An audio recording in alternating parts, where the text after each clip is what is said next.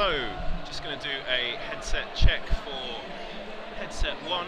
So if you're in the chat, if you could let me know the volume on headset 1, I'd be very appreciative of that. Thank you. This is headset 1. Can you hear me nice and clearly? Thank you.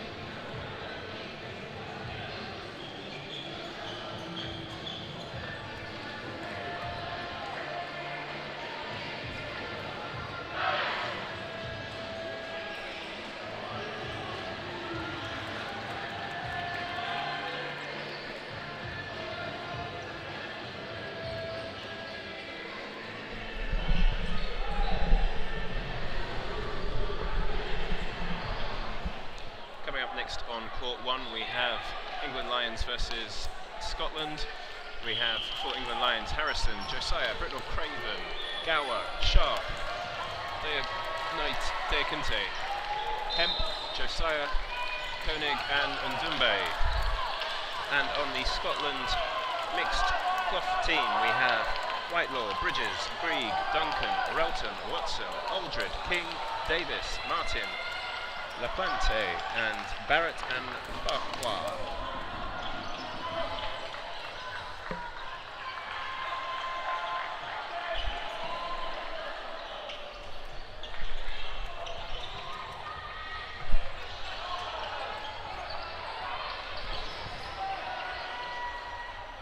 Referee's getting ready to go. About to get underway.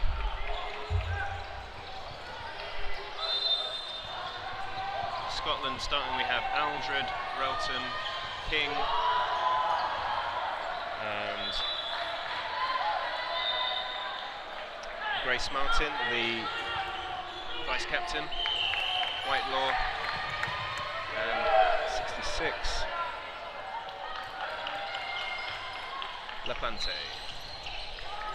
First throw of the game is Ndumbe, targets the vice captain for Scotland. High pressure from the wings of England in the defensive position. Nice duck down low into the half space by Imi Sharp, the young England star. Harrison takes that third ball and England press up the court with lots of the ladies in the slipstream behind those male throwers, perhaps looking for any pre-throws that might go a bit loose and along beside. There's an exchange of balls on the right hand side but no hits called by the referee, and I'm now joined by the fantastically talented commentator Jonathan Wilkie for this outstanding fixture in the group stages of the Dodgeball Championships here in Limerick. England Lions in the white, near side camera. Getting the first hit of the game is Alex Harrison, the golden boy of England and the captain for the team, number 15. Powerful shot by Whitelaw, but Gower does a nice little jump to the right to get away from it. A couple of fakes there, and Harrison throws nice and low, a hallmark of his game. Low and accurate, that's how he throws. And he was hit out in the air by Whitelaw that time. Brittle Craven choosing to release an early ball at the opposition to try and put them off, but it didn't work this time. 5v5, Scotland press up the court and Relton hits out Gower. And it looked like there was a ricochet shot onto Hems as well. Yeah, an interesting lineup here from Scotland in terms of Scotty, Whitelaw playing in the middle there as opposed to on the wing. You'd assume Whitelaw and Aldred would be the wings with Relton in the middle, but going with that kind of difference proving to be quite effective with Whitelaw's arm in the middle, at least. Well, the thing with mixed is you're very likely to move out to the wing if you're one of the male players quite early on in a set. Oh, a nice jump over one ball and a block of the other, and fantastic cover by Amy Sharp, who then pushes back off the court and she clipped on the shoulder? Yes. Oh, great honesty by the young England Lion there. Taking the pressure off her teammates fantastically well, though. That ball bounced and that one hit the shoulder of Whitelaw as there's some action at the centre of court, and it's Relton who hits out Britnell Craven. Scotland with a 3 versus 1 advantage. Early pre-throw by Ndumbe, who is caught in the middle of court, quite high up, and trying to find his footing. They managed to secure the hit and take the first points of the game, Jonathan Wilkie. Yeah, really good start from Scotland there. Slightly sluggish from England, I think. Alex Harrison there with the early hit, but we know what this means to the Scottish players from the controversy of the last European Championships. So they've obviously come fired up and ready, and we do see a similar lineup on the England side, at least, of what we saw from that earlier game against Wales in the men's slots. Not managed to catch Scotland yet, sadly, at this championship, but playing who I'd kind of assumed they'd be playing. So really good start there from Scotland, and you can just see what it means to them when they finish that set off against Steve. A jump over the ball by Ndumbe on the right wing there, a very popular player who has contributed towards one of London Storm's best finishes thus far, but he's caught out by his one-time teammate Cameron Welton. Referees calling a pause in play for a bit of mop action, perhaps. I think a bit of sweat on the court from a run back and push down onto the ground by Whitelaw earlier, and they'll use this timeout to just talk to each other, get calm, get ready to go again, and they have a one-player advantage when we recommence with 2 minutes 21 left on the clock for this set in the first half.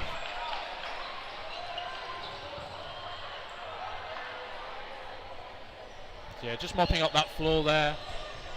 Usually Ndumbe is the one that's leaving some of the sweat marks, but not quite Austria 2024, Graz Austria 2024 levels of heat in this hall, but it does get slightly warm, especially when you're playing and putting all of the energy in.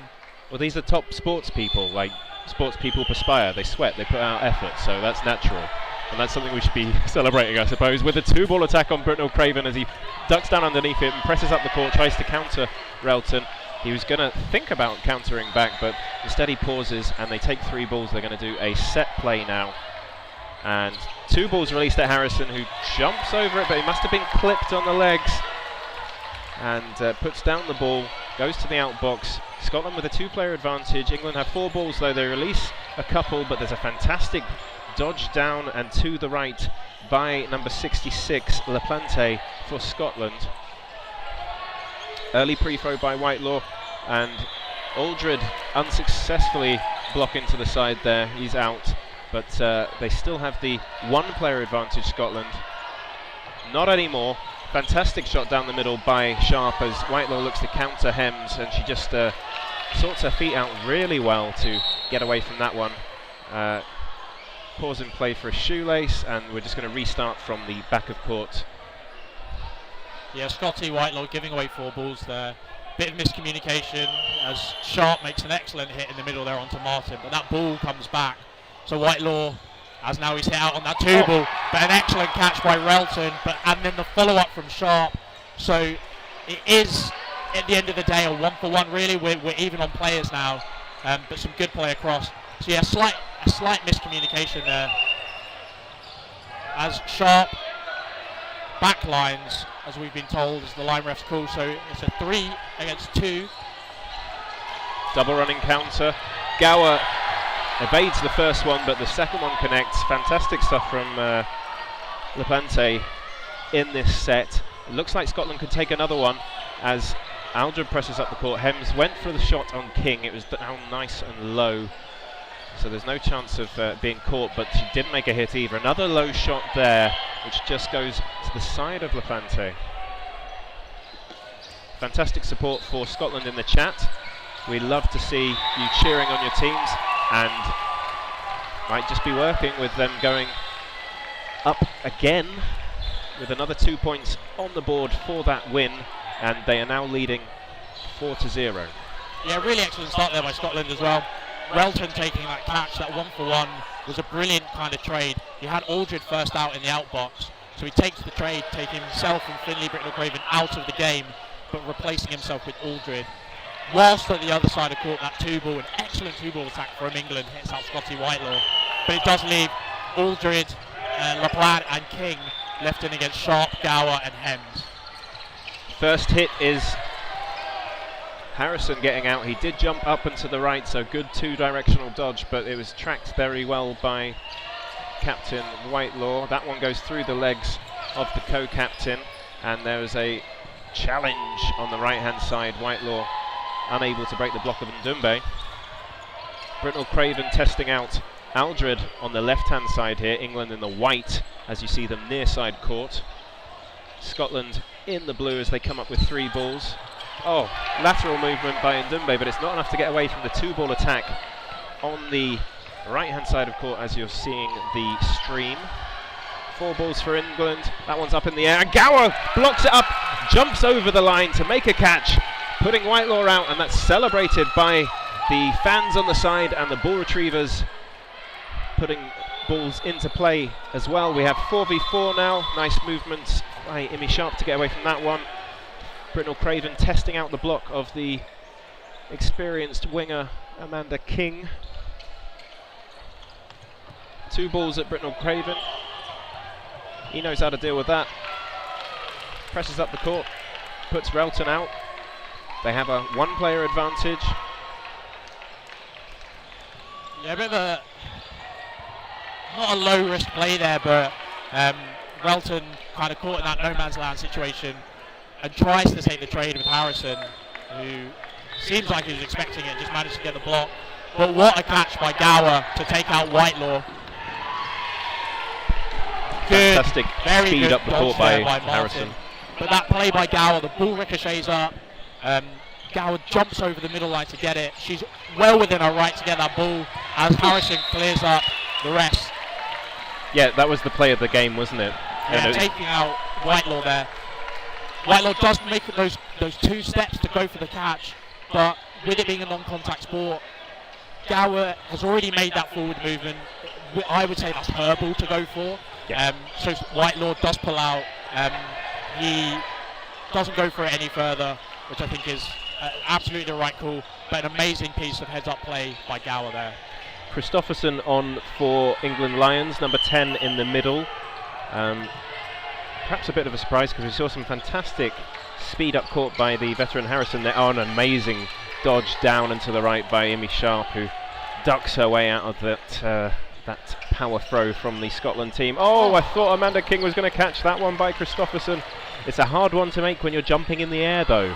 Yeah, an excellent read by Christopherson to track the player as she goes up, but King just manages to get almost around it as Britnell-Craven hits out Martin. Just drawing Bruce's attention to the 4 lads to our right here that say Cube on it, and they also say Christopherson number 10 on the back, so they are Nathan Christopherson's probably football buddies or just friends who have come to support him. Oh, that's nice. Nice block from Ndumbe. We've seen him do some fantastic leaps to get away from balls coming in at him on the wing, where he's pushing his only legs, out behind him to the back, behind the ball, trying to get as much of his body behind the ball as possible to keep himself safe on the wing.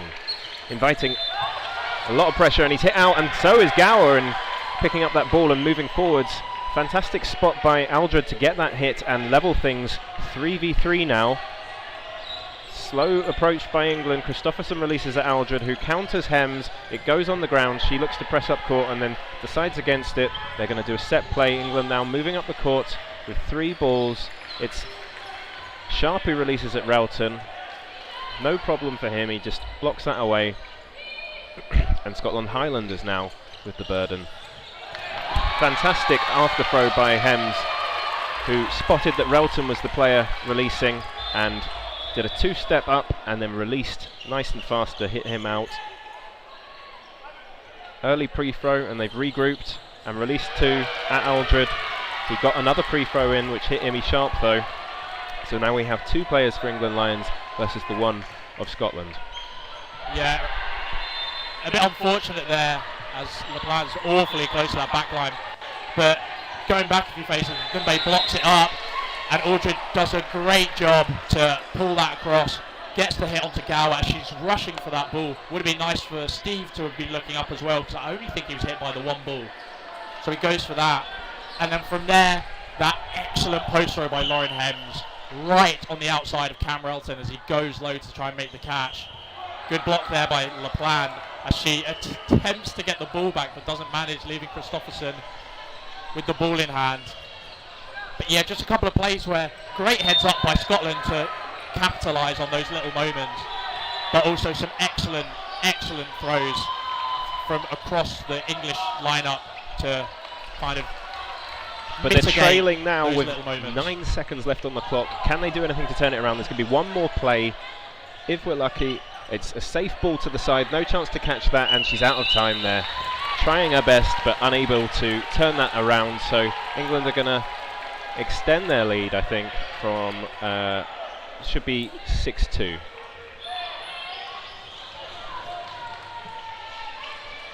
I think that score's wrong. We'll see if it gets corrected.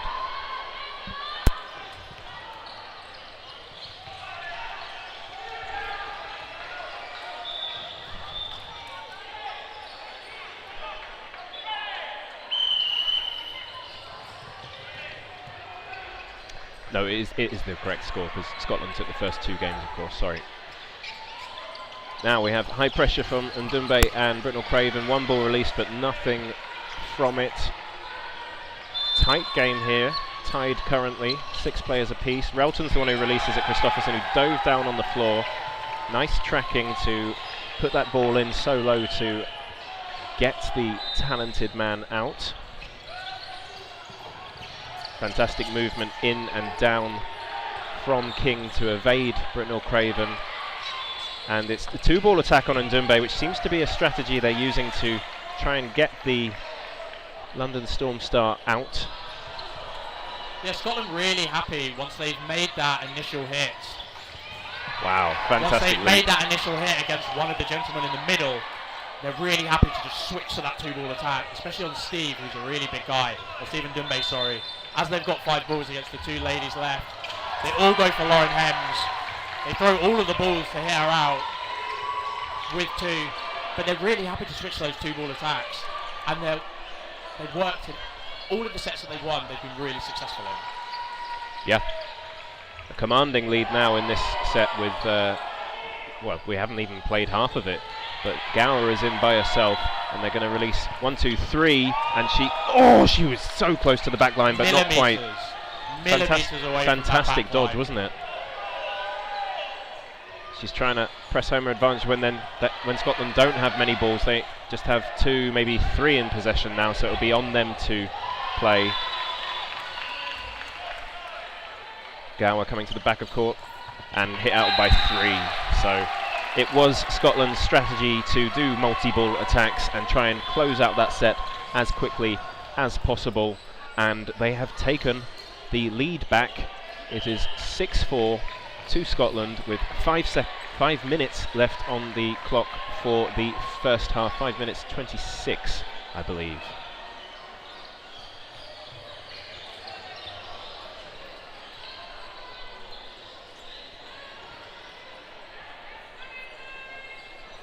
Fantastic support in the chat.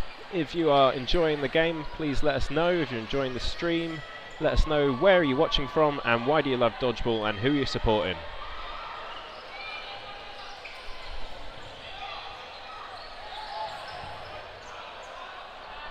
Five seconds before we start the next set. Started off by the lead referee. Middle ball won by Relton. High pressure from the England wings, and early pre-throw hits out number 1 Whitelaw on the right hand side of the stream as you're viewing. Again, high pressure, and an early pre-throw hitting out Relton this time, but they do manage to get out Ndumbe as well. But England, with a 5-player on court versus Scotland's 4, have come out on top of that exchange. Yeah, lots of calls of Steve there, hearing down the mic. They're not boos, it's just Steve is a bit of a cult hero here in the English dodgeball scene, and gets lots of support when he does some excellent things on court. Yeah. But he has been targeted by Scotland with 2 balls in this match so far, and it's working out well for them. They are currently in the lead. I'm loving the high pressure of the England wingers right now. We're seeing Britnell Craven past even the ball return line as Scotland are approaching to make their throws, so they really have to force them back in order to make any shots at the open players, that is to say the players in the middle without any balls to defend themselves with. Just pause in play, and then we're going to restart from the back on the referee's whistle, and we have 2 minutes left on the clock as teams step onto court. Oh, pre-throw connects with Hems, and Aldred is hit out by a 2-ball attack. England maintain their 1-player advantage, and it's just the ladies left on for Scotland. They release 2 at Christopherson, who does an athletic hop over them, and a slow counter up court, and Amanda King able to duck underneath both of those ones, and Scotland in possession of 3 balls once again. Jonathan Wilkie. Yeah, I quite like that idea from the as Christopherson's hit out, but I quite like that idea from the England men. Yeah, it's kind of a slower 2-ball attack, but it is basically a free 2-ball attack that you're getting there at a ball holder. So that's, yeah, so Gower going there, but slightly slower. There's a bit of communication between them, Christopherson and Britnell Craven, and they decide to go, and I think that's completely okay, just going for that in that position as well. Nice counter by Britnell Craven, hitting out the vice captain on the shin. And a slow and controlled approach by the Scotland ladies in blue. They're going to release 1 nice and low, no chance of hitting Gower. Sharp calling for the ball from the ball retriever. England pressing up the court. They're wise to those pre-throws. Oh no, one of them actually did hit out Gower, so Scotland have just evened things up, 2 players each. 22 seconds on the clock. If nothing else happens from here, then they would draw the set.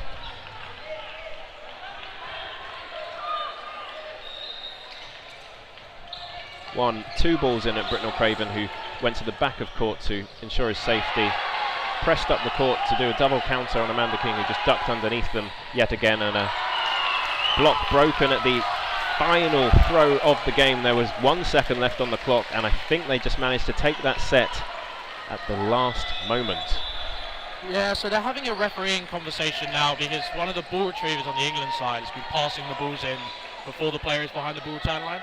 Personally, I thought that was fine, but one of the referees has been very clear just to lay that down, so that the ball return, the ball retrievers and the ball retrievers and the players on court are all aware of what the rules are going to be for this game. And what is the ball return line you're talking of? So the ball return line is, the line on the screen there. So you have the neutral zone, and then the line kind of halfway between the end of the neutral zone and the back line, where and a ball must be placed behind for it to be a live ball. So we see at the runoff at the start, they pass the balls back, and it has to go behind that ball return line in order for it to be live. Yeah, so we've had a substitution on now. Matthew Josiah brought on for Stephen Dumbe, and no changes from across the Scotland lineup. Single ball blocked by Josiah. Whitelaw's slugging up the back of the court, pushing his way back, and they're going to have to mop that up. Scotty Whitelaw leaving quite an aggressive slug trail as he slid across the back line there. But great play there by kind of Britnell Craven. Britnell Craven grabs the second ball from the block of Josiah, and as he comes forwards, with Whitelaw being such an obvious target, being on the floor in that kind of seated position, Aldred has to cover him. But in that meantime, probably is quite focused on Josiah coming forwards down that straight channel, and only just manages to switch his attention to Britton Craven, who manages to hit him out through the block. Fantastic analysis from Jonathan Wilkie there. 1 minute left on the clock. Christopherson hit out on the toes as he jumps up and away from that ball. And Scotland with 5 players equaling England's. They are tied up at 6 points apiece in the first half here. Relton looking to counter Britton Craven, who's just skimmed on the hand as he screams in desperation and goes out there. Meanwhile, LaPlante was hit out as well, so we're 4v4 currently. Gower trying to go for Martin, but she's not accurate enough this time around. Scotland slowly making a call. Are they going to do a 2-ball attack on Josiah? Yes, they are, and they managed to secure a hit. Nice clean calls from the referees on court currently, and an early pre-throw by Whitelaw and a fantastic dodge by Martin on the back of court leaves Scotland with the advantage with 7 seconds to go. Looked like Sharp was going to get a hit on King, but King actually made a catch, and then Relton came up court to hit out Sharp, so Scotland actually took that set in the dying seconds. Fantastic action here in the first half of the group stage game. England versus Scotland, mixed category cloth at the Limerick Dodgeball European Championships.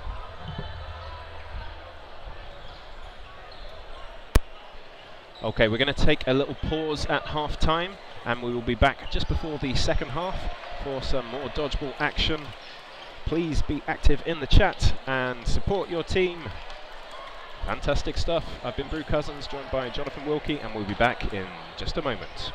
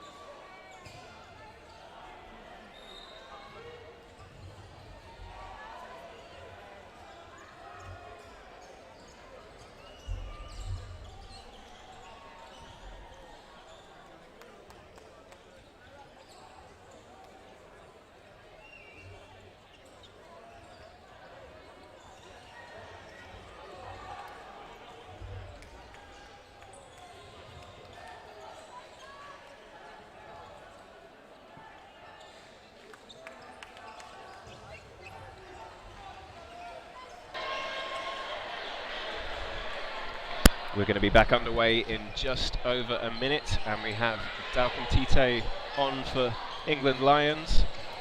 And we are back with Josiah, Britnell Craven and Christopherson for the men, and we have Hemp and Gower rounding out the rest of the team.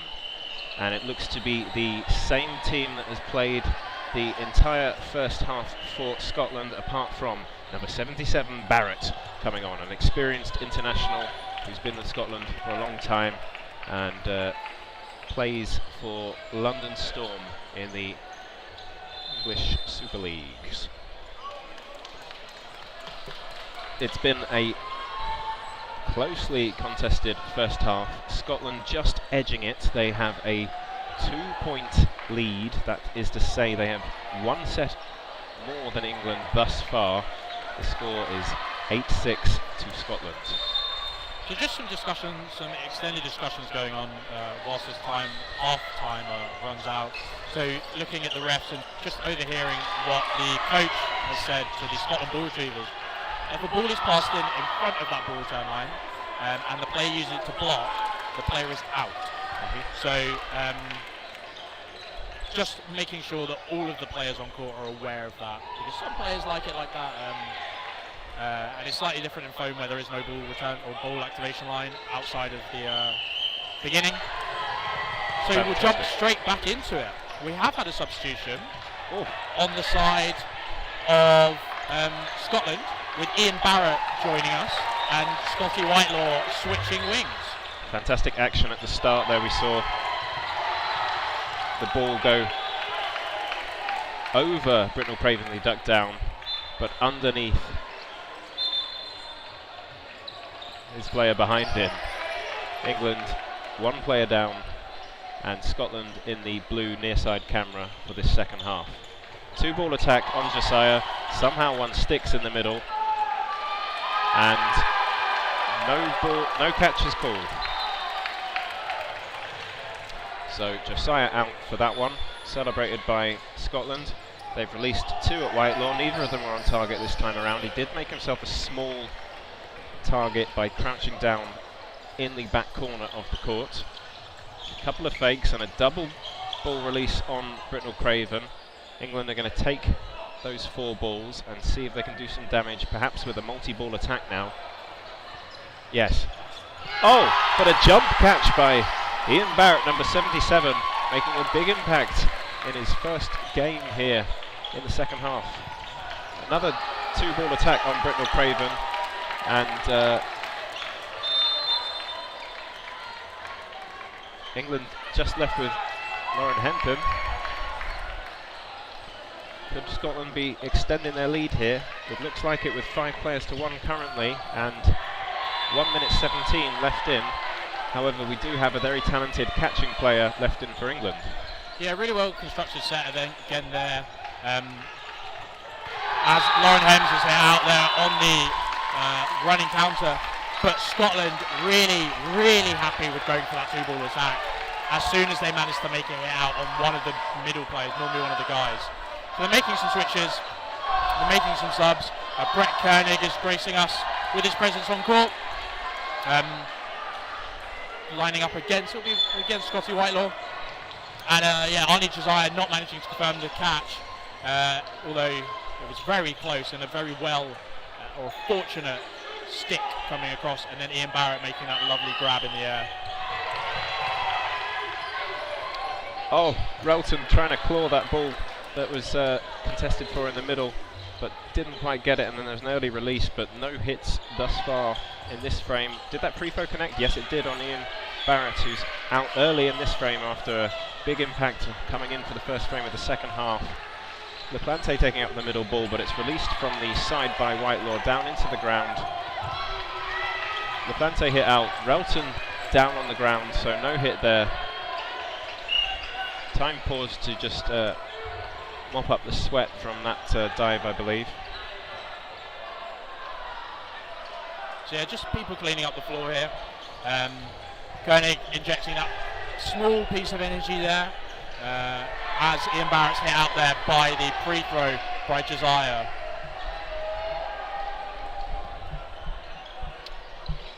players will start with their feet on the back line and then step into the court to recommence with 2 minutes 25 on the clock.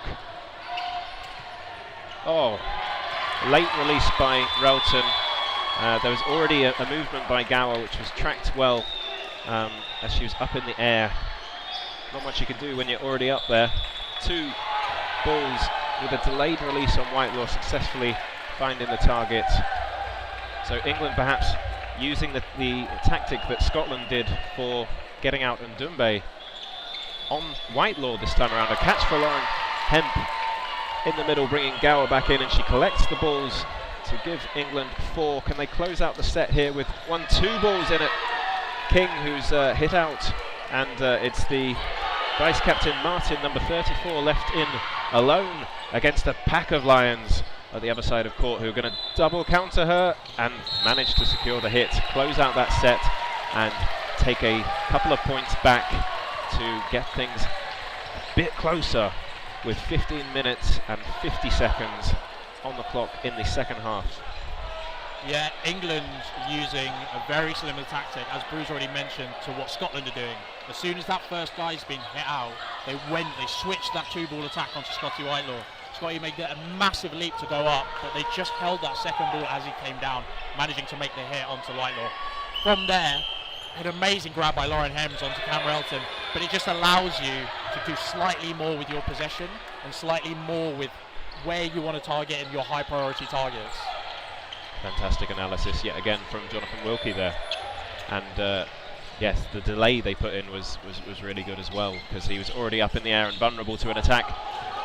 Lots of quick throws put in there, but we're still 6v6 with 30 seconds gone on this set, and the cross court from Josiah, which is ducked underneath by Whitelaw, as Scotland take the balls and press up the court.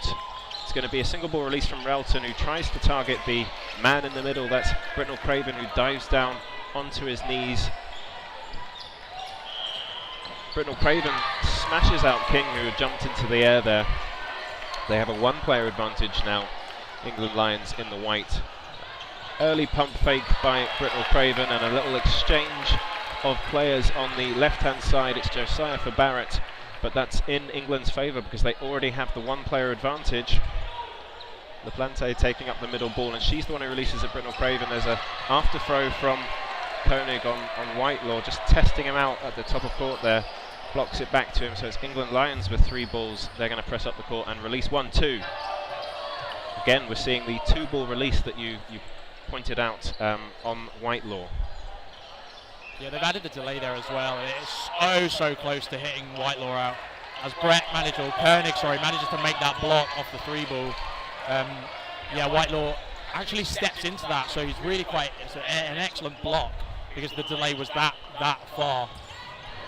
As a bounce is called there by the line ref. There's some excellent play from the 2 wingers on this side. Early pre-throw, Relton hit out on the shoulder. Martin pings the ball back to her teammate. She's high up court, it's a standing throw from there. LaPlante looks to provide some cover, but she's hit out on the backtrack. Koenig was successfully hit out, so it's Britnell Craven who goes to the wing to mark Whitelaw, as it were. So they're going to be a 2-ball release from the ladies down the left-hand side, and then an after throw by Whitelaw, hitting out 77.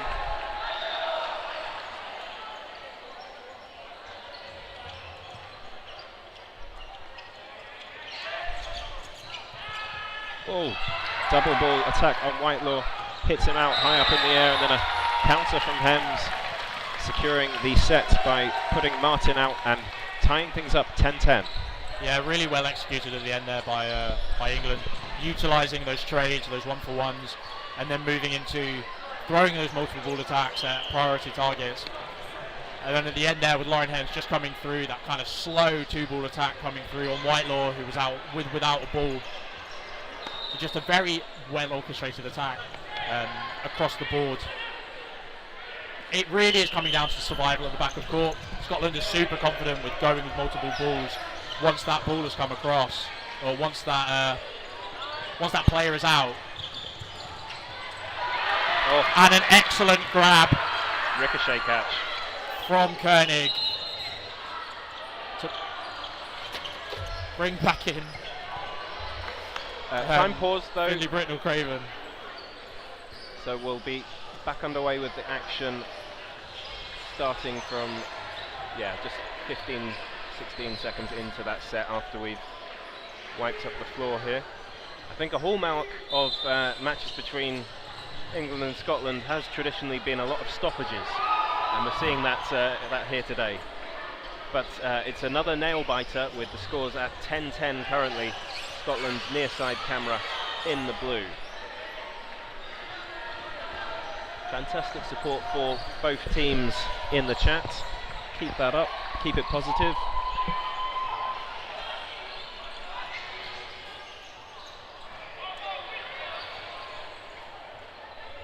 Yeah, resetting now. High press from the England wingers. The long post throw comes in as Bonsignori's hit out from the back. So they're really trying to push this pressure across to stop. They're really trying to push this pressure across to stop the free single basically in the middle that's been occurring. Time has been paused for a refereeing decision, I think. Something about the time. Yeah, maybe just correcting the time on the clock perhaps. What normally happens is there will be one referee in charge of keeping the time for the 20 minutes of the half and one for keeping the time of the 3-minute sets, and that will supersede the time that is on the clocks that are at the side of court on a TV screen. 3 balls to Scotland, who had 4 players in, versus England's 5, but that's deleted. Britnell Craven to take them down to 4. LaPlante taking the middle ball up. Will she release in the middle? No, it's Relton who throws high. Call communicated between the England Lions, and it's an early cross court, and then another release with a post throw from Whitelaw, hitting out 77.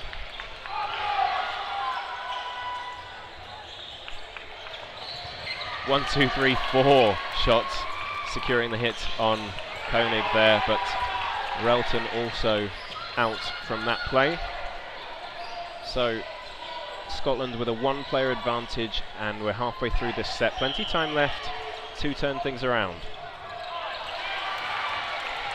Josiah releasing 2 balls in that phase of play, but none of them connecting this time around, and Scotland pressing up the court with 3. There's an early pre-throw by Josiah, but he's hit out by the cover shot by LaPlante. Great stuff from number 66 for Scotland, and it's Hemp in on her by herself again. Does she have a catch in her? Whitelaw's high up the court. He ducks underneath the throw from her, and then presses up higher and manages to hit her out on the knees with the counter. And Scotland reclaiming the lead with 10 minutes gone already in the second half, but it's nail-bitingly close. It's Scotland 12, England 10. Yeah, very well executed there by the Scottish players. Really, I think the game's come down to how used or how confident they are in sending multiple ball attacks there. They've just thrown, I think it was 3 at Brett Koenig out of a 4-ball attack. They're really happy with burning possession to get those high priority targets out, and I think moving forward that's going to be where England are struggling. You can see they've already implemented that higher press to stop that kind of free single. We've got one of the players in the middle, but as soon as that drops and falters, the accuracy of the Scottish players is so strong that they're making that hit and then they're moving to our multiple ball plays.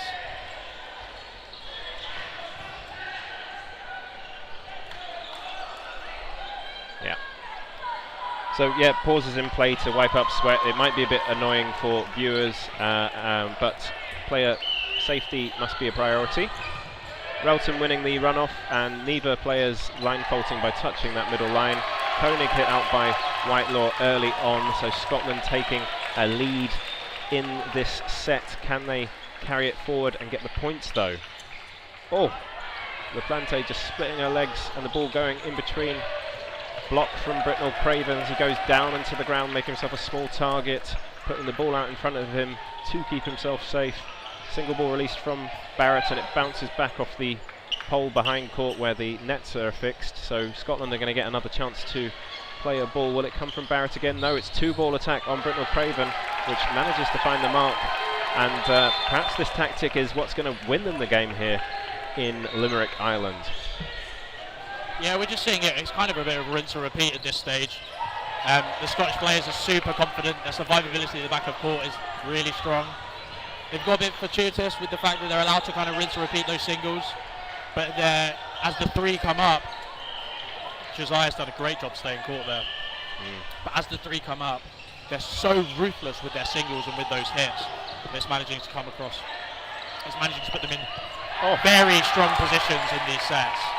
There's a pre-throw hit by Whitelaw on Hems, and then they ducked underneath the multi-ball attack to survive. And now they have 4 balls in their possession. They release 1, 2, 3, 4 at Josiah, but I think he claimed the catch first to bring Koenig back in. So it's 5 for Scotland versus 3 England Lions, and they're going to release multi-balls here. 1, 2, 3 at Whitelaw, 1 at King, sorry, 2 at Whitelaw, 1 at King. So 2 hits from that play. A fantastic phase of play for the England Lions in white, far side of the court. A nice little hop over the ball by Koenig, and he does a cross-court shot on LaPlante. Relton wants the ball in quick. He's got it now. Trying to keep himself safe. Ball bounces up, and then Martin was looking for it, but unfortunately toes on the line, so you're not allowed to touch the lines at all. Once we've started play, you have to stay within the confines of the court, and that's what sends her out. Will England take this set? She's released a couple from the top there, LaPlante, and she's back at the back of court with 3 balls, so it's on her to play next. Will she be the next player to release a ball? Yes, she will. It's nice and high but wide, so it will be over to England Lions to see if they can close things out with 22 seconds on the clock. Lots of pump fakes, and then 3 balls released, and they forced her off the back of court via the pressure there. She jumped down and to the left, but landed on the back line. So a couple of players out in that set for Scotland from backline faults, even though they have been dodging really well on the back line thus far. Time out there called by Scotland just to slow down that a little bit of English momentum they've got there. That catch by Charlotte Josiah, not Charlotte Josiah, Matthew Josiah. My apologies. But that catch by Matthew Josiah, switching that around, taking out, I believe, taking out Cam Relton, and then being able to bring back in Brett Koenig and giving them 5 balls, which, as we've said, they're happy to give away. Scotland are happy to give away possession, but probably not to that extent. So then utilising the 3-ball attack to hit out Scotty Whitelaw, and then retaining possession of 3 balls and going forwards again. So a really nice set, a little bit fortuitous to keep those balls. But Scotland decided to throw them all, so you kind of live by the sword and die by the sword, really. So a really good set there to kind of close out those last 40-45 seconds by England. And you're spot on with the point at which the momentum turns there, as we look to start the next frame with 6 minutes 34 on the clock, and the score's tied at 12-12. Both teams ready, line up, and away we go. Middle ball won by Britnell Craven. The England Lions will put the balls into the hands of their male players, and there's a shot from Josiah on LaPlante, which successfully hits her out. Release from Relton, but he's got a instantaneous, somewhere between a pre-throw and after throw from Koenig, hitting him. Bounces up from King into Whitelaw's arms, and they collide with each other. So there's going to be a discussion here. One, did the players both touch that ball? If they both touch that ricochet ball, then there is no catch and both players are out. Or were any of the players hit by the covering shots? This is a really big moment, especially with how tight this game is. So it's really good that the referees have been called in to discuss, to see what everybody noticed from that play, and hopefully they'll be making the right call. Yeah, we hope. Sadly, we don't quite have VAR at this level of sports. You're more than welcome to look back in the chat and see what the correct decision, or what the factually correct decision was with the benefit of these cameras. However, the refs do not have that benefit, so we absolutely trust them to make the decision or make the correct decision. They've now come to one, and they're just discussing with the teams about where they come to.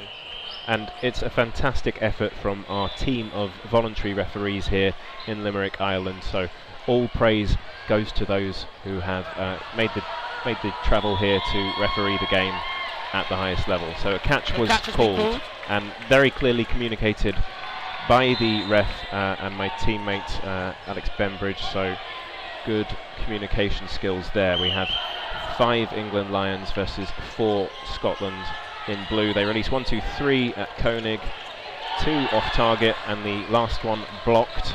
So England Lions are going to have 4 balls. Will they release 2 at Whitelaw, or maybe more? 1, 2, 3 at Whitelaw. He's blocked one of them, and the other sail over his head, and then he counters out Hems, who you thought he might have gone for 44, who was caught up court, but I guess he's got the same outcome. So we're getting to 5 minutes, as there is a tombstone catch by Brett Koenig, and we'll start putting our suggestions for MVP in the poll. England now up by 2 players, but Scotland have 4 balls. They're pressing back Koenig into the corner, but he's kept his teammates safe with that high pressure. They chose not to target the open targets, that is to say the players without the balls. Lions will recommence play with 3 players.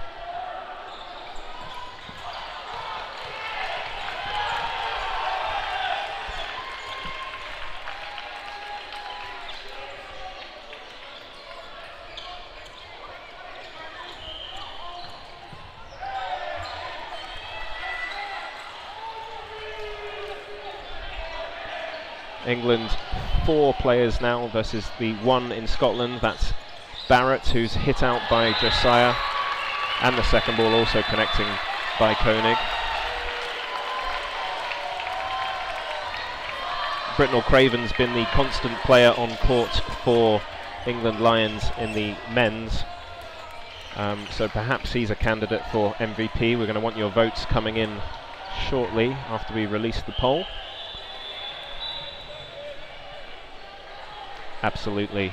Hems has also been a fantastic player for England in this tightly contested match, so you will have an opportunity to vote for her in the MVP chat, and Britnell Craven I think will round that out as well.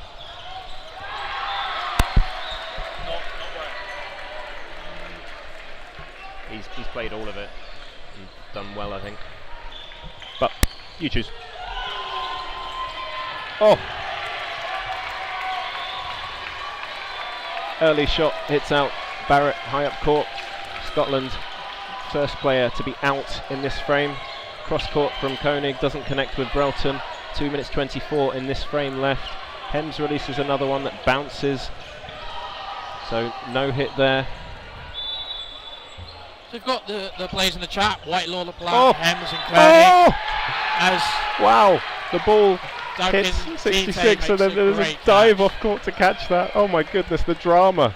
Britnell Craven coming back in. England still down by 1 player. This is so tight with 2 minutes left in this frame and 2 minutes 50 on the clock for the half.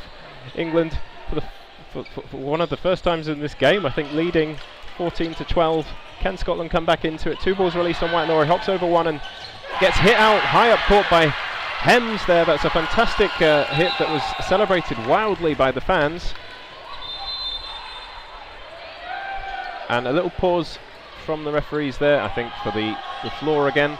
We have 3 England Lions versus 4 Scotland in the blue near side camera, and this is oh my goodness, this is a tense match.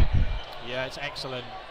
A really big moment there. Scotty Whitelaw leaps over the 2 balls, manages to get the block across, but then as he's charging up court, Hems pops the shot and manages to secure the hit.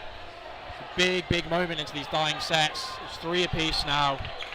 You'd think with Britnell Craven and Koenig on, England probably have the advantage in this set. 1, 2, 3 released at Koenig, and the counter by Britnell Craven connects, and the counter by Koenig connects, so they have a 3v1 now.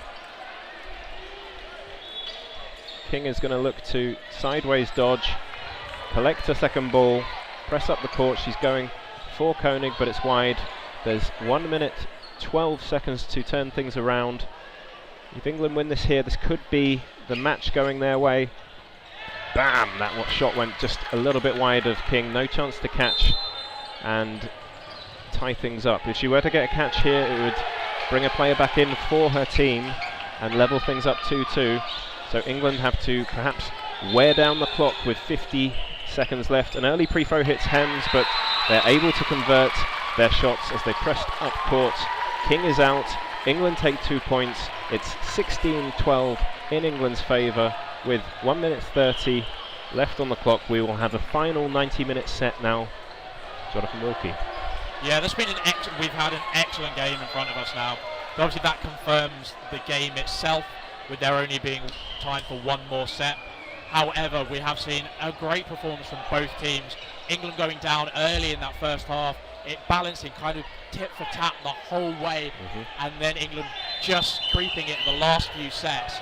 I think it's an excellent job from the Scottish players, and it's a hard game, but looking at the court and looking at the rotations that we saw from England, that's probably what a lot of teams that come up against England are always worried about. They have such a depth of players that they can bring on fresh legs, fresh arms, that do an excellent job there.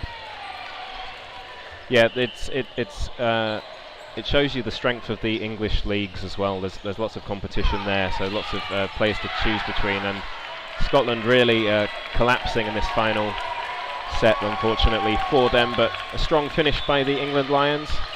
That ball bounced. Martin goes for Britnell Craven, who just casually catches that one to close the game.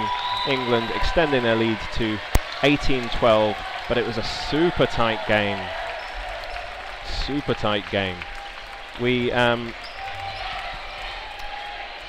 the votes for MVP, which I'm going to close in just a second. So last chance to get your votes in there.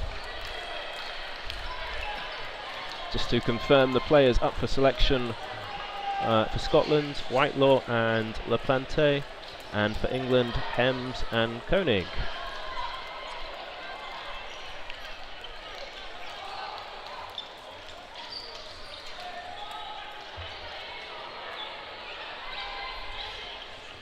Scotland really pushing England in a tight mixed group game there.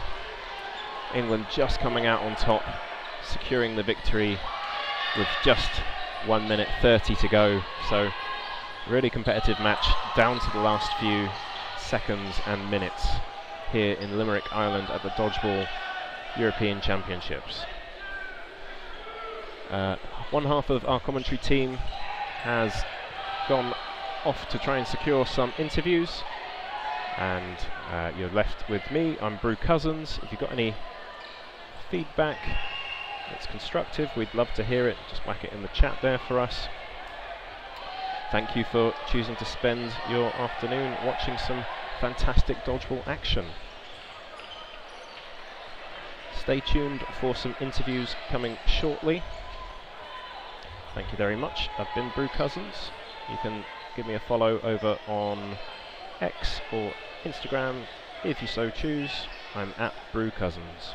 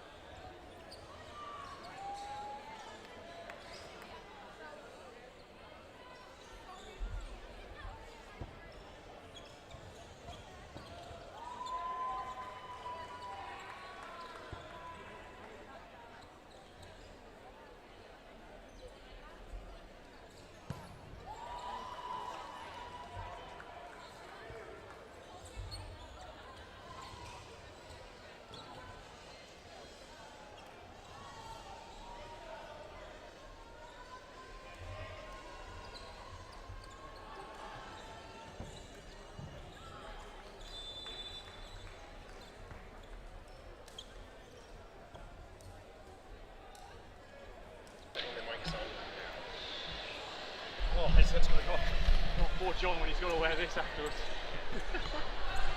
All right, we are joined by Scotty Whitelaw for Scotland and the MVP of this match. Congratulations on winning that.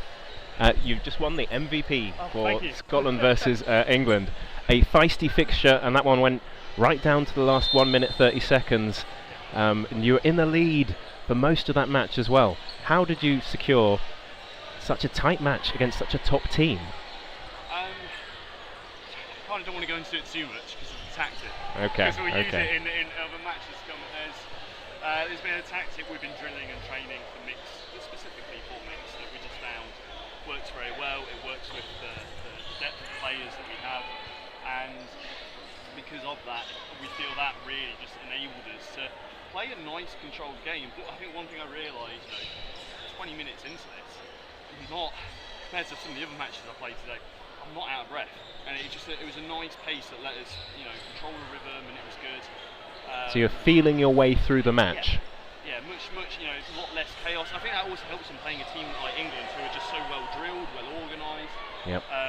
They don't really indulge in chaos. We do a little bit. We like it. So I find, that tweaking tactics we've done since the World Cup in Croatia, it's really helped us. You talk about the importance of training there. How important is training to be able to execute a game plan like you have done today? So critical. I mean, you look at, if I think back to when I first started playing 13 years ago for Scotland, and training sessions, it'd be, maybe 3-4 times a year you might train, whereas now it's almost every 4 to 6 weeks you're training, double weekends as well. It allows you to just drill what's happening, and when you're bringing players together from so many different clubs, you need to understand how they play. Yes. And if you don't understand how they play, you don't gel, you don't connect, you don't know when the cover's going to be there, when it's not. And you need to get the throwing partnerships. Absolutely. So you're throwing accurately, or maybe even delaying when you're going for 2 balls at the male wingers in the mixed game. Absolutely, and that's the thing. Like when you train that, you know who's capable of what. You know who you want on ball, and when you look to your left and your caller, he goes, right, I've got so and so. Okay, this is what I'm calling, so I know they're good at that. There's a familiarity with who you've got on court, and that's helped by constant training.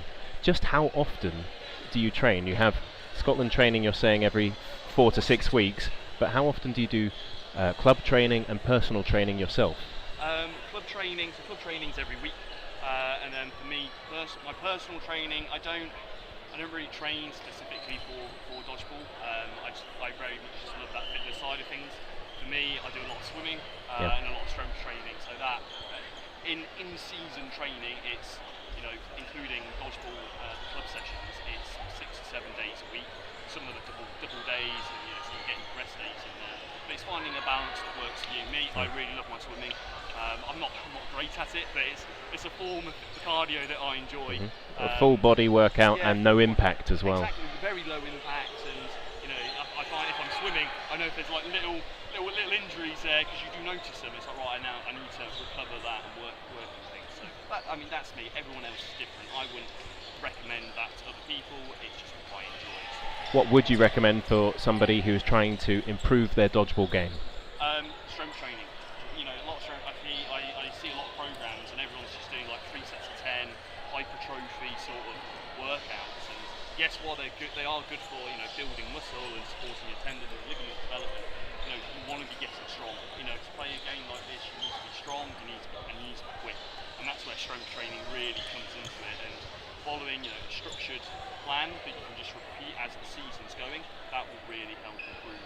Fantastic advice from a top pro there. Thank you, Scotty Whitelaw. You are the MVP for this match. Congratulations. Thank you to those who voted for me as well. Yeah. Cheers. Thank Cheers. You. Next up, we're going to be joined by the golden boy of England and captain Alex Harrison. Lots of respect between the two of them now. I'm going to ask Alex to put on the headset and talk to his fans. Hi everyone, how's it going? It's going fantastically well. How is the atmosphere and the enjoyment here at the European Championships in Limerick? I'm not supposed to be able to hear you. How are you enjoying the tournament thus far? It's been brilliant. Credit to everyone that's been in the sort of massive group of people organising. There's been a lot of helpers. It's been really slick, and the venue's fantastic for playing. Like really, like they've done themselves proud. Yeah. Such a brilliant venue here at the University of Limerick. One thing that I noticed in your game, you're on in the first half there, you were doing lateral movements on the back line when you were in possession of a ball defending, and then you were steaming up court super fast. And how do you keep that speed? Like, you're so fast. As in building momentum, it's all about sort of body positioning. So I think the sprinter, when they're driving forward, getting that shin angle as low as possible, it helps that I got kind of short legs, so sort of they can move quicker, get me going. But yeah, no, just reading the play, like if there's a chance that having possession up court was going to help, always be sort of set for it without sort of making yourself vulnerable to being hit before you've even got going. So it's finding that balance. That's kind of my style of play, that constant pressure back. But yeah, I always try and make it happen. You've been playing dodgeball for a long time now. How do you keep your body in check? Yeah, it is a sport that puts a lot of stress on the body. You've got to prioritise sort of your off seasons and be quite disciplined about when you are playing, when you are throwing in the year, and when you have sort of certain months. You're like, I'm gonna dial it back. Certainly a lot of strength and conditioning work, sort of make sure you can be sort of as long lived as possible. I've been playing at European level since 2010, so Long time. Keeping it going is it has to be a high priority, and you've got to just prioritise it in your life as well. Like dodgeball is a sport that deserves to be taken seriously as well. So you've just got to make that. 100%. And this is a fantastic platform to show the wonderful sport that is dodgeball. What is it that you love most about dodgeball? I think it's the community. So the fact there's just so many countries brought together. Like some countries sort of not been too many tournaments so far, and they're coming. They're improving year on year, and sort of it's bringing people together from all over Europe, and then when we get to the World Championships, hopefully all over the world, accessible to lots of people. Those are the things that I think make dodgeball pretty much unique. Like it's got a lot of things going for it, in my opinion. Okay, we'll wrap it up there then. Thank you very much Can I to just say, Alex really Harrison. well played to Scotland in that game. Yeah. It was Oh my goodness. Fantastic game in the mixed side. I could see that team going a long way, and I could see them easily getting a medal. So they had a quality game. I know you had Scotty just in. He's my club coach. It was a bit of a grudge match. I'm really glad that they lived up to their capabilities as well. It's really good. A fantastic game and a fantastic showpiece for the sport. As well as England, I'm proud of the whole squad for sticking with it, coming back in the second half and showing that the depth we've got does count over 40 minutes. So really good game. Hopefully everyone enjoyed watching it. Fantastic. So thank you very much to Alex Harrison.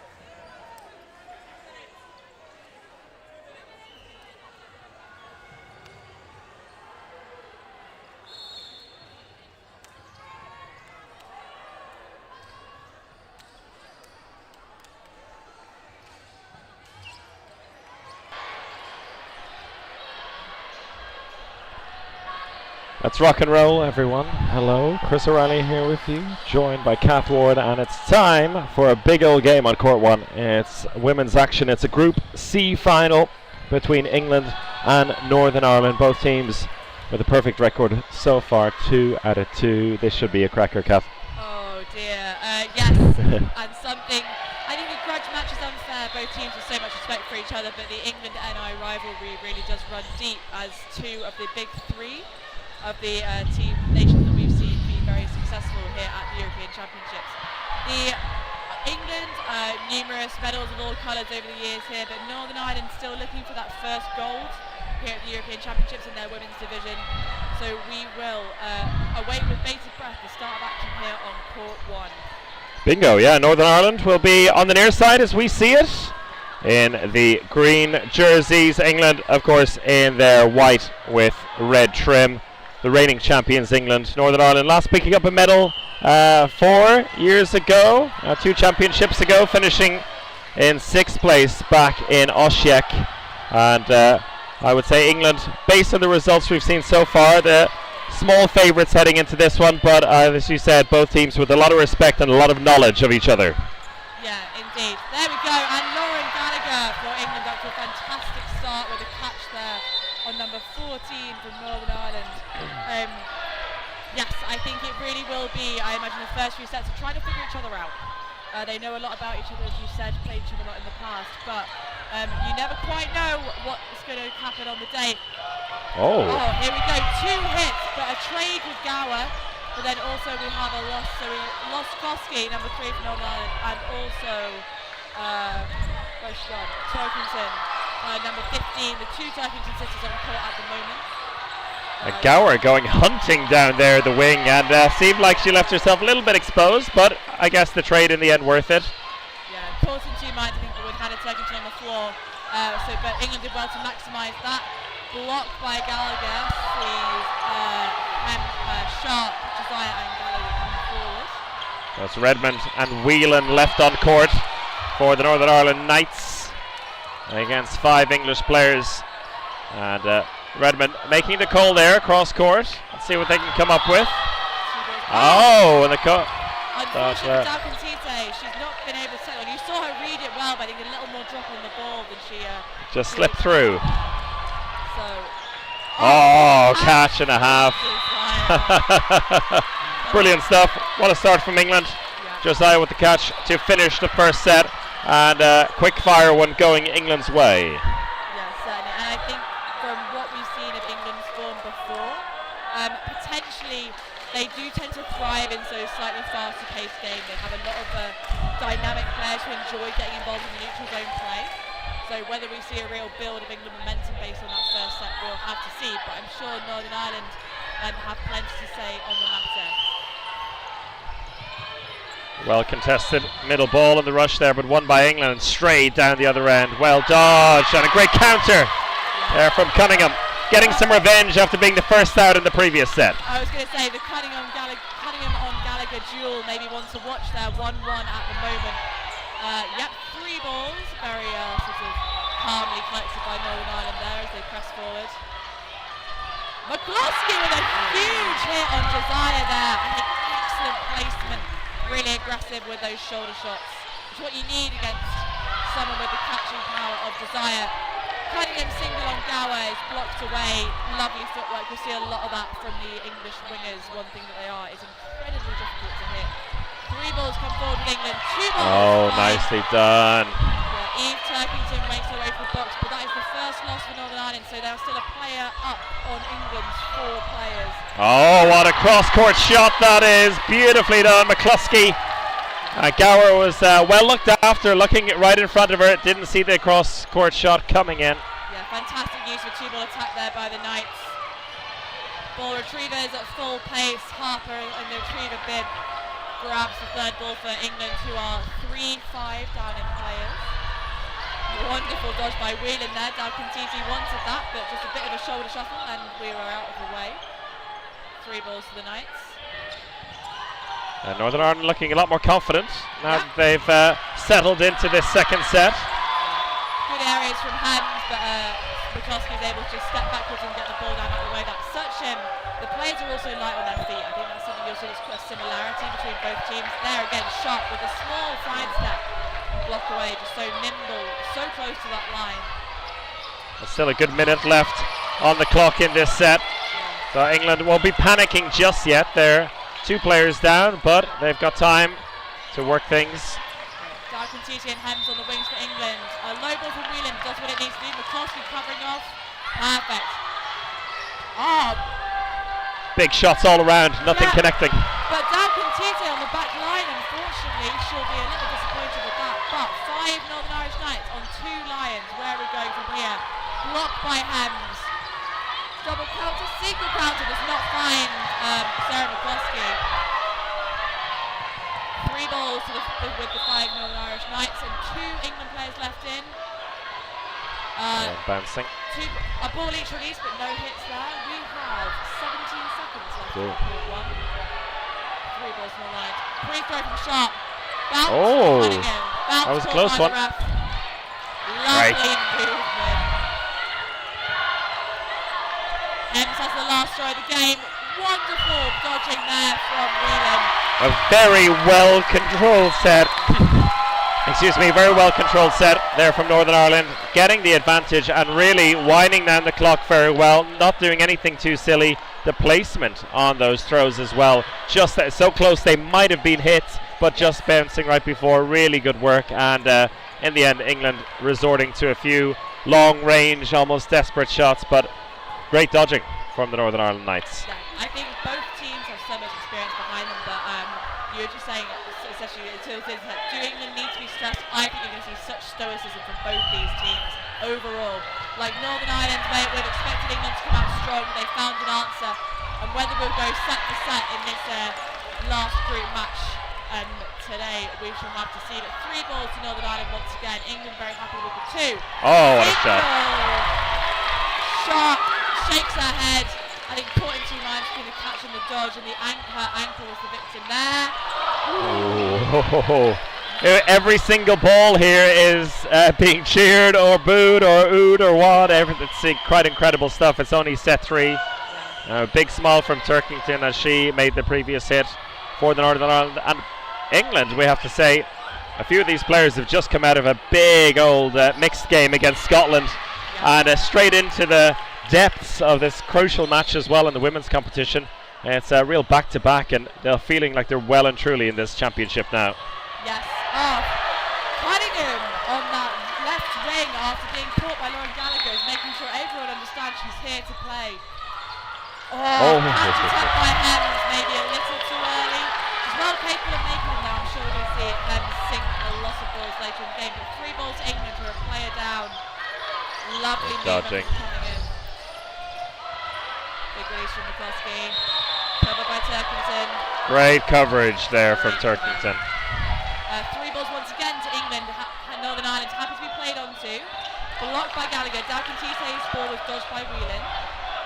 So we remain same. 3 balls to England, 4 players to Northern Ireland. Still a minute 20 left in the set, so time for things to change here. Well blocked on the wing. Cunningham, she's living on the edge of that court, but she's looking very comfortable there. She has her surroundings well and truly matched, and that was a great throw as well. Even better dodge to avoid the hit. The timing of the cross court as well from Dalcontiti in England was brilliant, but the Knights player was able to get an eye on it and get out of the way. Well played there. 3 balls back in English hands. Single finds McCloskey from Dalcontiti. We are 3 on 3 on court 1. Dalcontiti off to a very, very busy start to this game. Yeah, she's so rapid up court, and then Gallagher's a good match for her as well. So nicely done. There she goes again. Cunningham looking for the quick release, and that just gives control back to England with 30 seconds left in the set and a 1-player advantage. Yes, can they see it out? I'm sure they have all the plans too. Not like that, they won't. Cunningham with the cross court again. Yes. Vicious in her throwing. Yes, huge leap by Turkington, clears both English balls. 2 on 2 with Northern Ireland with 3 balls in hand as Cunningham takes 2 up court. 5 seconds left here. Single on Gallagher. England with the onus on them to get the hit. And Cunningham, I think, happy to play it safe, and there was some screams coming from the sideline there from the coaches saying, "Don't give it away!" But she knew what she was doing with the safe throw. Yeah, 1 point apiece. I think exactly. I think Cunningham heard that call as she came through the mission. Was like, "Oh, excellent! I'll just put it half a foot further to the left than I was going to." Really well controlled there, and I think we felt like Northern Ireland had it. That Dalcontese hit, she just seemed to change the story, and then again Northern Ireland with the hit. Too close to call for me at this point. Yeah, it's incredibly tight, and Northern Ireland really relishing it. It seems they're enjoying every single positive bit of play they're making. And heading into this game, both sides winning their opening 2 games of the competition. England with the better set difference. They were coming out strong in both of their games. Northern Ireland had a tough one against Switzerland, only winning that one 17-13. But when it comes to the two sides facing each other, that set difference doesn't really come into play. There's a few other elements that make the difference in the end. Yes, and I think as you can see, both teams seem to have settled a little. So we're still 6-on-6 here with 3 balls back in English hands. I feel like I've already said that a lot, but I'm sure I'll say it a lot more. Yeah, Gower on Cunningham, ducked away. Hems blocks the single ball counter. Again, Northern Ireland, interestingly, very happy to set with 2, but they're keeping their position quite brought back, but it's working for them because they know, Dalcontese in the middle with the hit on Wheeland. I think they know they have that speed up court, as do the English, but so they can afford to take a little bit more distance, make it harder for the English girls to hit them, and then steam up court for the counter. The English girls with that power though, and Northern Ireland, I guess they're well used to it at this stage, and there's a perfect example of it. McCluskey with the catch, bringing Whelan back in, advantage to Northern Ireland. Yeah, indeed, good dodge there on the ball from Turkington on the right wing for the England girls, but they are now at a 1-player disadvantage, as Chris has said. 3 balls to England, double release, bounce called, Cunningham is fine. Wonderful work from the Northern Ireland ball retriever, it has to be said. Even that's getting celebrated, and the substitutes really getting the crowd going here, and the crowd giving as good as they get as there's a hit on the wing. Yep. And we had a little bit of something there, a single-sided Gower, pre-throw took out Eve Turkington, and then we have balls being back with England with 3. Huge dodge from Hannah Turkington there. She's so happy in the air, throwing herself around the court. 3 balls to Northern Ireland this time. Single down the middle. McCluskey does not find Josiah. And Sharp just getting the edge on McCluskey there, who took that fantastic catch on the back line. So we're all level, 45 seconds left in the set now. Northern Ireland looking to strike back. Good dodging laterally in the centre for Taukentuta, and there a good response to the wing, pushing back very well. The transition play from England starting to get motoring, you feel now.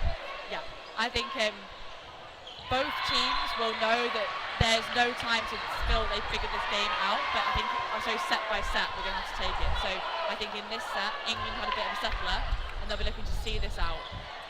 Great work from Hems, lovely footwork and the block. 4 balls in hand for England. With 10 seconds. 10 seconds to take it. Looking to control, and now where's Turkington? Oh, big reach forward. Cunningham looking to come up with something special. But England happy to play that one out, and England getting the 2 points. 5-3 to the English. This one going right down to the wire again. I have a feeling like almost every single set here is going to be played to the full 3 minutes. Both teams so good defensively that it's difficult to imagine 12 players, or at least more than 5 on one side, being knocked out. Well, indeed. I say my comments earlier about England maybe wanting to pick up the pace and go for a bit more of a steamroller technique, I think not being proved right at all, because NI have been so good at shutting down that sort of slightly more expansive game style. So, big single from Gallagher, dodge, hit. Cunningham. Cunningham, who has done incredibly well at surviving in this match so far, maybe exposing herself for the first time in this match. Sharp ball bounces just in front of Whelan, everyone happy to let that ball go back. The classic Northern Irish chant is out in force. Another attempt nicely from done. Gallagher, but the response from Sharp sends Eve Turkington to the box. I think maybe England bringing that sort of position a little further forward is making a difference in the early parts of this set.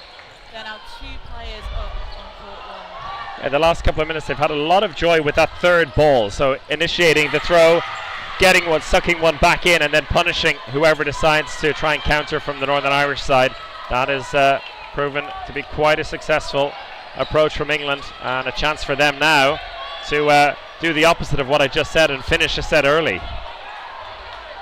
Maybe they've got I'm sure someone's on the stream, Chris, making sure they do exactly Like, what we no, think they won't those do. damn commentators, they think they know it all. We'll show them.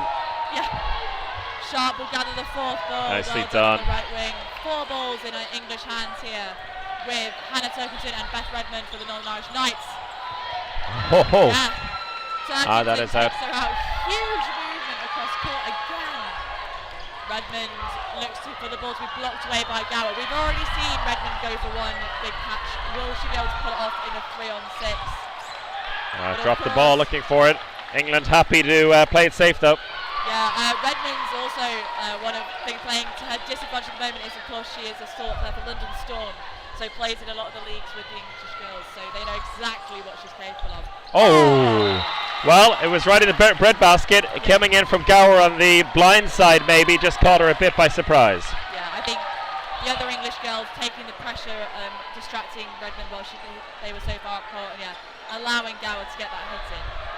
And with that, it's 2 on the trot for England. They've responded well to the early pressure put on by Northern Ireland. 7-3 the scoreline, and this one absolutely flying by. Only 4 minutes and 59 seconds left in the first half. I'm going to say halfway through that set, because I can't believe we've already played 3/4 of this half. We've just been onto a Northern Irish timeout, and we can see Shannon Hill, who I believe is out for injury and coaching in this Euros, giving a big pep talk, as Watts also adds his 10 cents.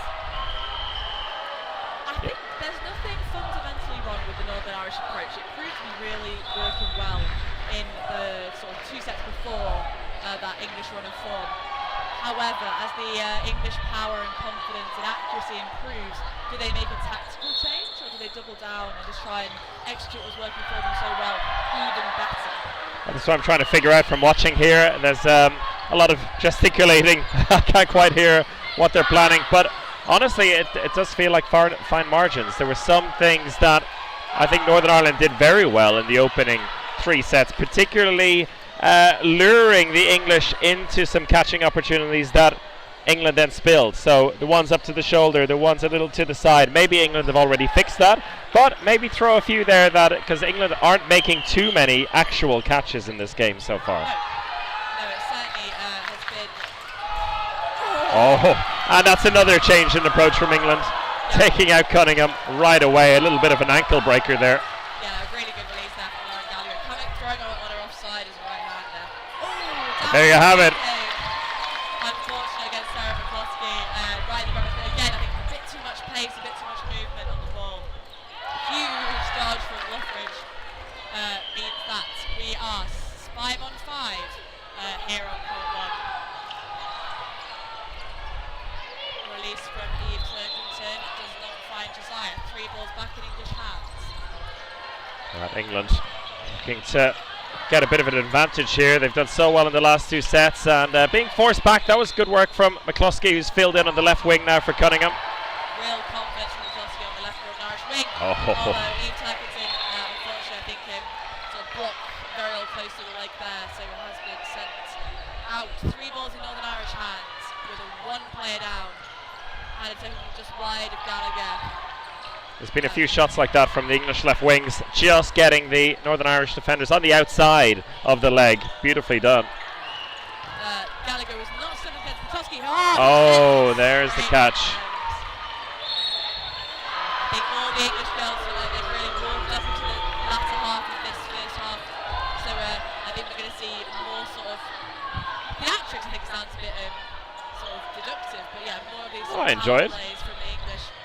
Oh, another Gower. Yeah, I think I can't see what the ball happened, but just hit straight away. I think she also so many balls at the same time tried to make things happen, but still a player advantage of 2.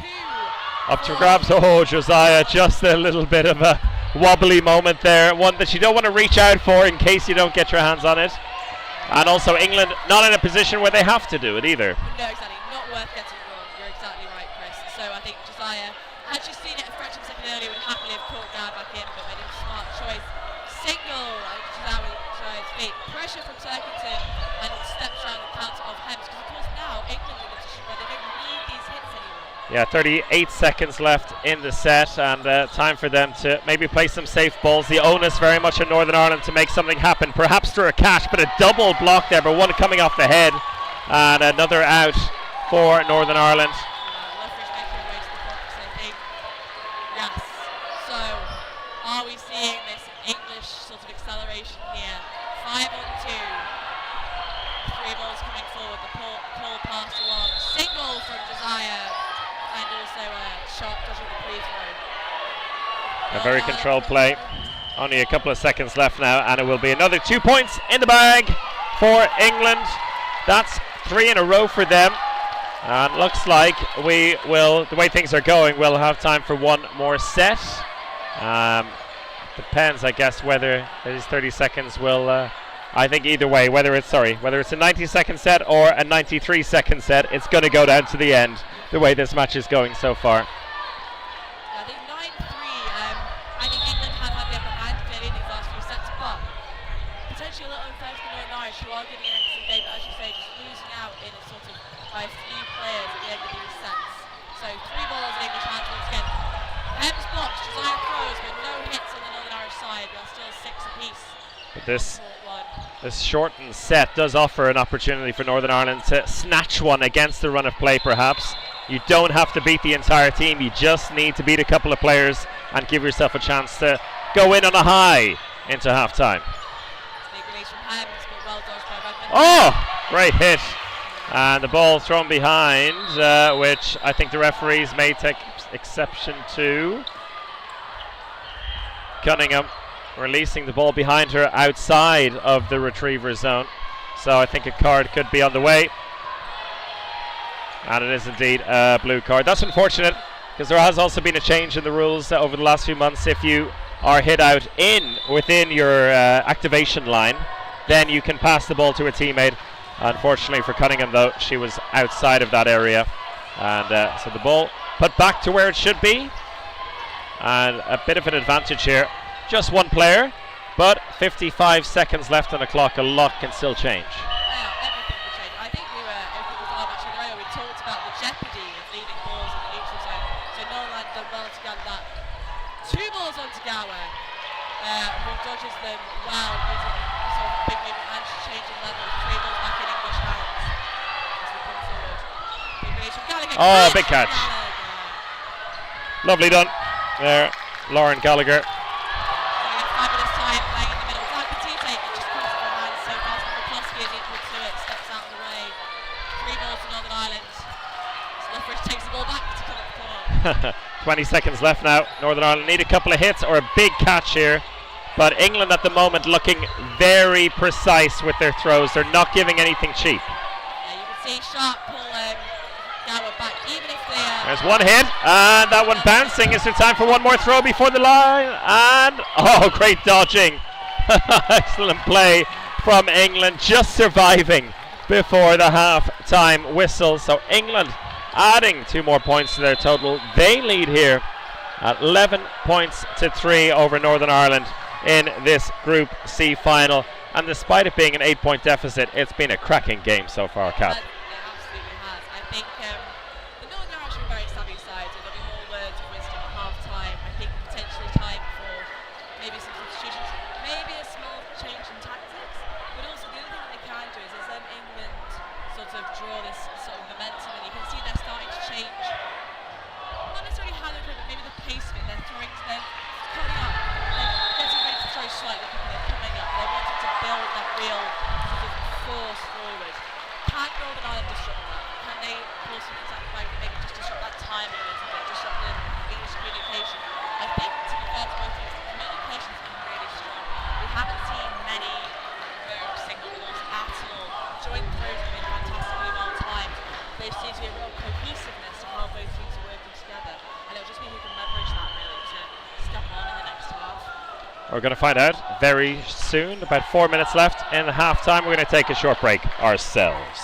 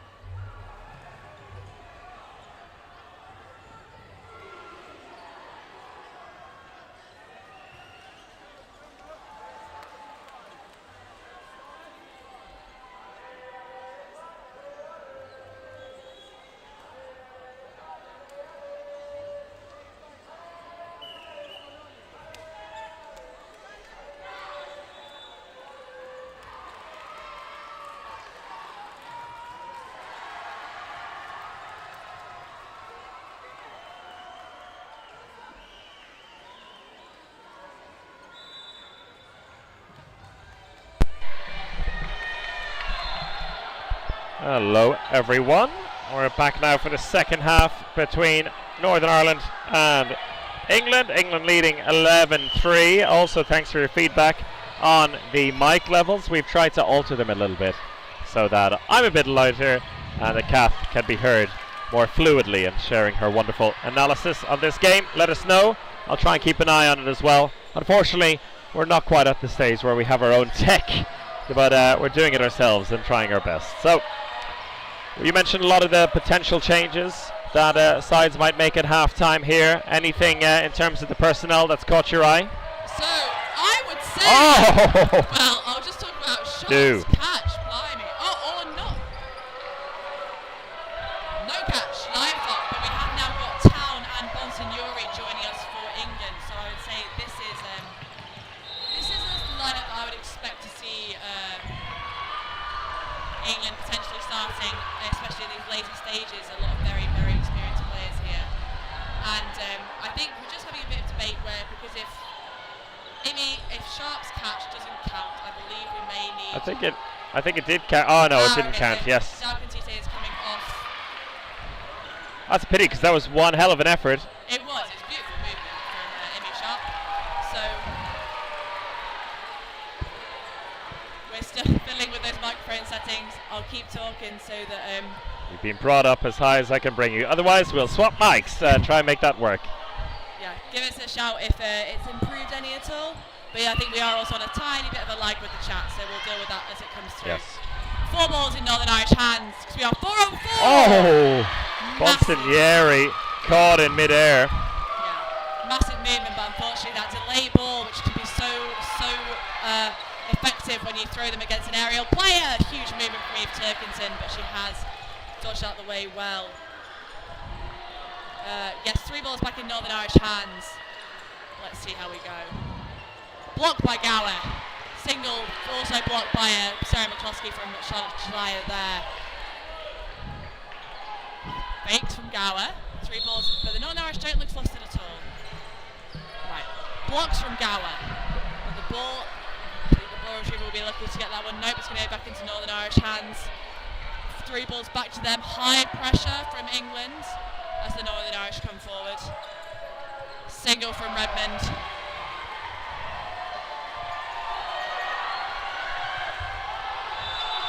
Just fiddling with some more settings. Yeah, Josiah 1 player down. England 1 player down with Josiah still on court. 4 balls do not find Gower. Wonderful dodge there, just down to the floor and gets a head low as well. So we are 3 balls in English hands, 4 balls in English hands for only 3 players. 2 balls! Oh. Lovely late movement by Turkington there to get under the second. 3 balls once again to the Northern Irish. 37 seconds left in the set as well for Northern Ireland, and they are still a player up, coming out, or a player up 4 and 3, coming out very strong in this second half. Yeah, these are the quickest sets I've ever commentated, Chris. I swear. Blocked by Gower, another good one. Oh, the catch! By Redmond. There we go. That's what she does. Many British players with PTSD from that catch from Redmond there. 2 blocks by Northern Ireland. Play 2 is called. 3 balls on Josiah, and the 3rd bounced. Clearly indicated by the ref. Oh, well stayed in as well. A little bit of help from her teammates, and that'll do it. First set of the second half going Northern Ireland's way, coming out strong at the start of the second here. And I'm going to continue to try and fix some settings. So Kat, take it away as loud as you can. Okay, I'm going to project a bit more and see if that helps. Get the diaphragm going. So we are, oh my god, what even are we? Let's look at the scoreboard. We are 11-5 in favour of England, but if Northern Ireland have figured something out at half time, as is suggested by that set, this may soon change. 3 balls in English hands coming up for the first release. Cross court from Josiah, dodged by Turkington and Cunningham. 2 balls, Gower and Sharp on the wings as the Northern Irish trio come forwards. Single release from McCloskey, dodged by Dalcantite. Sharp's hop high. Lovely movement by Whelan. No, I'm sorry, that isn't Whelan. I'll look up some names in a minute. Dodged by Bonsignori from on Cunningham's ball. Gower and Sharp go high but come back to collect Town. and progress forward with 3 balls. Town again through the legs of the Northern Irish player. Yeah, Cunningham, Gower doing so well mid-court there on the right wing, just moving out of Cunningham's ball, the way of Cunningham's ball. 3 balls to England. Single from Bonsignori. Caught. Refs call it a catch, so it's a catch. 3 balls in Northern Irish hands and now a player up. Single from Cunningham finds Town. Wonderful power from Cunningham. Town well capable of making good catches here, but slightly too much juice on that one for her. 3 balls to the Northern Irish. Sharp with huge movement towards the back. Fakes and they're going to reset with 3 balls. England might be too worried at this stage. They've still got time to do something about this. They have 1:35 left on the clock as Josiah steps out the way of Cunningham's post throw there. The aggression, I think, from the Northern Irish is a really positive change from where we were just before half time, when they were maybe feeling a little put upon. Another massive movement from Sharp sees her survive that counter, which is well timed and well executed from the Northern Irish Knights. 3 balls for England once again. Signal from Sharp, bounces short. Oh, well done, Gower. I think identifying that Cunningham has caused them a lot of problems, so just stands high and takes the sort of post throw on the counter almost. 4 balls to Northern Ireland. Pre-throw from Gower. Bounce, it's called. Good news for you. It seems you are louder. I've brought your gain down a little bit, so hopefully that is improving. Okay. Time will tell. I'll do my big old voice. You're doing a great job. I've brought you up, so I think now you do it. You do you now. That's all right. Well, we need to get this guy. Ian Turkington, great block there off the sharp ball from the middle, with Josiah having swung over to the left-hand side for England. 3 balls in the 3 Northern Irish Knights' hands, and England with 4 players and now 3 balls. And again, another set flying by. 15 seconds left on the clock. Northern Ireland needing to do something here on the defensive side or to counter quickly. And here they go. And there you have the hit. Or Gower, yes. Yeah, she knocked it onto herself. Looked like a fair call from the referees. And there is the set over. 1 point apiece. Great work from Northern Ireland to snatch a point there. Yes. Yeah, I think that's some frustration from Gower there. And honestly, the speed of these games goes, once you've blocked the ball towards your feet and you're also moving, sometimes you just don't know. Good call from the ref there. A little bit of frustration from England, but another point on the board from Northern Ireland brings us 12-6 in England's favour with 13 minutes left on the clock.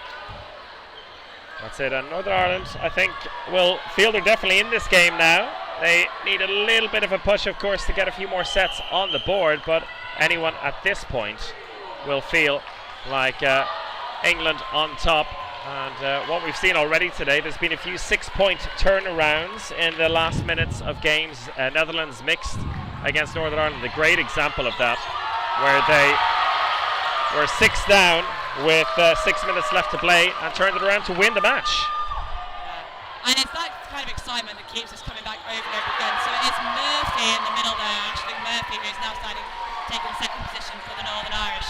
3 balls back in English hands with 1 player down. We lost Bonsignori a little earlier on. So, oh gosh, yeah, like earlier, my heart rate's gone up to anyone else's. Big fakes, and then McCloskey releases, does not find target. Sharp's up top. She was on the hunt there, Sharp. Got such a good speed of release, Sharp on the wing, but McCloskey was equal to it, hopping over it and landing safely. Big release from Cunningham. Oh, disarmed down on the wing. Yeah, I think that, Sarah Town there, showing her frustration, she walks the outbox, and it's just, I think, sometimes the angle comes in when you're not quite expecting it. It's hard to hold on to those blocks. It is a skill. We've seen very competent blocking in this game, but that is not, it belies the fact that it's difficult to do. Especially when you've got so many other things to think about. 3 balls in the Northern Irish hands. Blocked by Sharp. Again, she's dancing near this back line. Huge movement from Cunningham. Absolutely incredible. Anna Turkington with a bicycle kick, scissor kick to get the ball off. We've cleared an orange ball from next door. It's all going on court 1. Blocked by McCloskey. Signal by Cunningham. Well done. Blocks Eve Turkington fielding all those balls. Oh my gosh. The Northern Ireland Knights building a defensive tower of strength right now, doing so well to keep everyone on court, and the cross-court shot there, Gower blocks that down well, looking to counter, big shot up high, and that's just one out. Might have been a double hit. It was indeed a double hit. It looked like it may have come down onto the feet. That is a pity for Northern Ireland. Yeah, I think Murphy too busy apologising to Sarah McCloskey there to realise she'd been hit. Gower, not a great dodge and block combo. A little bit of frustration, I think, on the Northern Irish side. She needs to take a breath. They're doing really well. Blocks, hit, catch! The English box goes wild. What a turnaround that is. In a matter of seconds, 2 Northern Irish players out. Big catch from Gower. Now England just have 17 seconds to hold on and take the 2 points. This is why you never see England looking stressed. Because they believe things like this will happen because they have the skills and the tactics and the communication. Oh, didn't we say that? Not if you do that to Beth Redmond. Josiah. You can't be doing that. Oh no, that is a valid point. It was not Murphy out first. Oh dear, oh dear, oh dear. Murphy out first. Well, I think England with a gift there and an unforced error from the Northern Irish. I think really the last 30 seconds of that set got away from them a little bit. You can see Hill is already giving them sort of the strong encouragement and the sort of words of wisdom that they need. Jubilation in the English box. I think a very competent performance from England. Obviously, there have been some fantastic plays. The base level of skill and show here is so fantastic. Yeah, remarkable last 30 seconds in terms of both sides grasping victory from the jaws of defeat, and then a real let-off for England there with Northern Ireland. And that is the kind of thing that really, really hurts you, particularly at this level, to give away a point like that, because it makes a big difference on the scoreboard as well. Instead of it being 13-7 and still feeling like you're in it with a shot here, a 14-6 lead to England, and it's not done by any means, but the way this game is going with 9.5 minutes left, you feel like every single second is going to be stretched out from England. They're not going to give away sets quickly. And where have the last half an hour I know, what a time to be alive, I tell you what. Euros, what a time to be alive. That should be our tagline. And soon enough we're going to have the MVP vote for you all at home, and we had a few names in mind. Yes, so do please shout out your favourites in the chats. Hit on town from Cunningham, but immediately revenged by Bolsonaro, and we've also lost Eve Turkington for the Northern Irish Knights, so they are 1 player down. Yeah. Just looking at our notes there for our MVP suggestions. 3 balls to the English with a player advantage. Single from Bonsignori is blocked by Hannah Turkington, who of course is playing with her sister, which is one of the reasons why I can't keep using their first names. 3 balls once again to England. Single and Murphy who switched to the right wing. Yes, so let's bring those 3 balls forward in the Northern Irish hands. 1 player down, plenty of time to turn that around. Single for Rippon. Sharp and McCloskey have had this fascinating battle on the left hand. Such a fun back and forth. They deserve to give each other a big hug after this game. It's been brilliant. Oh, real reach to try and claim that from the ground, just hovering above the ground and out of reach. Big miss there. Northern Ireland now 2 players down. I think the Hannah Turkington is such an able catcher, but fantastic placement from Bonsignori. Really paid off there. Murphy just moving her feet out of the way of Gower's ball, but again, here we are, classic England territory. 2 players to the good. Can just see what happens, really. Let the Northern Irish play then. We'll have 3 reset with 3. Lots of movement as well from our referees, make sure they're covering lots of court. They are doing very well in that regard. Big double. Perfect timing from Bonsignori and Gower, and then 2 separate heights. Murphy got 1 block off, but then got hit in the legs. So 4 balls to Northern Ireland with 2 players. 2 balls on Gower. Blocked, dodged, pressure on Crosby. Catch and out, I think. Yes. Everyone's happy with catching out. So we'll be taking that fantastic work from McCloskey. Single by Eve Turkington. And Beth Redmond. 2 players up are England with 3 balls in hand. Fakes. Single from Bonsignori. Pressure by Redmond's cross court on shot. I think unfortunately comes on that ball rolling forward off the back line, not quite reaching Redmond before she released. 4 balls to England now. Oh, great dodging. Great dodge. Yeah. 25 seconds left. Maybe not exactly what you need, but you can't be reaching for those either when 3 balls come at you. Yep. 2 balls on Dalkin Tite. I mean, she's such a threat. We've seen her speed up court is fantastic, but to Northern Ireland need to look for that hit. Not good English, but Oh, they got one. Josiah reaching. yep, good work there on that wing shot. 2 coming forward. 2. Yep, there we go on Bonsignori, who then shouts immediately for the hold, and that will be enough to take England through. Good control. That should do it now in terms of the victory for England. Still plenty of time left in this one, and Northern Ireland will make a few changes, it seems, to get some players on court. And with that, I'm going to start laying out the MVP nominations for you at home to vote on before the end of the game. And whoever you vote for as the MVP, hopefully we'll have a word with them after the match. Yes, I will be sprinting down onto court to try and grab someone for a chat afterwards. But, so, we have 6:22 remaining on court 1, so we will only have time for 2 sets. We'll have at least 2 sets, depending on how fast they are, but mathematically, this has gone England's way. There will be no overall comeback from Norwich. However, it is important psychologically for them to pick themselves up from here and look for what they can get out of the next 6 minutes or so. So, what are we going to see? Substitutions potentially from the English side. We have Jones and Kesner, warming up now. We have seen substitutions indeed on the side of the Northern Irish. We have I think an entirely new 6 coming on, apart from Eve Turkington, I believe, staying on from that side. No, I can't see their numbers from this far away, I do apologise. But, as we go on, I will try and get everyone's shirt numbers. So, 3 balls to England, big release from Tranter, ducked by the Northern Irish player in the middle, 25. It's probably 29, who I think it's not Woodbridge. I'll keep trying. Catterall makes Doing their a way fantastic job. Yes, we have Dalkin Tite and Jones on the ball for England. 3 Northern Irish players coming up. Big release onto Jones, blocked away, 4 balls in hand. Communication from the English is strong. We are 5-on-5 with Bonsignori in the box. 2 balls! 2 balls, I think, straight there, down the middle, just to take out the Northern Irish player on the side. Catch! Wonderful take. Good placement by Tranter, but fantastic take by the Northern Irish player over there, who I believe is number 39, 38.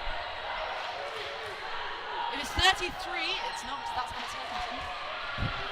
I'm going to give up on Northern Irish numbers and just compliment on the plays. Catterall has gone again. Single onto Jones is unsuccessful. We are 5-on-4 in favour of England here on court 1.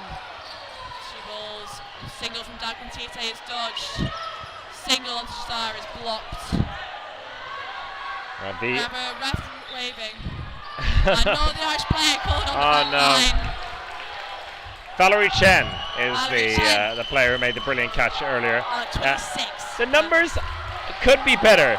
That's my only comment about the Northern Ireland kids. Yeah. So we've got Haxwell on the right, number 16, who's just been caught. Catch. That truly is commentator's curse, I do apologise.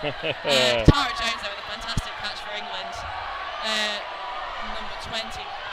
Wonderful movement from the new right winger who's moved over, who's also made the catch. And that is Niamh Whelan, number 30, I do believe, who of course has been playing for a lot of this game, but had a really good one. Big hit.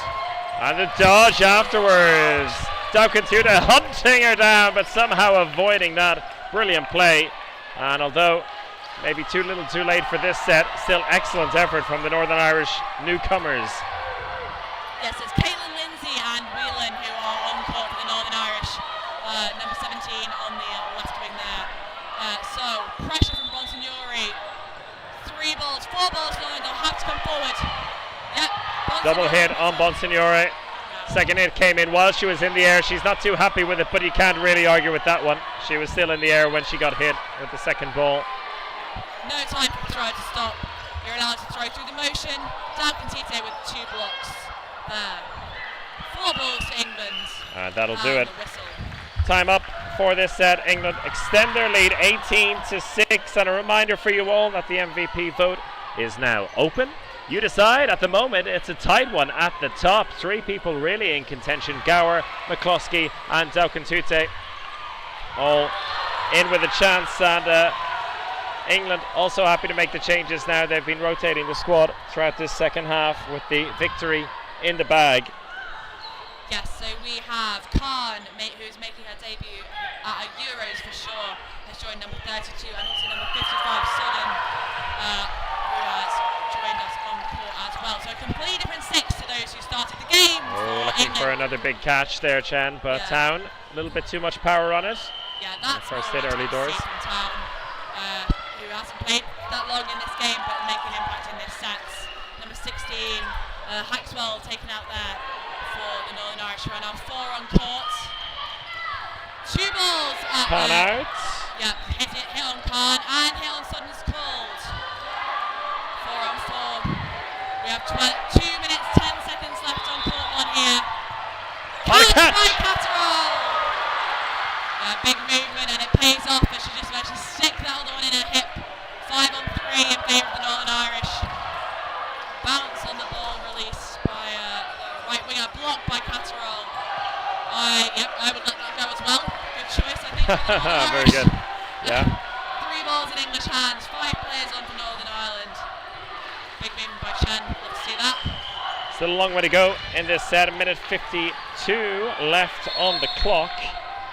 Lindsay on that left wing for Northern Ireland with a lot of great movement. There we go. Oh. No, nothing doing. Tranter makes a really good attempt there on the Northern Irish right wing. 2 balls on Tranter, both dodged. Ball kicked away, that's fine. Nothing Tranter can do about that. Ball gets caught up in your legs. Still a 2-player deficit for England here. Northern Ireland doing really well to keep a hold of here. 1:05. Nice confidence booster for Northern Ireland to bring these players on from the bench and to have such an impact.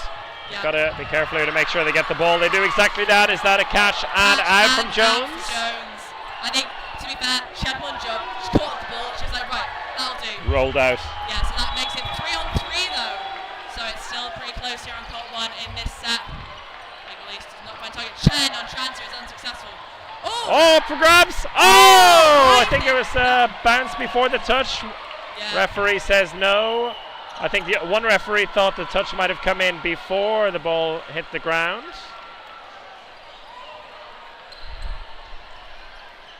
That's why we have so many assistant referees as well, to help figure it out. Difficult to also find it. Also, we've got all these different points of view in terms of who's looking where, which is grand. So it's been called a finger shot. It's been called a finger hit. Chen was wondering if she. I'll happily come back in. That was the problem a few sets ago. The wrong person coming back in. Yes, we won't have a repeat of that. It is number 15. That is Eve Turkington. Hopefully I'm not being called up by the roommates. I do apologise if so. Finger hit called on Eve Turkington. Oh dear. There we go. Got there in the end. So all of a sudden we are 1 on 3. So we just have number 17, Lindsay, in for Northern Ireland. Well, I think we'll be looking. So this is not a 9-second finish. So if she gets hit. Oh, Tranter puts it away, but a great effort. And I think for the first time in quite a while, a very rare occurrence here. We have one set finishing early, so to speak. So that gives us time for a 90-second set before this match wraps up. It has been a bit of a tour de force, especially the second half, by the English women who are looking very fair and square, put themselves in contention, I think, and they see themselves as gold medalists here, and this performance, I think, speaks to that ambition. I think a lot to learn for the Northern Irish. They gave such a good game for so much of the match, and I think there are a few errors there that they will know they can improve upon quite directly to take forward into their knockout games. I'm sure we're seeing more of the hit on Khan from from number 17. Oh, and Lindsay on the left-hand Jones side. with such a big throw there. She disarmed her opposite number. Big power. And with that, 5 apiece. Lindsay with the release. Maxwell with the dodge. Yep, redistributing the balls. So Sondland to Jones on the wings. 3 balls in Northern Irish hands. Blocked by Jones. 4 balls. Tranter makes the call. They will set together as they are even on players and go for that hit. Oh, nice hit. One free throw. Bonsignori. Yeah, lovely attempt from Lindsay. Finds the knees of Bonsignori and big dodges. See the rest of the Northern Ireland girls safe. Chen looking for the catch, but manages to wiggle her way out the way. Very good catcher, clearly. We've seen a couple of big catches, a couple of close ones as well from Chen. Big confidence as well, which goes so far at this level. I don't know about low blood pressure, Fantastic. but The good news is it's almost over, just 10 seconds left. It's been a pulsating match here. And England 20 points to 6 ahead, but honestly it has been a tighter game than the scoreline suggests. Yes, I think always slowish. You see the clash of styles.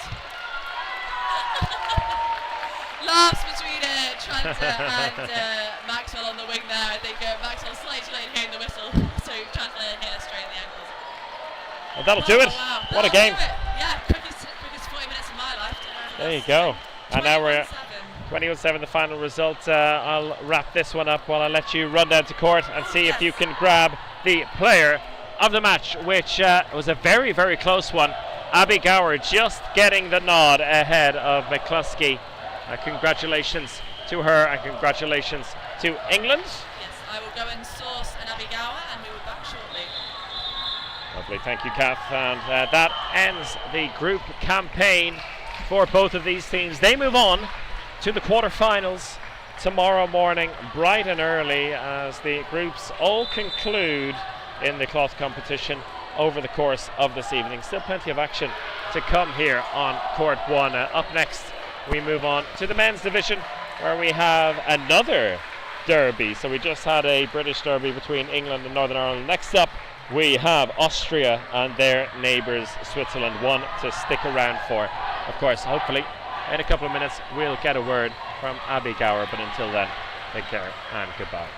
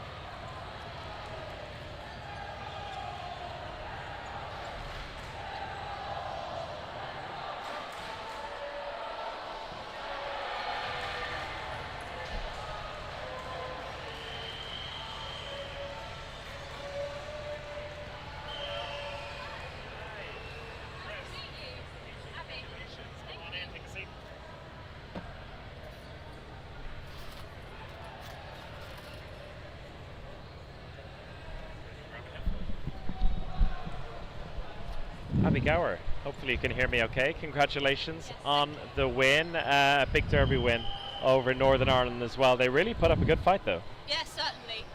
Obviously, it's a rematch from Worlds, and we had a game plan that we executed really well.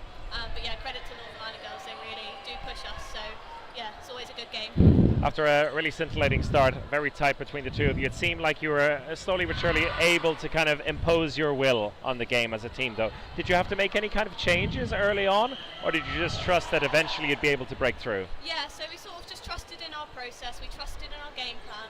We had an idea going into the game what we wanted to do, so we put trust in it for the first half, and obviously just showed that what we've been working on in training really implemented in the game. But yeah, then we made some substitutions and they came on and they did just as good a job as the girls that started. So yeah, just showing the depth of our squad as well, which is really good. It's been let's say an intense couple of hours for the team, particularly those of you who are playing both in the women's and the mixed team. And after a few comfortable victories, it must feel nice to really be tested at the end of the groups heading into the playoffs tomorrow. Yes, 100%. We'd rather get these close games in a group stage because it means that we're showing resilience and like we're trying to work under those high pressure situations in a group game rather than in the later stages. So it just shows that we still have to be really resilient as well because there are some really good teams out there, so that really push us.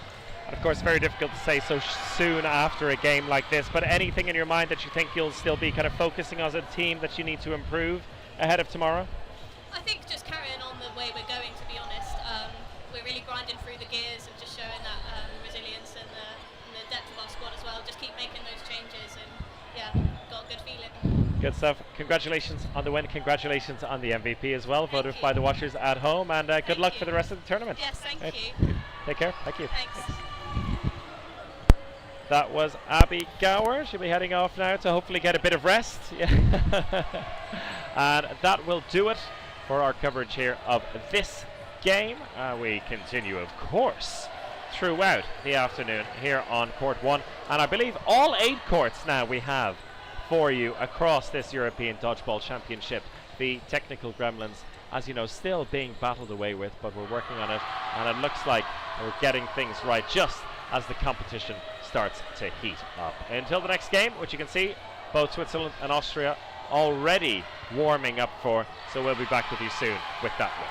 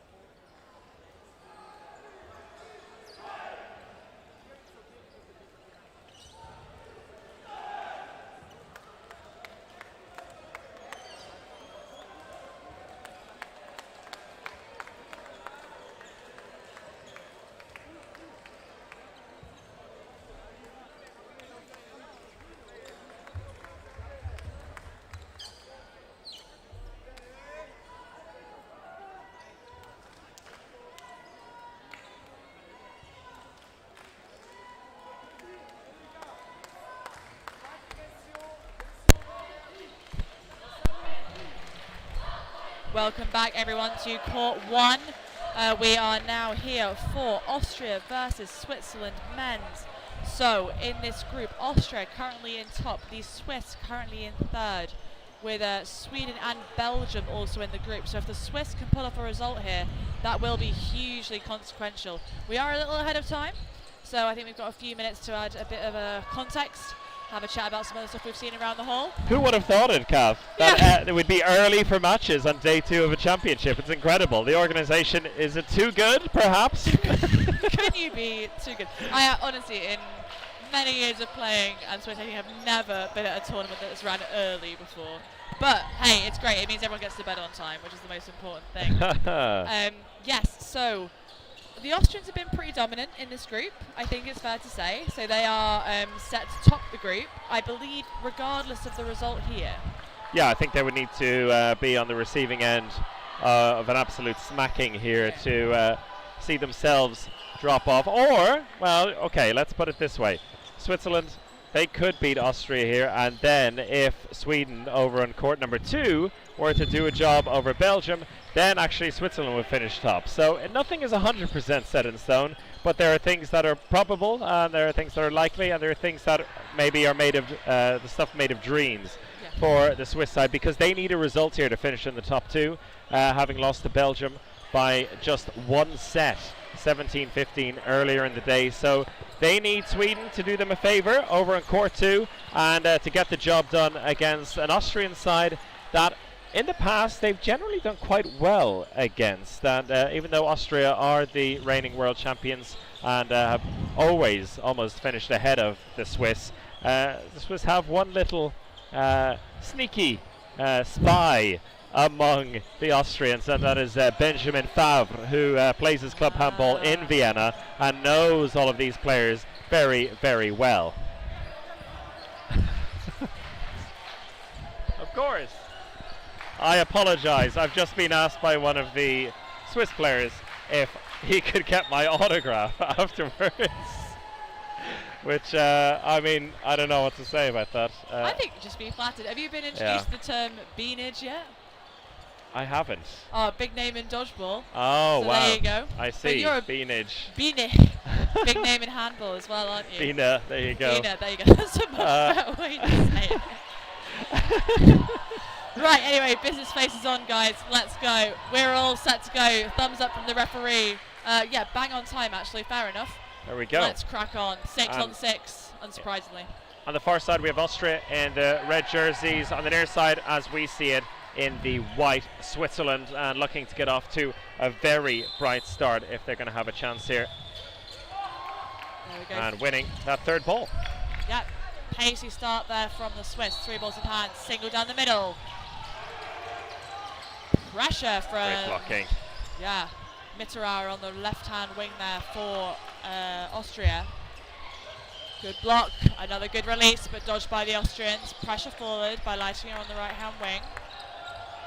We see with Zoni and Marshall on the wings for Switzerland, they have big men with big arms, so they have the chance and the possibility of doing some damage here if they're allowed to get those shots away. Just missing there from Zoni, with good coverage on the centre from Rafla. Attempts on Leitinger. Benjamin Favre, there you go, the spy and a ninja as well, quite literally. Ninja by his club name in Vienna, ninja by nature. And there we have an out, well caught in the middle by Austria. Yeah, lovely catch by Decker. Mitterauer is gone. Really well timed throw there from number 99, Zoft? Zoni, sorry, for the Dutch. That's a useful hit on Leitinger. No, that would be the Swiss. Thank you very much, Chris. Right. Oh, and spilled there. What a turnaround this is becoming. 3 on 3, and Switzerland having. Oh, what's happened there? Is 5 seconds maybe? Interesting. I think this is going so much faster than maybe we were expecting that we're going to get caught napping a bit there with the change in players. Favre, last man in for the Swiss. Good attempt down the middle there at number 42 for Austria, which is of course Max Metz. Doing well to stay alive, but time not on his side here. It's a minute left and 3 against 1, and that'll do it for the first set. And that was a real back and forth encounter there. It looked like we had a 3-on-3, but it seemed that Switzerland running out of time to release balls, and I think that was the reason 2 players were forced off. Yeah, and I think Zoni there just having a quick word with the referee just about clearly it's quite a loud environment, there's a lot going on, so I think just asking for a little bit more oomph behind the refereeing calls, but I'm sure we'll get that sorted out as we go. So 2-0 to Austria at this point. That was a slightly short set, but not too bad. 17:30-ish left on the half. False start, well managed from the Swiss. 2 balls, good communication, so they know what they're setting up for. 3 balls come forward with the Austrians. Zoni being targeted there early doors, good block, and yeah, we lose lighting into a line fault. Fakes and another good block from Mitterauer. Really like what I'm seeing there from Moa Brafla coming across and protecting his wings. Nice shot cross court as well, and there's going to be a stoppage in play as the poles have come unstuck. Yes. I think overall the net setup is holding up really, really well, but if you hit it just in the sweet spot, we do need a short pause in order to get that back online, and there you go. You can see just how well versed the players are in fixing them now. Yes. Particularly the Austrians. I think they're involved because a lot of big throws coming at them and throwing as well. Oh, they're so used to the aerial dodge. Yeah, you would throw high against them for sure. Massive release from Mitterauer, but dodged well by the Swiss. Big pressure from Marshall and Zoni, but they come back to set with 3. Fakes. Very good release from Marshall, but doesn't find target, and a dodge from Leitinger's ball on the right-hand side there. 3 balls to the Swiss again. I'm loving this faking from the Swiss side. 9-1, didn't find target. Zoni's got a chance on Mitterauer, but resets. Great cover there from Metz and Leitinger. Some really smart play by Favre on the wing there. He was looking to cover and maybe punish if needs be, but didn't overdo it because he knew that Leitinger was waiting for him to punish back with a 3rd ball if needed. Holding on instead, and no damage done. Yeah, very much part of the Austrian style. This huge movement on the wing. It's a big hit. And a return on Metz. Nice punishment. Yeah, fantastic opportunity taken there by Zonio. They have given away 4 balls, of which Austria only throw 2, and big movement from the Swiss sees them all survive that play. So that's gone pretty well, I'd say. They're 1 player up at this point. 1 release at Marshall is ducked, blocked by by Schmid. For Austria, 3 balls come forward in the hands of the Austrians. Big release from Mitterauer. Response from Zoni, which does clip him on the knee. Decker. And a hit on taken Lucas out Decker. by Marshall. Nicely done. Looking for a quick double there, and Austria need to regather themselves. They're 2 men down. They still have plenty of time. Just over a minute left in the set. Ooh, that was such a good release. I think a bit of swing on that ball. Just caught out by that one. Yep. And if any team can come from 2-4 down, it is the Austrians, but they seem to be drawn into a little bit of a hectic play here by Switzerland. They're doing well to make it a tough game, but it's 2-2 now. Great pick-off. Cross court was fantastic there. 1 ball on Pesch. Not enough. Leitinger does not make it, but Schmid is there to finish it off. Shava Schmid finishing that one off. What a set that was. Both of these teams going hammer and tongs at each other right from the off. And I'd say although Switzerland are 2 sets down, there's a lot of positives for them to take away from the opening sets and to feel like they can make a real game of this. Yes, they're trailing on points so far, but they're really neck and neck in terms of these battles, particularly in the neutral zone, with Austria, who are usually so smart in that area. And I think as well, that's an area where, as you say, they're very smart, and that's normally where they really destroy people. So I'm sure there's other bits of the game, maybe towards the back of court, maybe a few choices on ball, like numbers of balls thrown where that the Swiss can look at. But I think that positivity in the neutral zone has all the makings for a really close contest here, despite them unfortunately not getting points on the board just yet. But it's early days. You've only played 5 minutes and 14 seconds here on court 1. As we go again into the 3rd set of this half. 3 balls this time for the Swiss. It was very well done by Depataz to win that middle ball. Big, love these fakes from the Swiss. Nearly a catch, but Mitterauer jumps off court, so 1 for 1 overall for the Swiss. Oh, the double there on Marshall. Yeah. They were sick of him giving them trouble in the previous set, taking him out early. Yes, and also similarly, I think Austrian putting a lot of pressure on these wings. Zuni is gone, a double ball release there from the Austrians, who have 3 in hand. Excellent honesty by Pasha. They're finding the rhythm very well here, Austria, taking their targets, and all of a sudden, Favre, the last man left for Switzerland, up against a number of players he knows so well, but on the other hand, they know him very well. Yeah, it can be a blessing and a curse knowing your opposition inside out, and Favre's got a lot of work to do. Blocked by number 17, Leder for Austria. Favre's moving around on court. The Austrians know they don't need to chase. They're going to set with 3 balls. I think come in for a multi-ball attack. There's a long way left in this set. Still Another good room block. for mistakes to be made if they can't finish him off. That one just slipping out of the hands of Benjamin Favre, and that is the most dominant set so far from Austria. Yes. You get the feeling they're really picking up pace in that set. Let's see if they can carry that momentum forward into the next one. But again, so much great movement from the Swiss. I think Austria maybe having a lot of joy out of just the speed of release. Like, they're not waiting very long until they make these plays, potentially catching the Swiss on the back foot, both literally and figuratively. So let's see if we can tighten up a bit on both sides, and we'll get back to the Swiss being more involved in this set. The early losses, I think, cost them quite hard just then. Yeah, I think we'll see if they do change that approach just a little bit, Switzerland, and try and stay in the set a little bit longer. Yep. The initial energy may be dwindling a little bit, which is maybe not the worst thing either. No. Again, big fakes in the middle. I think doing well to deal with the pressure. We know the Austrians are very capable of a counter, but the Swiss shutting that down. Unfortunately, that's gone past Marshall's block. Big hit there from Leitinger on the left-hand wing. Oh, again, the other Leitinger. The Austrian team's presenting the classic Austrian sandwich lineup. Now you see, this is where we might get into real trouble. That's 2 players at least have been lost by the Austrians throwing through blocks. And it's, Nicely done. Mittelrau's gone to Zoni. Oh! I think caught in 2 minds there. Close. Yeah, Pasha could have caught it, I think, and didn't know quite what to do with his hands. Yep, Leitinger blocks away to bring the 3rd ball into Austrian hands. We've only played a minute 10 of this half. Dodge. Decker maybe caught a little bit, passed that ball on a little early, but still has quick-footedness, kept himself alive. Yeah, some good movement, good block by Max Metz. Leitinger follows up. Zoni still in. Good aggressive attack on Metz there, I'd have said. 2 balls in hand for the Swiss with 2 players and 5 of the Austrians on court.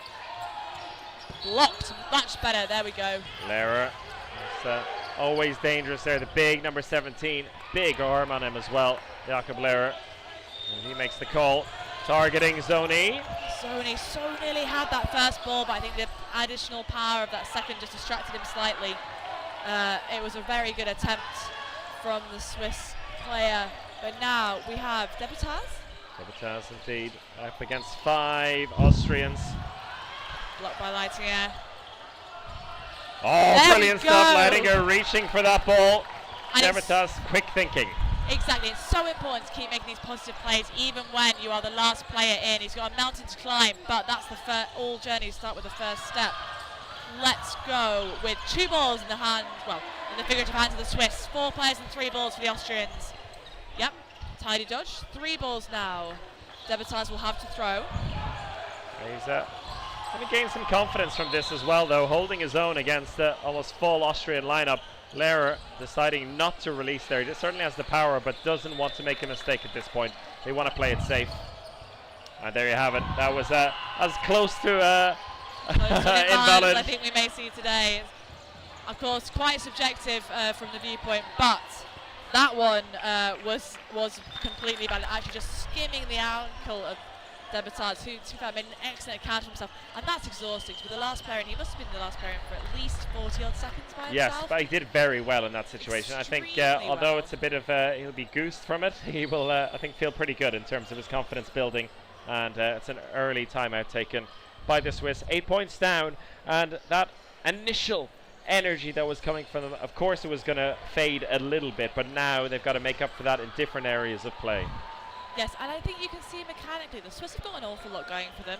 Like, we've seen some wonderful movement. The blocking is there. I think that's what really cost them in the last few sets. The Austrian power starting to turn up, and they just need to really sort of attack the blocks a little bit. attack the blocks a little bit more, and also just have to think, give yourself permission that, right, if we're being, so if you call it the first phase when Austria come forward with 3 balls, my first job is to survive. My second job is to go and do something dangerous to go and affect the Austrians. And sometimes you can get caught in a block where you're already thinking about your next move, and of course all you can do is one thing at a time. I think, would we go as far as say no notes for the Austrians? I mean, they're playing very well. They were caught up a little bit with the opening couple of sets, but still managed to win the sets, which is all you can really ask for them in that situation.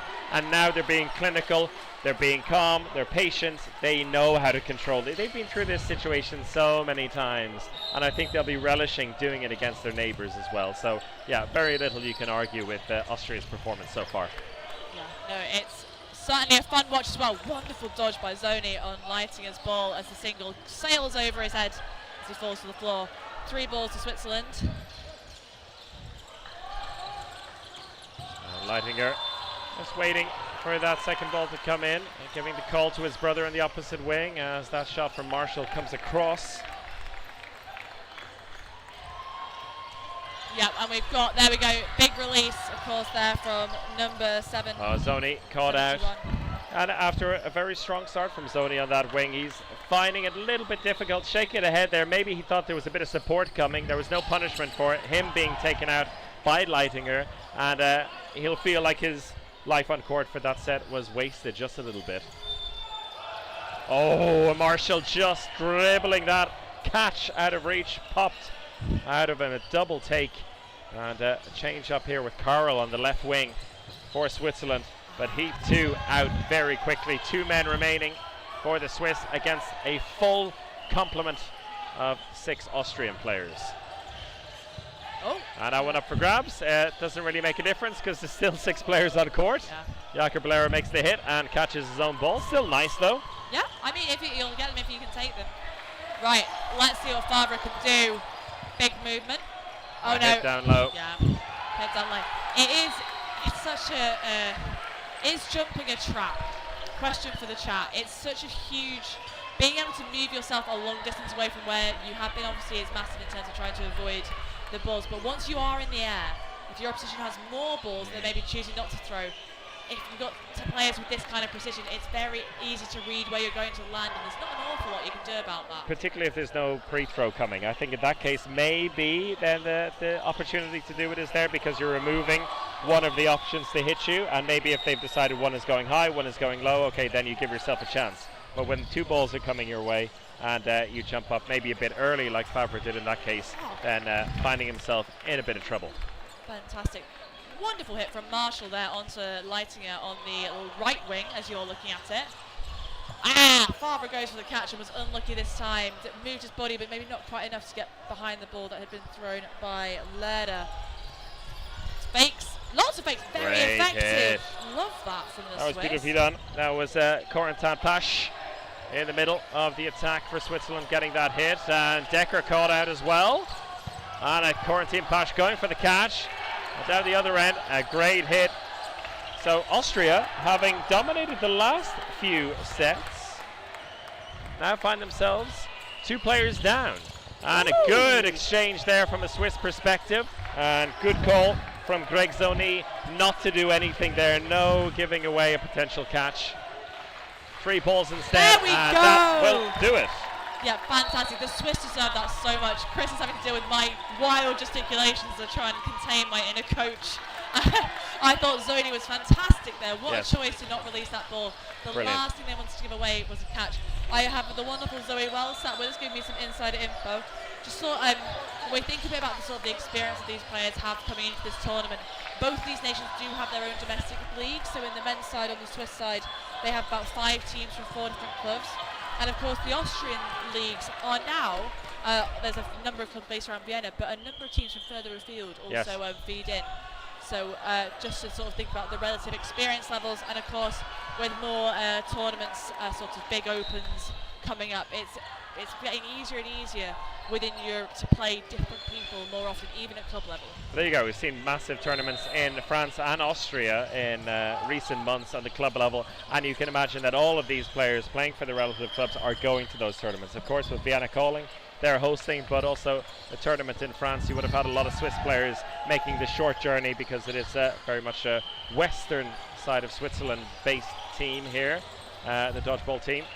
And yeah, so they would know each other very, very well. Also, the fact that you do have one player playing in Austria, but the Austrian league, I would argue, based on its size, has to be one of the most intense. Not as many teams as say in the UK, but what you have there is pure quality from top to bottom. And we saw from 2 years ago on the men's side with one of the Czech sides in Brno finishing as the bottom seed for the playoffs, but winning the entire tournament. And when you can do that in the Austrian league, it really says about the strength and depth there.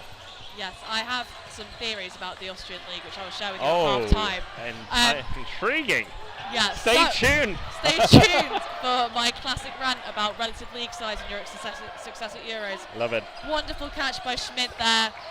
Control from the Austrians. Carroll going for a catch. and a catch from Leitinger. Reaching out on the turn as well. What a way. That's a real mic drop to finish the set. Yeah, really is. And I think the Austrians play with such confidence in their style that if they can take those mic drop moments, they will. That catch was unnecessary, but why not? Let's play positive. Let's make these changes and let's sort of stamp our mark onto this match. We have 4 minutes 30 remaining in this half. We are 12-2 in favour of the Austrians. Fantastic set win in the previous set for the Swiss. Let's see if they can do it again. Particularly impressive considering they had lost the last set, so they wanted to maybe stamp their authority back on this game. Yeah, I have to say I hold the Swiss in very high regard. I think the sort of vibe, for lack of a better term, is still very determined from the Swiss men. I don't think we've seen their heads go down in terms of lack of execution. They're still playing very positively. And yeah, they're going to get out. It's a dodgeball game. It's a dodgeball game against the current world champions. But they're still trying to make these plays. And huge spin from Collop. Lovely. Yeah. That was nice. Spinning away from the ball. 3 balls. Big dodge by number 37.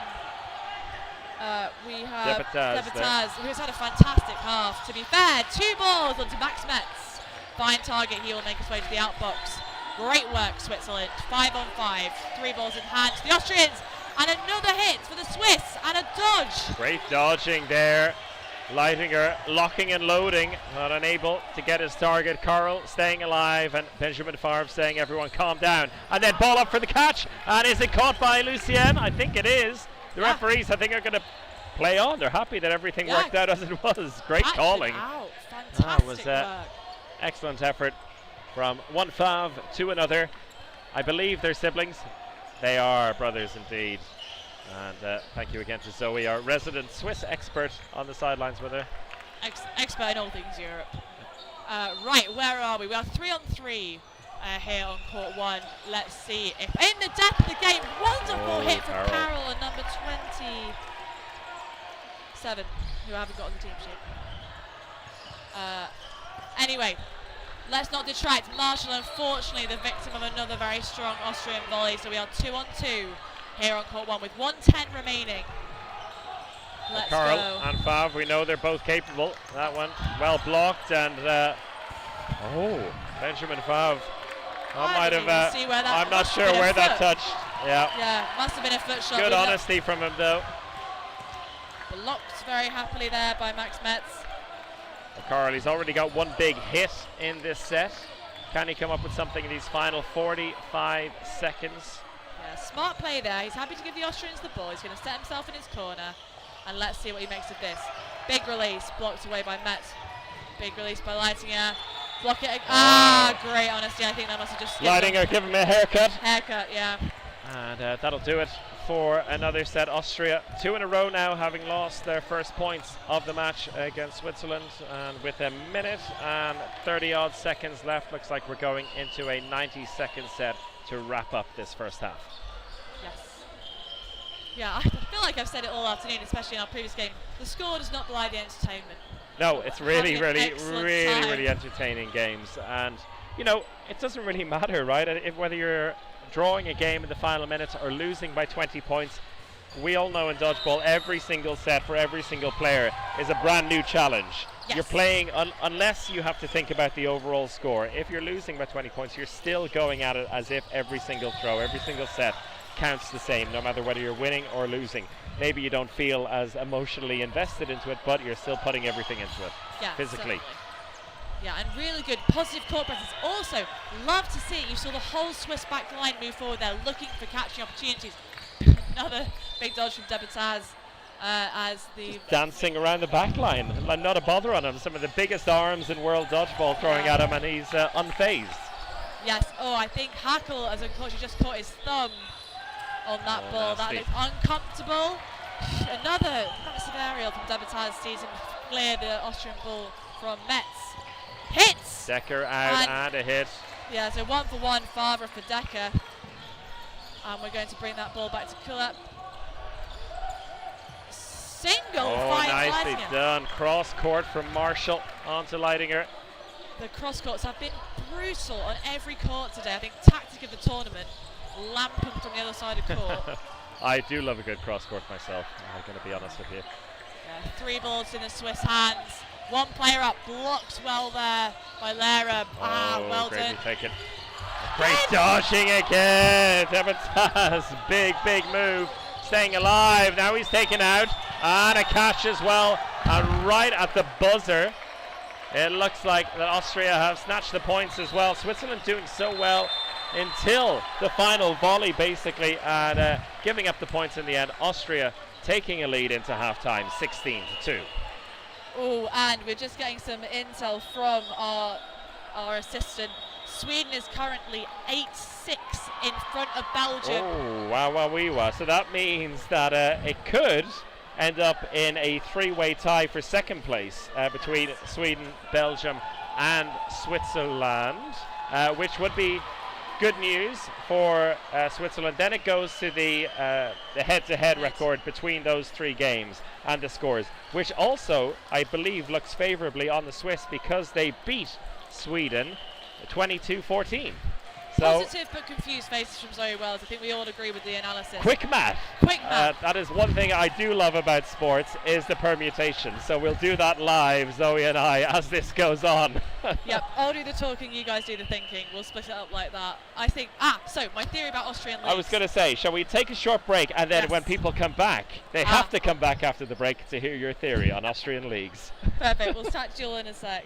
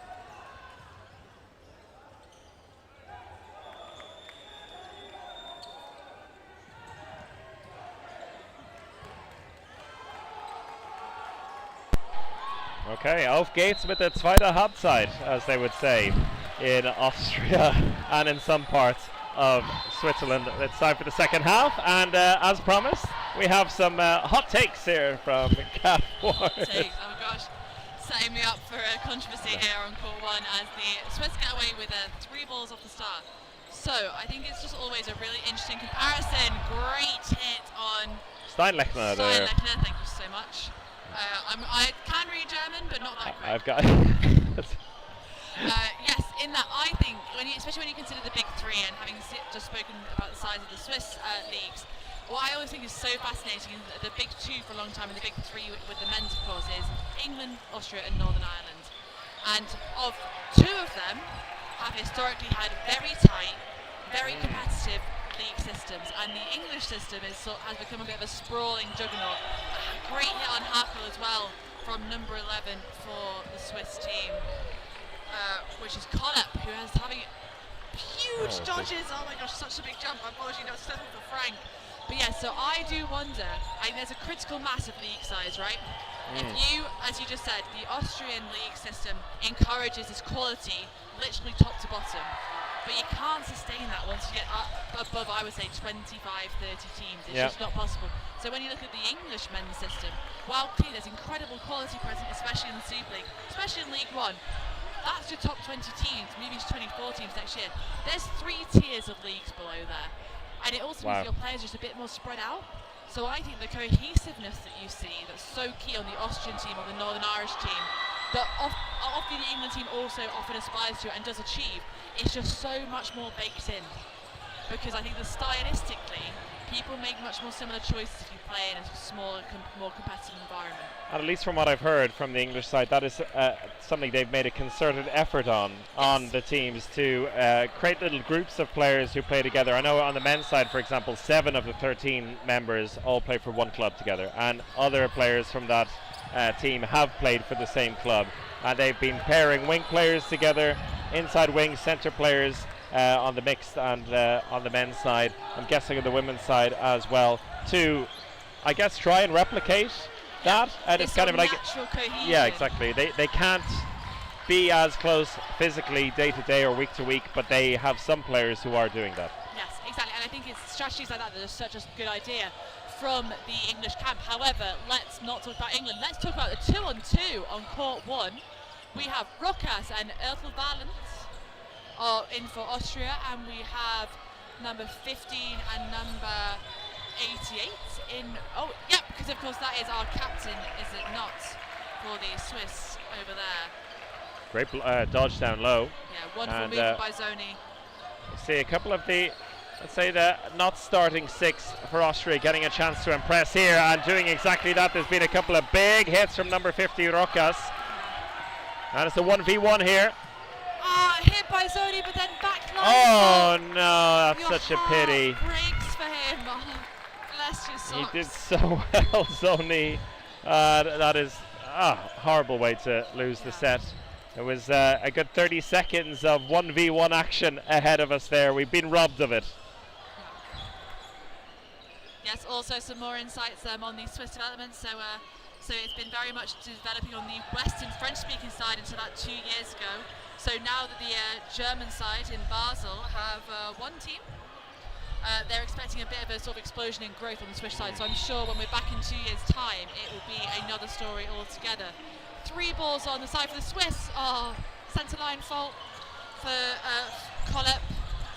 And we may see a little bit of the exposure therapy then that the Czechs were getting, because there are sides on the western side of Austria in which are developing now as well in Tyrol, and that maybe the eastern Swiss sides will have a bit more regular competition against them as well, which could be good news for their future development. And a great hit there. Caught in no man's land. Rokas doing well to pick up the loose ball with a little bit of help from Jakob Lehrer. Yeah, so Eigner and also the other Austrian player are make their way to the box. So we have 4 Austrians on court and now 4 Swiss. As I believe that Marshall just made his way to the box. Big dodge there. Oh, fingers on 98, which is Steinlechner. Your favourite name on the Austrian side. It's just a matter of repetition. There we go. So Sony, big movement, unlucky there. I've been very impressed with Roca since coming in, the number 50 for Austria. He's come in and he's come in hard. He's taking his chance here to impress. Yes. Oh, Great dodging, the what a hit and the dodge. blimey. That's the opposite of the commentator's curse, I'm glad to say. He Yeah. continued to impress after his shout out. And a 3-on-2 situation now for Austria. Lehrer and Heckel waiting to pounce here. That loose ball, 2 loose balls in fact, on the Swiss side, putting the onus on them to make something happen. And that was very good, pushing Lehrer back so he could pick up the ball. And Heckel deciding to slap back as well. Yes, Frank for the Swiss made a wonderful choice there, and another lovely block. Throws onto Lehrer, but Compton he blocked away again. So we have number 13, Favre. And we're at number 20. Oh, Ooh, Jakob Lehrer with the blind shot across. Really nice sidearm shot. Benjamin Frank had a fantastic setup till that point. Can't be too disappointed. Let's see how this one goes. Constant pressure in the neutral zone from the Austrians. They're going again to try and finish this set off. And a catch attempted. He might have stepped off court there. He did indeed. Another 2 points on the board for Team Austria. A very, very nice open sets, though, you have to say. The players on court both trying to impress, and I like that about the fact the Austrians rotating the bench a little bit, and with that you bring in new impetus to try and impress regardless of the scoreline. Yeah, certainly, and I feel like, because as we've said about the table, the real battle here is between Switzerland, Sweden and Belgium. As long as the Austrians win this, they don't mind. So yeah, a really strong opportunity, which I would completely agree. I'm glad that they're making for an even more interesting time in this second half on court 1. 3 balls to the Swiss again. I feel like they're winning every... Oh, Rokas with the catch! He juggled it around once, twice, and got it on the third time of asking. Yep, Favre just dodged into that bush from Agner. Yes, Rokas with a fantastic pop-up. Did well to not panic there. 3 balls once again to the Swiss. I have to say, the fakes have been excellent all the way through from the Swiss. I think it's so important, such an important part of distracting your opposition. Strong blocking there on the Swiss wing, sees them safe with 3 balls in hand.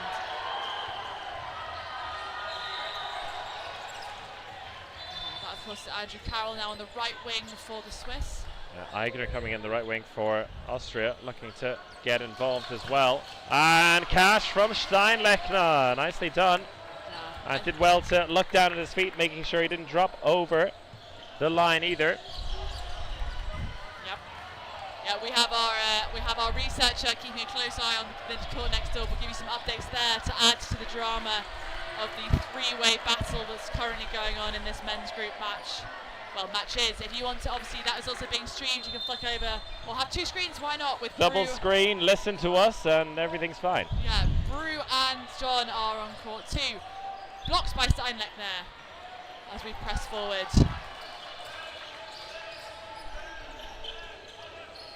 We've been in this situation far too many times for Switzerland's liking in this match. A 5-on-2 situation. Leidinger locking and loading, and good dodging again. Okay, I think we've got 4 balls in hand for the Swiss. Blocked by Steinlechner. Blocking by Steinlechner again. Yeah, they clocked him on the fingers as he gives a hand shape, of course, and the clock throws out. That's absolutely fine. Your hand is part of the block. Lovely power there again for number 20, Benjamin Frank for Switzerland.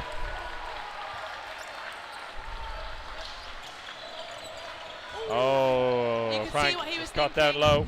Yeah. Well Stiff read. knees getting in the way there. Yeah, I think well read by Steinlechner as well. There wasn't really much that he could do, and we also have Andrew Carroll setting for the catch with 3 balls. I mean, it would have been one of the best dodgeball moments of all time if you call all 3 of them. So you can't. There's 2 balls too many, you might say, and well, it's all the 2s at the moment, 22-2, and almost halfway through this second half as well. It's slowly but surely time to start thinking about our MVP candidates, which of course the final decision is down to you. We'll be thinking about that, and with about 5 or 6 minutes left in the match, we'll be throwing those out there. And Hackel picking up the free middle ball at the start of this set. Yes, a rare Austrian win on the rush, I think there. So we saw, as you say, Austrians with 3.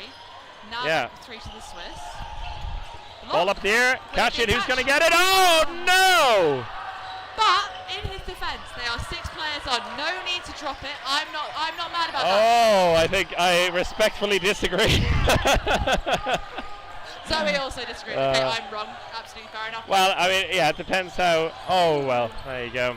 If only you could bank the catches, right? Exactly. That's a great exchange. Aigna managing to stay alive there somehow. I thought he was a dead man in the middle of the court, but staying in very well. Right, let's see where we are. Big movement, I think. A little bit of a touch there. Good honesty. Yeah, fantastic honesty from the box as well. Number 91, of course, Pasha looks straight to the box and his colleagues are like, yep, terribly sorry, mate, but that was a hit.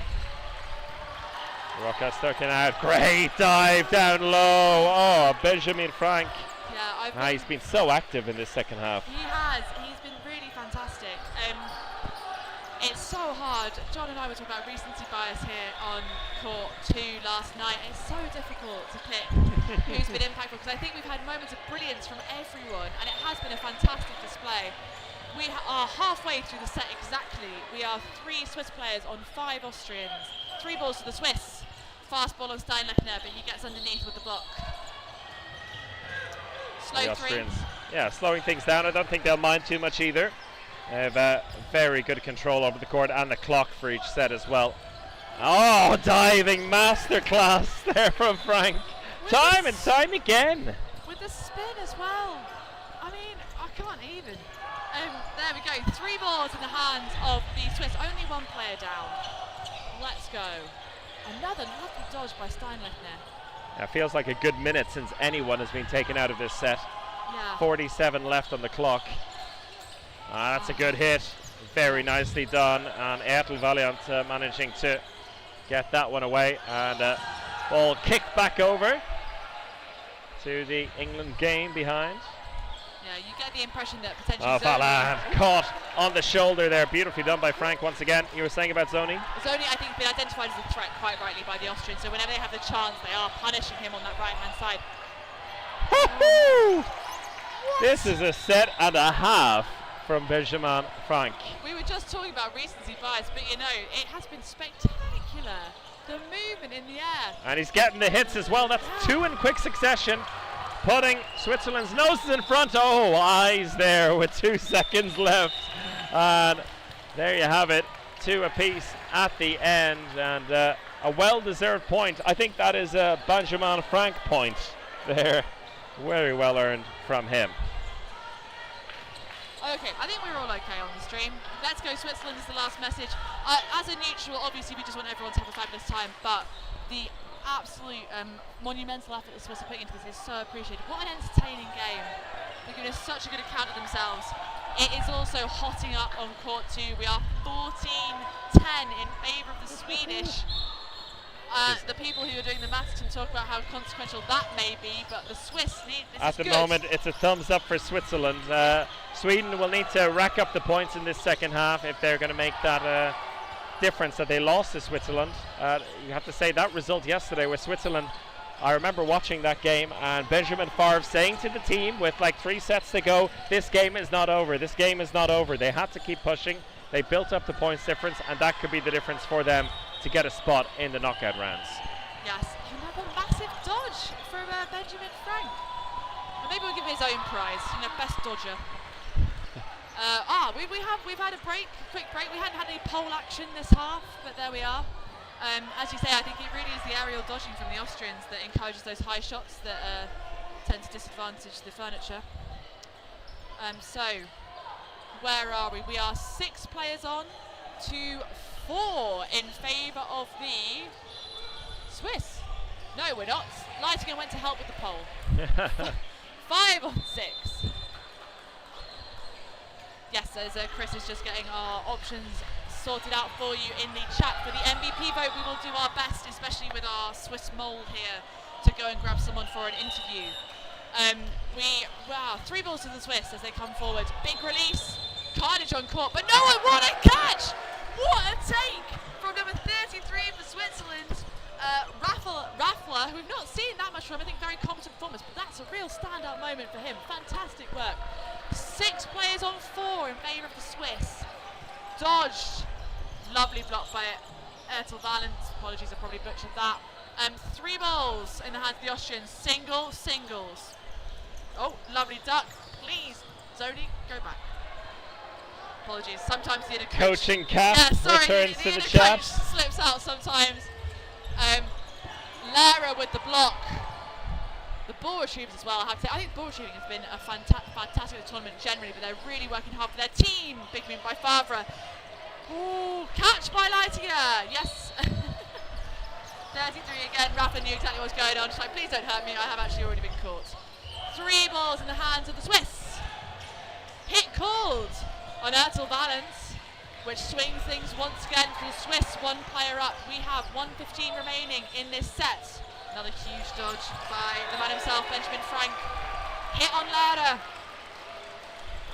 Big pressure from the Swiss, number 91, which is Pasha. Cross court is unsuccessful. Rokas with a lovely step. Really good positive plays though here for the Swiss, and a block by Zoni. Well done, sir. Go back and make a call.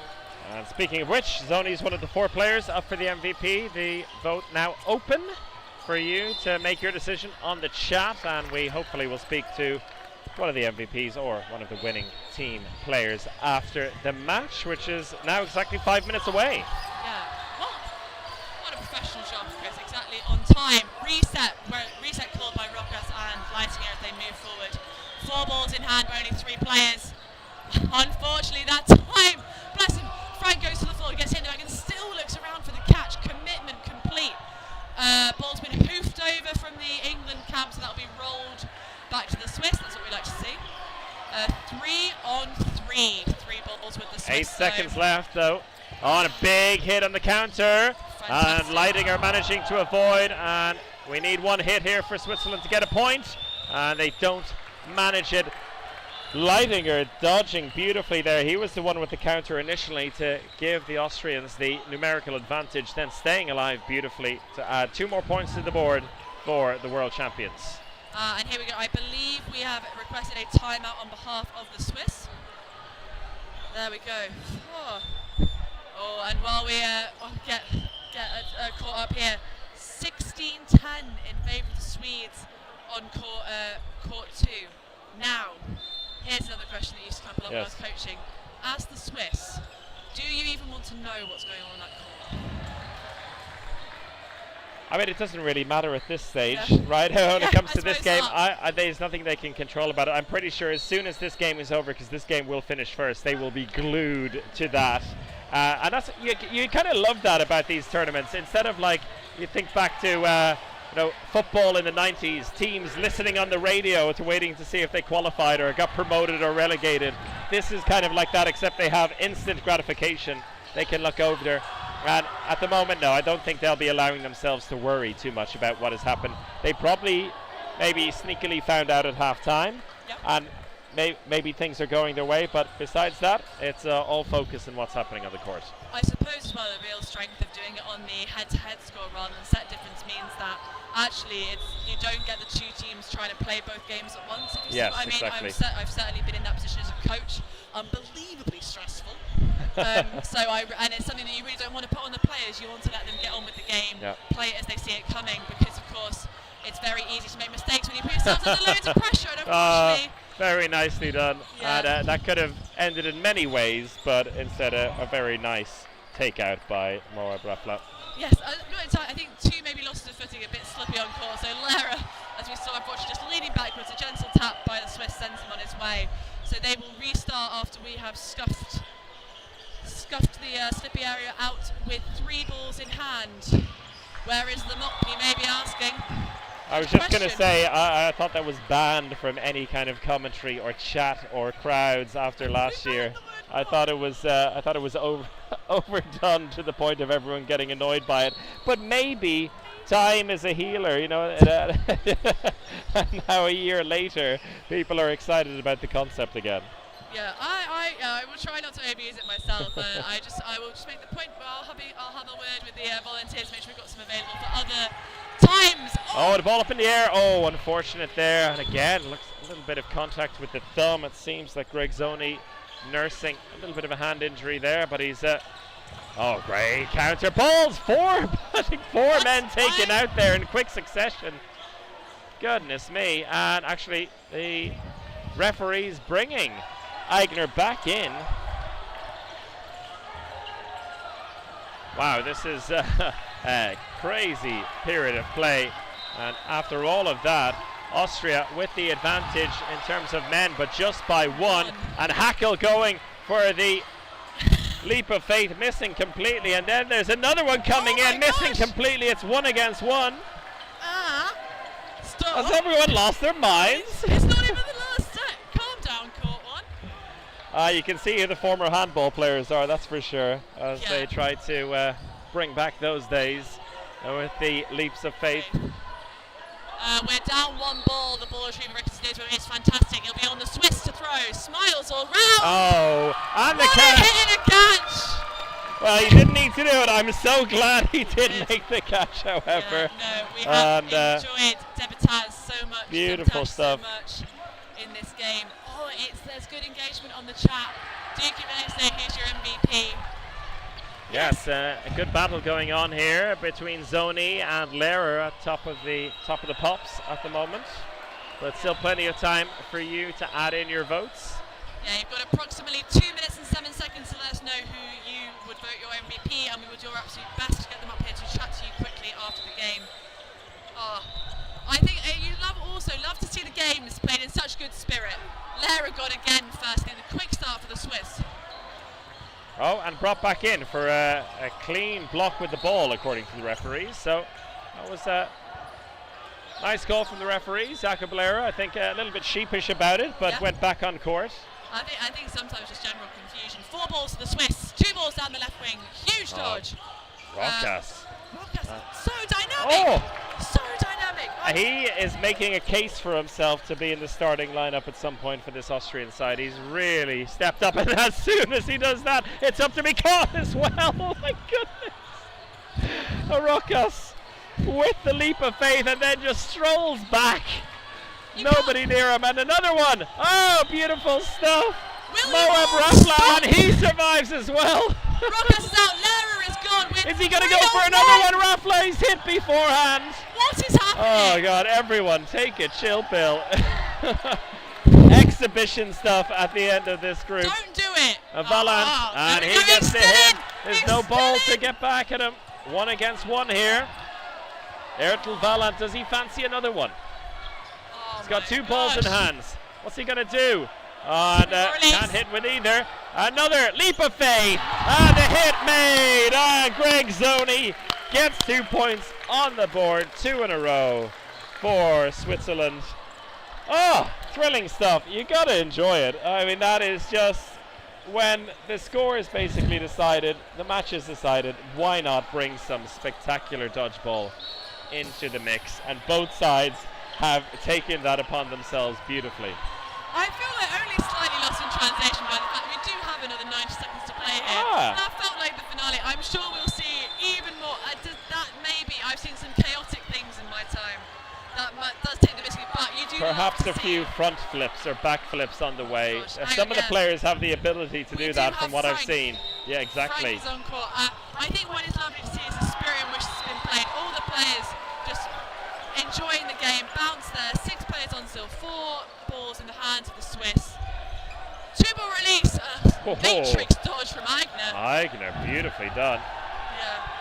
I tell you what, I have no such thing. I can't even fathom how that's done. Quickly, and then you regret it, in my experience. Oh dear. But yes. Oh, cheeky play. Yeah. I do love those as well. I mean, why not? The game is decided. The last 3 sets have been exhibition dodgeball. Yes. It's fun to see. Both sides giving each other a lot of respect while doing it as well, which I'm enjoying. Each team's giving it as good as they get, and that's when you know everyone's having fun. Which, while clearly everyone is here to get the best result they can, we do take this very seriously. Some would say too seriously, but here we are. But equally, this is about having fun. None of us here are professionals, and to see a whole court of people doing whatever this is fantastic. Michael winding up here.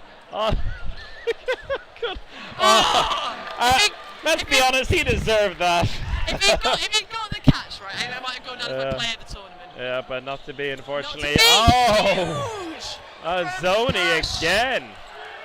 And Frank taken out in the meantime. 5 seconds left on the clock. Great dodge here as the one last twist in the tail. Catch. Oh, and slips out of Eigner's hand. The set.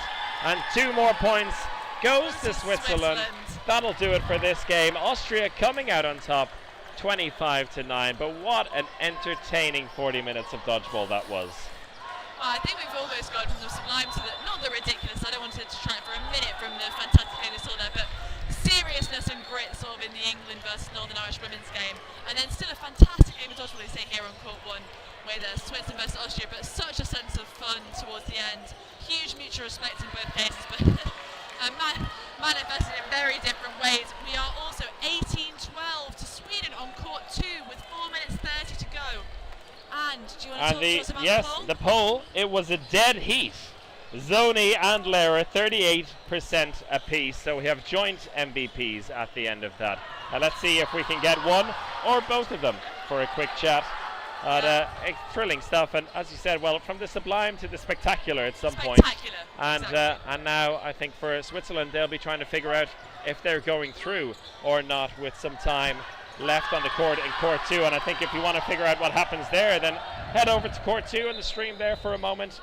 We'll be back in a few minutes with some interviews from court 1.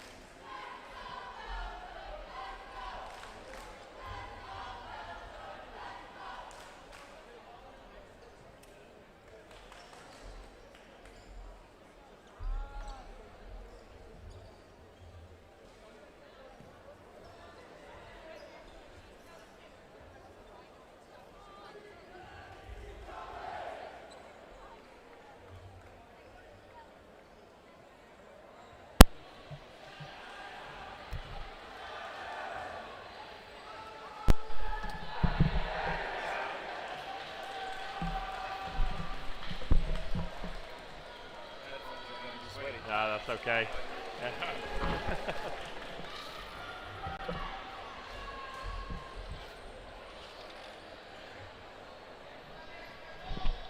Move into me a little bit here. And you can put the headphones on. It's okay. We'll clean it up afterwards. Greg Zoni joining us with some sweaty headphones in a moment, but hey, that it was well-deserved sweat. A fantastic game between yourselves and Austria. Not the result I think you were coming out for in the end, but I have to say the intensity from the team from the beginning, it really looked like you belonged against them. What are your initial impressions on the game? So we know them, they know us, and the last time we played against them, it was 2 years ago in Croatia. We lost for 1 set, and so we know that we have to be aggressive from the start. It's our last game today, so burn everything you have from the beginning to the end. And in the beginning it was pretty tough. World champion, okay, they hit I think 90% of the time, and we need to manage that, and we know that they have perfect players on the wings. So we need to play against them. How they move. Hard start. That's really fun start. Yeah, really fun start. And you kept fighting, which I think was really impressive. And it felt like you really were comfortable against them as well. Even though they were coming up with some big plays, it never felt like you were overwhelmed by facing the world champions in that case. And it showed towards the end as well, when things got a little bit spectacular, a little bit exhibition. Now you were also getting some points on the board. So do you think there are some positives from this game you can take into tomorrow and Sunday? Yeah, for sure. All the game is positive. Okay, the 5 last minutes, it's pretty fun. You enjoy the game, and both teams play like that. That's pretty cool. That's before that. Yeah, we have a lot learn today, and so we played probably better in this game, but losing that the other 2 games we had before. Yeah. Because they are so strong, they are so powerful. You have to level up your game, and that's the beauty of the dodgeball. So if your opponent is really strong, you have to level up. And so we took a lot of informations about ourselves for Saturday and Sunday. That's it, and I'm going to let you go and watch the game over in Court 2, because that has the deciding on whether you go to the quarterfinals or not. Yeah. So Greg, thanks a lot for joining us. Thank and you. Good luck for the rest of the weekend. Thank you, man. And it looks like we're going to hear from Jakob Lehrer, so he'll take the sweaty headphones from you. Yeah, thank you very much. We'll get Jakob over in a moment. He's also watching the game over on court number 2, joined by Jakob Lehrer, also joint MVP. Congratulations, Jakob. Put the headphone on. Good to see you too. And Greg apologizes in advance for making them all sweaty, but you're looking a little less sweaty. Never mind. First of all, you can move in a little bit here so we can see you. Congratulations on the win. A very strong performance against the Swiss side that came at you very hard. It was a very intense start, you might say, but taking an early lead, and it was a very composed performance from your guys. Yeah, early lead is such important, and we know what to do. We know them quite good, and they also play at a very high pace, but we like this, and it worked well. And we're just hearing some screams in the background, because it looks like Belgium might have just sneaked second place ahead of Switzerland, and that's an incredible way to finish it. You were playing in that group, you beat all 3 teams. The Belgians also quite a surprise in how well they've been in this championship. In the group stage, so it was also play against them.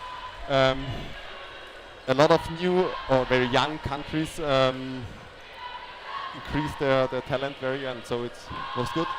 And how do you find this as coming from the World Championship last year, where you've got the championship winning team? As you said, the level from maybe the middle tier is growing. There was the shock result yesterday in the mixed as well, but I guess better to have these results happening in the first 2 days, and now you're getting a feel for what the rest of the field is offering now that you're heading to the business end. Yeah. So there was a little bit difference between the World Cup and the European Championship now, because few man player left. Yeah. So also the mixed team adjusted a little bit. So maybe this was also a problem, but I think they will make it.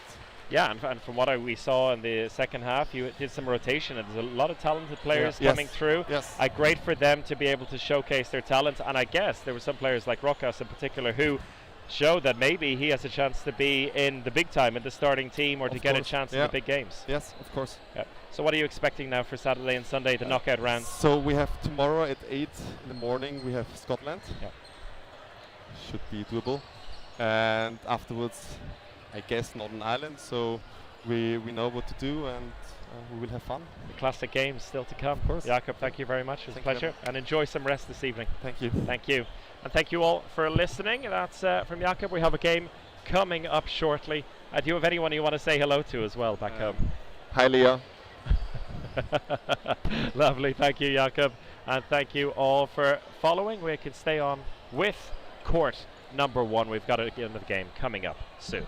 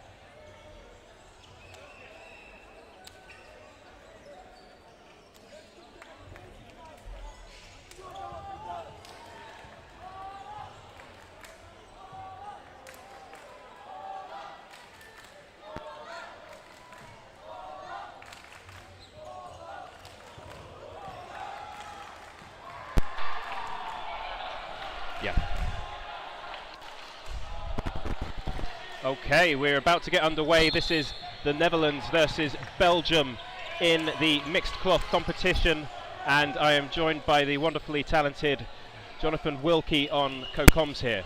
Hello. Can you hear me all right? I can hear you clearly. That's if you good. want If to you give can us a hear me. shout out in the chat about the levels of the mics, that would be super useful, as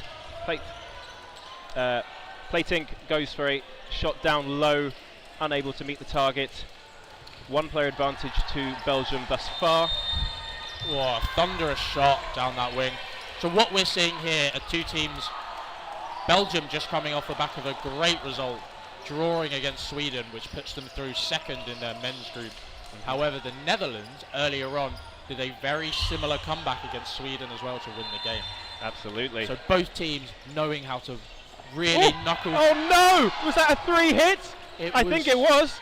It was not a triple hit. Okay, it was a double hit. My goodness. But it was a double. So time's been paused.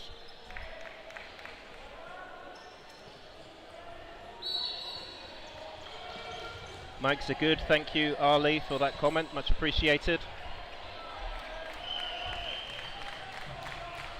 Yeah, just a confirmation about whether or not there was a hit. Line ref being very honest and asking. So if a ball hits me as a player and then bounces off and hits you before touching the ground, that means we're both out, right? Yeah, so the ball is live until it is deaded by either a surface or something that's not part of the game.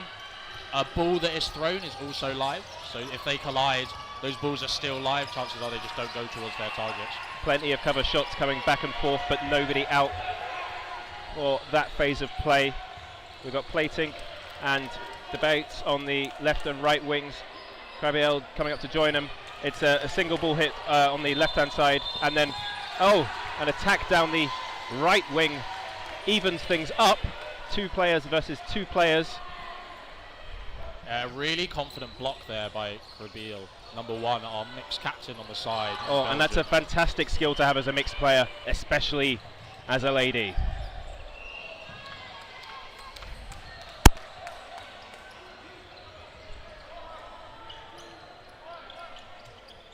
Power shot down the right-hand side. Plating going for the counter, makes his hit, secures his hit down the left-hand side, and it's 1v1 with 40 seconds left on the clock. Who will come out on top? Play one's called on Plating. Number 4, he's released one, easily sidestepped by the man from the Netherlands. He's coming up to counter again, but it's easily blocked, and he's coming up for another counter, and then a counter coming straight back. It's back and forth. He's got to the back of the court, and he's looking down on his knees to make a catch, and then just raising his heel to get up off the back line, and that final counter was the one that got him. Great honesty. Was so close to that back line. The line ref, I don't know if you can see her face on the stream, she was in awe of how close he was to that back line. She was shocked. You could see the crowd was shocked as well, but he did manage to keep those heels above that line. I think a really intelligent play there by the Netherlands player. He sets himself for a catch, which means that the Belgian player doesn't want to throw at him. He's staying around that back line. He's keeping his distance as well. I think that was excellently well done without the ball. His just movement and body language was really, really excellent. Fantastic plays, but the first points going to the Netherlands with a fantastic shot there, hitting out Cal Cohen as she made a jump to try and get over the ball. Yeah, good hold call there from the middle player, but Cal Cohen there, as she jumps, she's hit by that single. Oh, I'm not sure if that was a catch first or if that hit first. They're calling catch and out, so we see Cal Cohen coming back in for the catch, and it is 5v5. Oh, with a pre-throw early down the right-hand side. Netherlands taking the lead again. Oh! The ball ricochets up. Yes. Some thunderous shots coming in from these Dutch wingers. Yeah, was that Boomer with the counter? Yeah, I believe so. 42 on the left side of court. As Van Poortvliet. Yeah, her wingers had just retreated a little bit, so perhaps it made it a wee bit obvious who was going to pull the trigger there, making the catch a little bit more easy. Oh, down low and into the corner and able to counter, and he makes the hit there. I think a really smart decision there from Elmsma, because if he takes that trade with Plasenik, that leaves 5 players on the side of the Netherlands against the 1 Belgian player, which I think is an intelligent play to make. It just wasn't executed as well as he probably would have wanted it to be. Now, Krabiel again, one of the last players left in for Belgium. A fantastic block yet again from the number 1 and captain of the mixed cloth team. 2 balls released on plating, and then down the right hand side it's finished off as well by Van Hoogden. There's something we've seen previously is those bang bang bang sets where sometimes in Krabiel's situation there, she might not have really wanted to go for that cross court because of the context of the rest of the set. You've got the hit and you go for the 1-for-1 and it comes back and you lose the set, whilst if you had 6 players on court, that's probably the smart thing to do, but in that context it's better to just reset and take stock of what's happening on court. Well said there. Now, middle ball just about won by the Netherlands. They put the balls into the hands of their male players and they release down the left hand side, and then that was the quickest rebound catch I've seen the whole tournament thus far. Yeah, De Wild just snaps it up out the air. That's excellent reactions to take that catch. Meanwhile, on the left hand side, Boomer just getting his foot out of the way in time. Nice little hop there by number 80 for Netherlands. I was going to say, correct me if I'm wrong, Brew, but as De Wild exits to the outbox, those shoes look like the colour of the mystery machine from Scooby-Doo. Oh, what a throwback. A bit of nostalgia for us there. Oh, amazing movement on the back line by the Netherlands, and Boomer coming up court to hit out De Wilde and go ahead by 1 player. Oh, fantastic celebration by Medema there, smashing out the winger on the left hand side for Belgium. Nice lateral movements on the back line by the Netherlands there. Yeah, the Dutch team super confident in taking those trades and really just throwing when they need to. It's really smart dodgeball as Boomer takes out Krabiel and closes out the set. Really smart dodgeball and works really effectively for the team.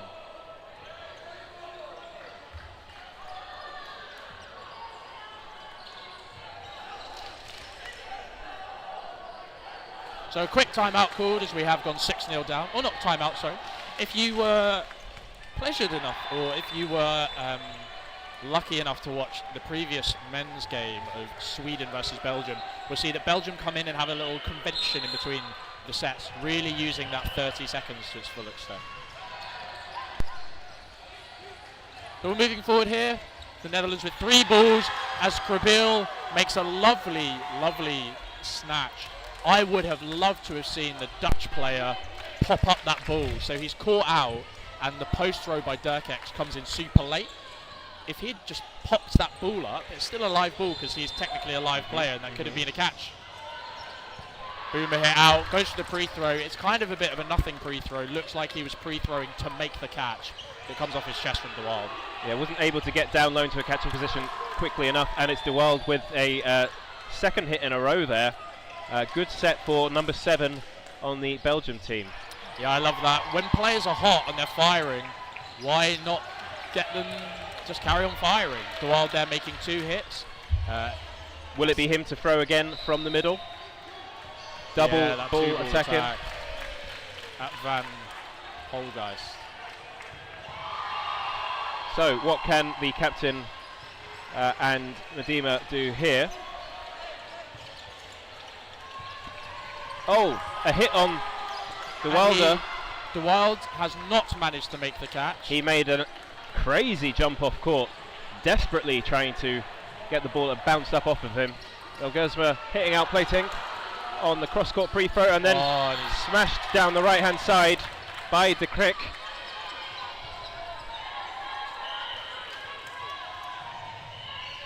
Medema throws high, De Krik ducks low. Yeah, 3 balls now on the side of the Netherlands. Medema with a lot of great arms. It's blocked back. And immediately there's a response from De Krik, but that bounced against the floor, so no hit. Oh, hit there. The tracking was fantastic. She's just monitoring where that player was moving to and followed her movement with the flight path of the throwing ball. And now she's got herself back into a 1v1 situation. 45 seconds on the clock. Bounce there, called. Can she turn this around? The star player for Dodgeball Club Amsterdam. That's a nice block ball though. She's just taking the sting out of the game now and going a bit slower. With the first 3 sets going their way, a draw wouldn't be a bad result for the Netherlands now, especially given how they were trailing just moments ago. Yeah, you can see she's quite tired in these throws. Block there. She looks like she's dropping for a catch. She's certainly tired. Potentially a substitution after this. That would be the last throw. A draw here is absolutely brilliant for the Netherlands, coming down from, I think, a 5-2 deficit. Yeah. An excellent job for the Dutch team to bring that back in the way that they did. And with the game state as it is, something I might say if I were playing dodgeball with my teammates is a draw is a win. A draw is a win because we're already up in the match, and a draw doesn't alter the state of the game one bit. Yeah, you're still looking at the scoreline here at 7-1. They were 6-0 up.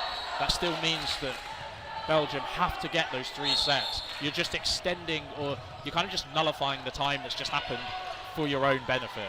Hotly contested middle balls bouncing around, but it's come on the side of the Belgium national team. They have gone 1 player up. Lots of movement down the right hand side, evading El Gersma.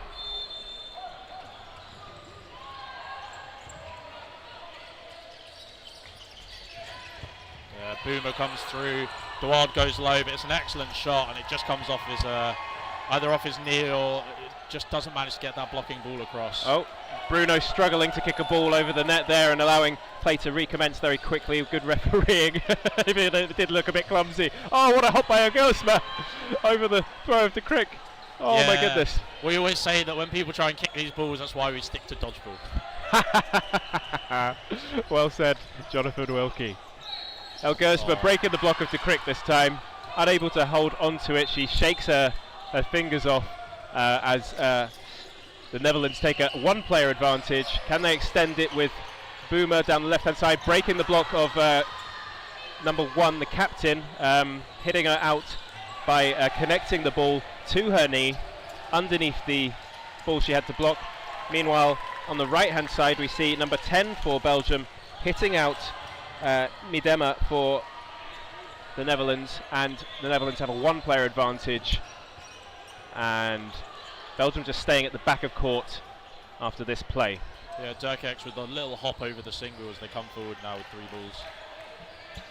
A single there from Platonik. Oh, it would have been lovely to see Dewald really go for that, because that would have been such a big play in this I think it was a good decision, because there was the cover shot coming in from Boomer, disallowing her from really making sure that was going to be a catch. Oh, really well tracked by Durkic to secure a hit on the right hand side. Now we have 3v3, and time paused. Referees just coming in to do a bit of communication about what has just happened, what they've just seen on the dodgeball court here in Limerick at the European Championships.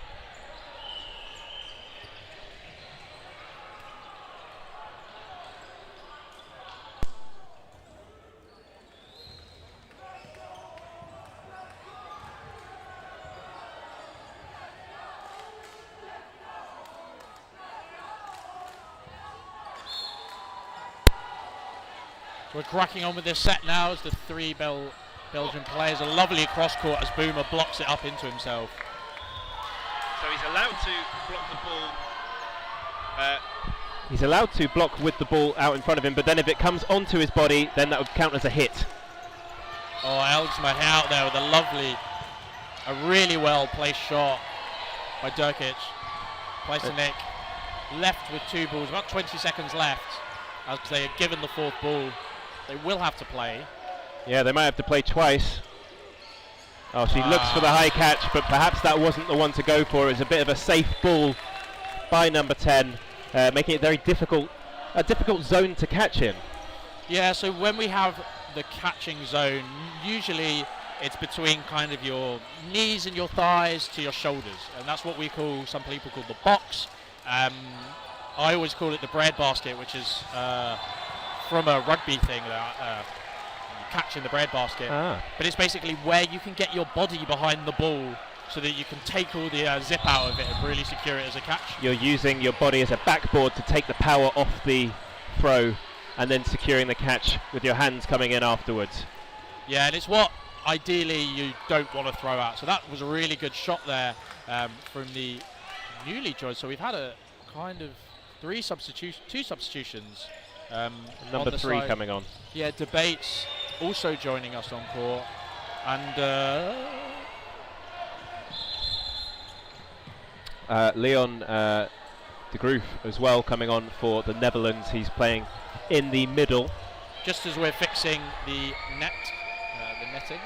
But yeah, that shot was really well placed as Medema goes low, and it's just on the outside of her body, so there's no, it's not an easy shot to secure.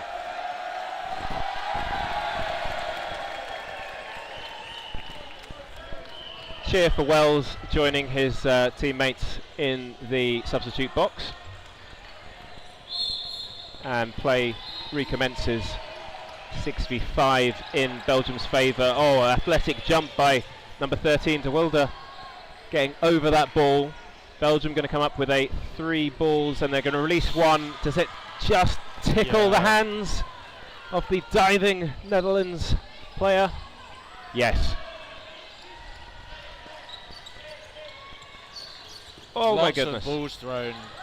And a pressure coming from the right-hand side with a very fast counter, but then he holds off a little bit. They've got play 3 called because there's 4 balls on their side. They're going to have to release 3. They all go at the captain, who unable to get away from that. He tries to kick his legs out from underneath him, but there was no way he was going to evade all of those balls coming at him. I think that's a really well done play by Belgium. They've slowly come up court. Lots of trades there. The 1-for-1 coming through. Actually, technically a 2-for-1, but the 1-for-1 of the 2 gentlemen. But they've come up slowly and taken that time before he's pre-thrown to wait for the pre-thrown and then go for the 3 balls. Loving the athletic jump from number 3 for Belgium. Loving the support for both teams in the chat also.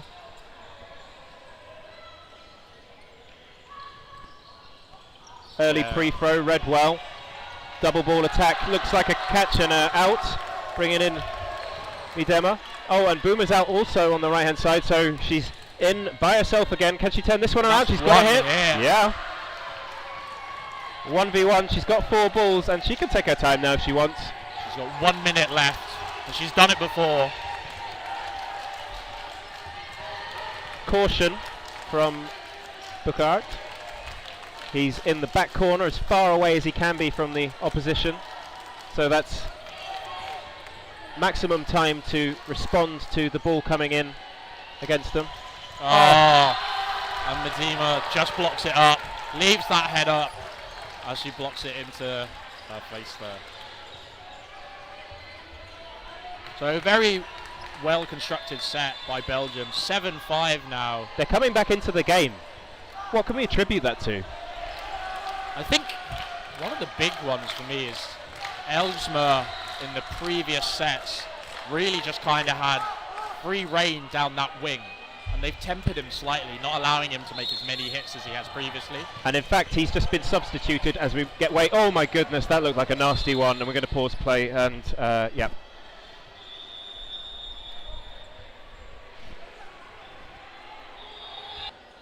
It's a good thing that we have cut away for a minute, so.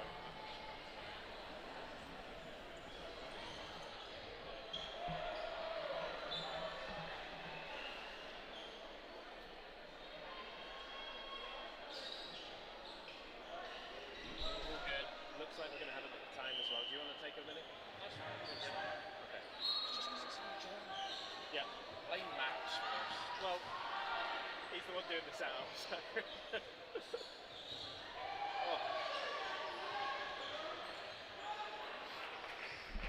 Okay, you good? Yeah, well done. Well done. Apologies for that. As we just crack on. We are just working to get the stream back for you. So back on court now. The player is in the outbox. I think she just wanted to take a moment. We'd like to cut away in those moments because we don't want to kind of show those the very low lights of the sport, which can be injuries. But nothing happening in that time. Just the initial hit, initial 2 hits. As Belgium come forward with 5 players. Good free throw there by Boomer. Oh, was that caught? What a great catch by Debates. As he was bending down to make a dodge as well, he made the catch. Surprising position to make a catch from. Yeah, really well done there. The momentum has truly shifted in the favour of Belgium. Yeah, they're up in this set. So Boomer hit out. We've got 1 minute and 5 seconds left on this half. So this will be the final set.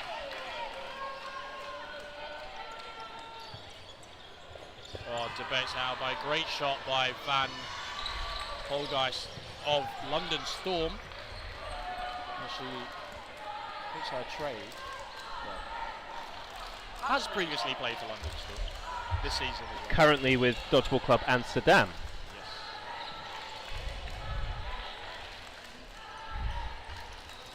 Oh, a great cross to end that set. Yes. Bit of love for Timo in the chat. If you're watching at home, let us know where you're watching from, who you're supporting, and why you love Dodgeball. Now things are tied up 7-7. And I think we will have one final set to close out the first half. So one team will enter the second half in the lead, probably, if they can get ahead in this game. And De Wilde securing the first hit, so perhaps that could be a crucial one with only 1 minute 20 left on the clock. Yeah, Visser not really managed to get into this game after a substitution. It can be really hard to get into the game. Ball just fizzes past the winger on the left-hand side, on the inside, and he lets it do so. Belgium right at the top of court, throwing a couple of balls, but from a stood-still position. Perhaps not. I'll say a great lateral there to get out of the way with the 2 balls. Indeed, indeed. Oh, a snappy pre-throw by Boomer, and running forwards, seizing the opportunity to get all the balls for the Netherlands and come back into the game now with 5 players versus 5 players. Can they go ahead? 1, 2, 3 shots at the cut. Yes, but they did the 1 initially to make him jump, and then the 2 to target him on the way down, and it's very difficult to make a catch whilst you're in the air. A free throw by Boomer, again being successful down the left-hand side, and it's 22 seconds left on the clock. They've extended their lead. They now have a 2-player advantage. Jonathan Wilkie. Yeah, that ball popped up. It would have been lovely to hear shouts of up, because I think it was the only one that hit him. So if he had reset his footwork on court and then been able to leap off court, which I want to say there was potentially enough time to do that, but maybe I'm asking slightly too much of these players as we go later into these days, and the set does go to the Netherlands. Well, 9-7. Undeniably, we're seeing some top-class dodgeball here, and everybody is putting in maximum effort, so that is very much appreciated by everybody watching at home, us here in the commentators box, and the fans on the side of the court supporting their team in the first half here of the mixed clash in the group stage of the Dodgeball European Champs here in Limerick. Netherlands versus Belgium. We will take a short break and rejoin you for the second half. I've been Brew Cousins, joined by Jonathan Wilkie. Thank you all. We shall see you shortly.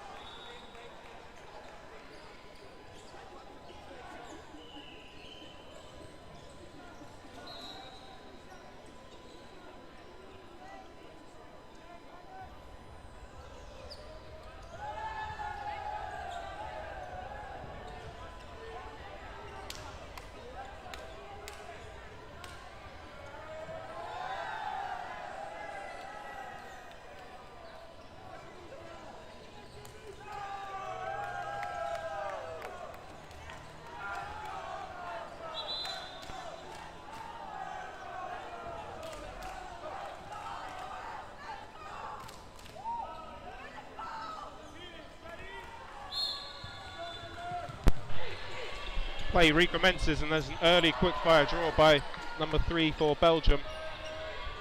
No hit made though. And we have Netherlands in the orange near side camera this half with the score 1 set in their favour. We have a new substitute, Wells, come on the right hand side, number 17 for them, and 36 Schkers as well.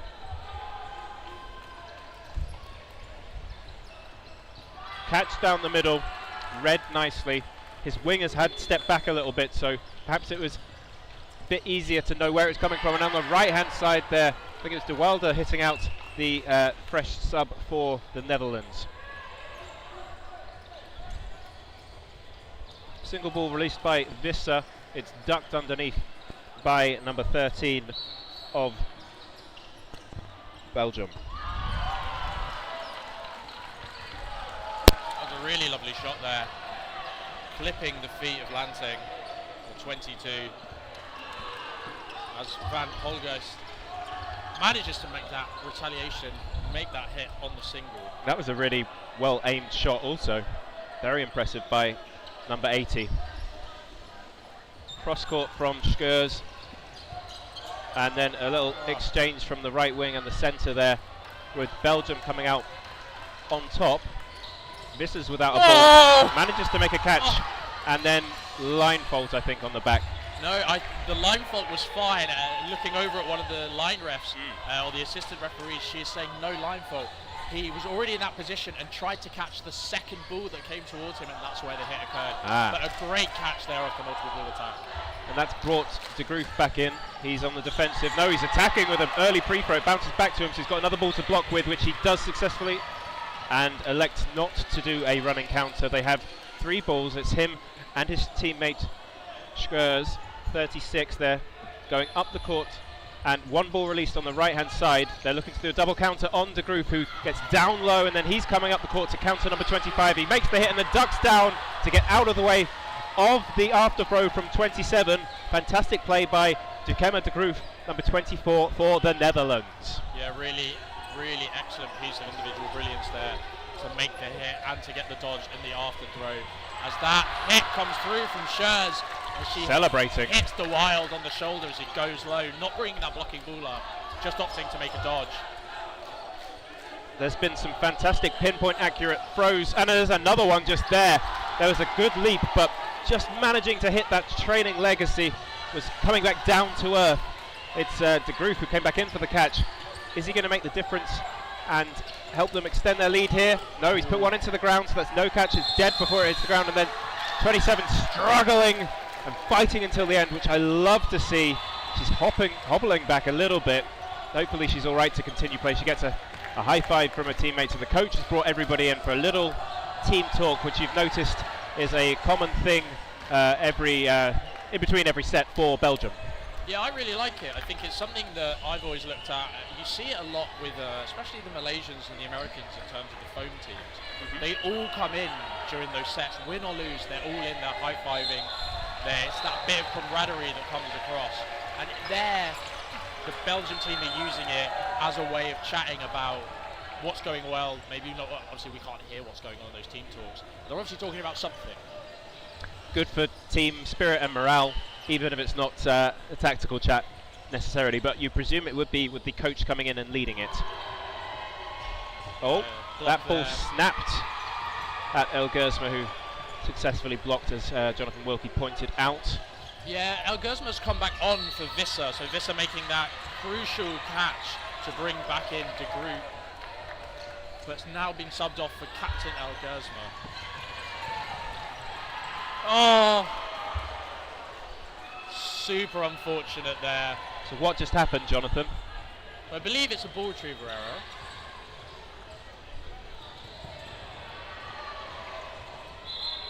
So time's been paused. And they're going to just confirm what happened, right? Yeah, so potentially a ball retriever error, as the ball retrievers are only allowed on their half of the court. As they're only allowed on their half of the court, the player has crossed the halfway line. Looked like an unintentional slip. Yeah, so he's just put himself too much momentum going forward. He's not managed to stop himself. But I'm unsure what the decision has been made. Well, It doesn't look like any turnover has occurred, so it looks like it's all play on. Okay. The coach on the side of Belgium agreeing. So What's good there is the referees communicating clearly, so the teams are in the know of what has happened.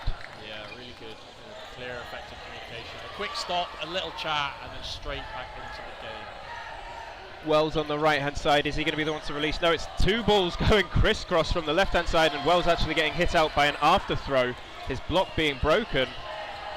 Interesting choice to go for him, because he was the one with the ball to defend. Now Belgium with 4 balls, De Groot hopping over one.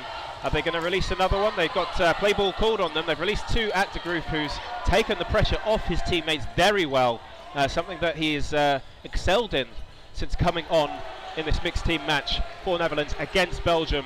Oh, tracking the dodge there. There was a fantastic jump up and to the right, but Lanting gets the hit on the trailing leg as he comes back down to earth. Gersma looking to pump some fakes in there, and he actually releases a pre-throw. Will they release 2 at him now? No. Gone for a cross court as a slight bit of miscommunication there. Just going for different targets, but doesn't seem to pay off, and also doesn't seem to negatively affect them too much.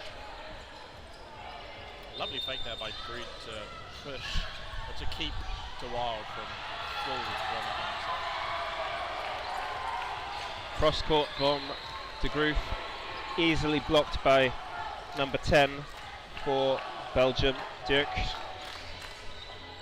And a fantastically aimed shot at 27.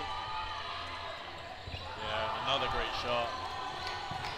But De Groot manages to get the block. He is absorbing so much pressure for his teammates, isn't he? He's taking all the heat. Yeah, he's doing exactly what his style of play really, as that massive shot comes across. He's doing what his style of play really excels at, because he's right in their face, he's surviving well. As you've said multiple times, he's just making sure that he's making the team focus on him and not his opponent, his teammates. Yes, and he's helped his team to another 2 points there. They're going up in the lead. Score now 13-7, I believe, in the Netherlands' favour. We have 13 minutes left on the clock. So just some discussions here, the coach having a chat with Henrik Bruno about some of the stuff that's happened. The coach allowed to feedback as long as it's within the 30 seconds, and of course it's respectful towards the referees. Yeah.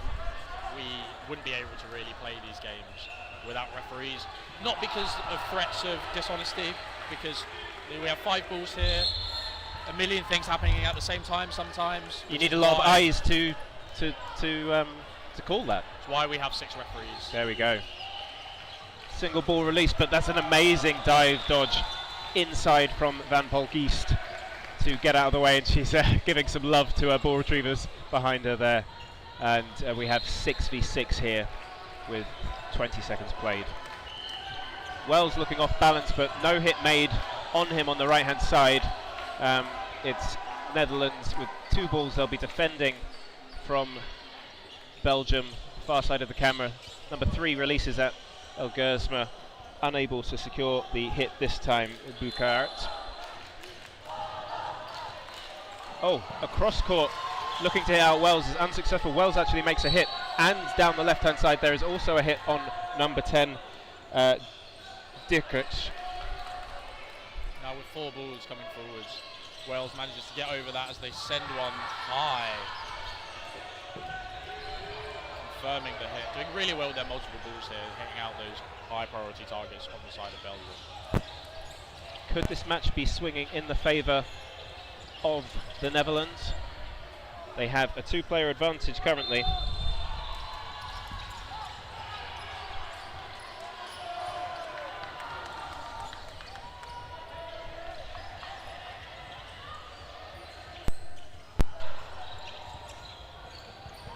Number 13 trying to get a catch, and meanwhile on the right hand side De Wilde hitting out Wells.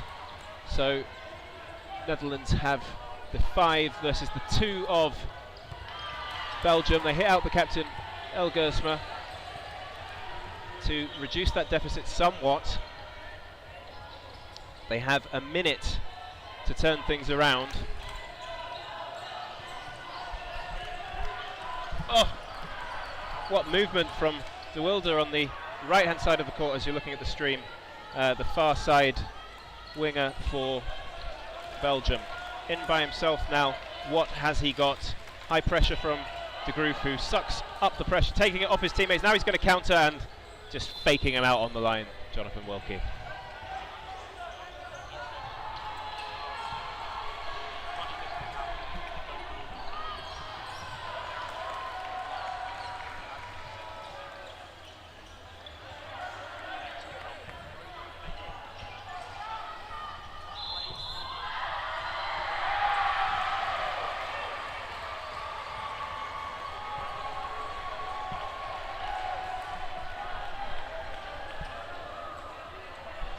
Might we be seeing two players to be called out for not throwing in time? Potentially, but I'm not sure it should be because they had 3 players come up, the player was out on the standing front, so the play ball out by 1, and they did throw one ball. So I don't think it should be.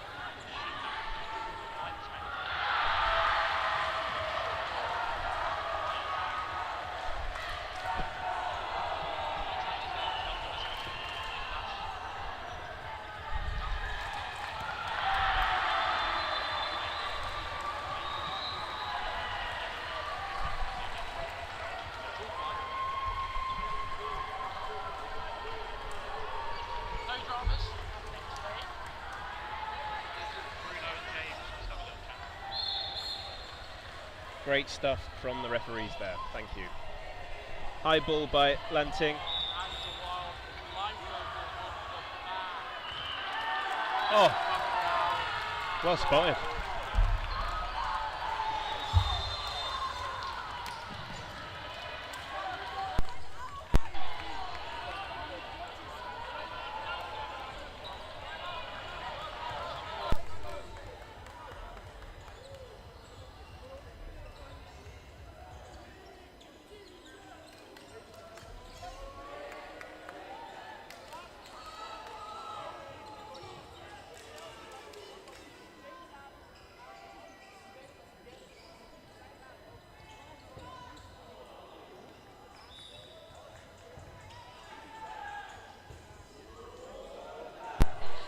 Yeah, some fantastic support for Belgium in the chat. Lots of people cheering them on from home. Let's go Belgium. Go, go, debate. Love. Lots of hearts. Oh, fantastic. Some love for the coach there as well. I love to see that. Yeah, loads of support about the home team. Really active. Loads of messages and lots of stories on Instagram. We all feel like it sometimes. Today, day 2. So we're lining back up after that time now.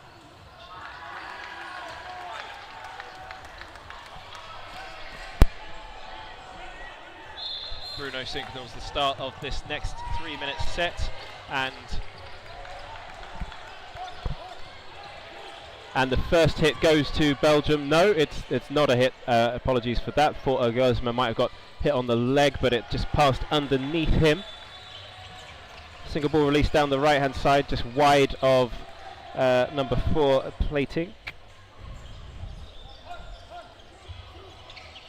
Oh.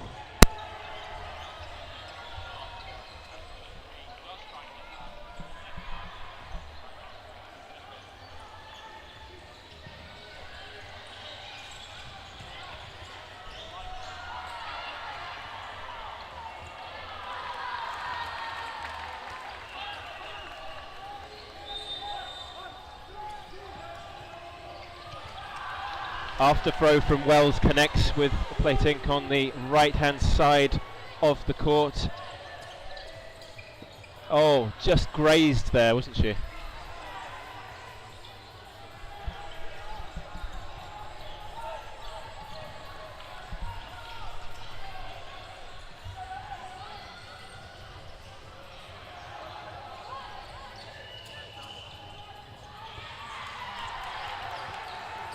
Skurs made herself a small target, but it was an accurate shot that hit her then.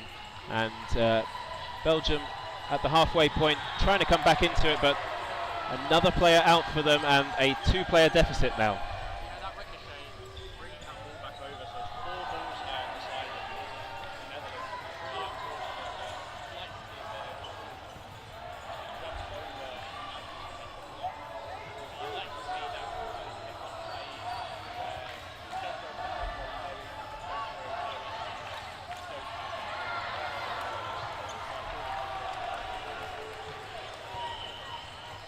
Nice honesty by the Netherlands captain there.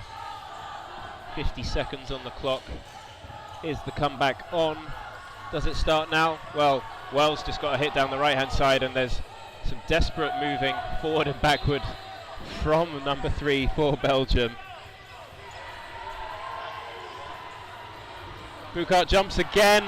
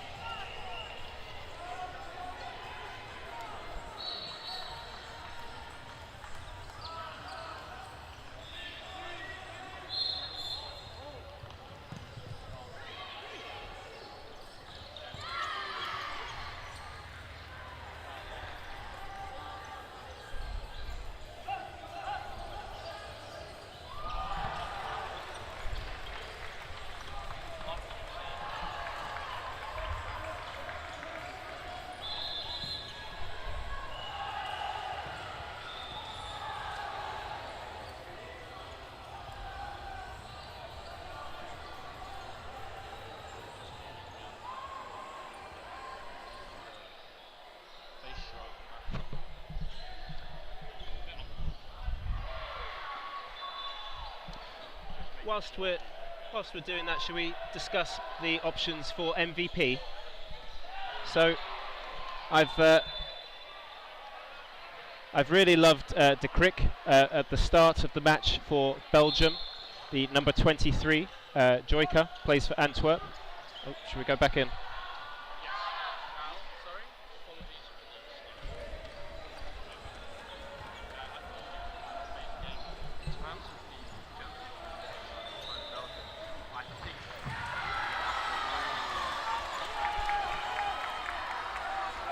Yeah.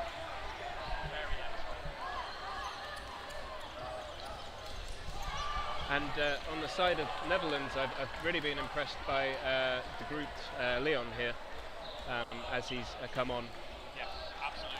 The amount of pressure he's alleviating that side. And on the women for Netherlands, your number 80 here, who's currently on the right-hand side, has done some really accurate throws and some dynamic two-directional dodges as well.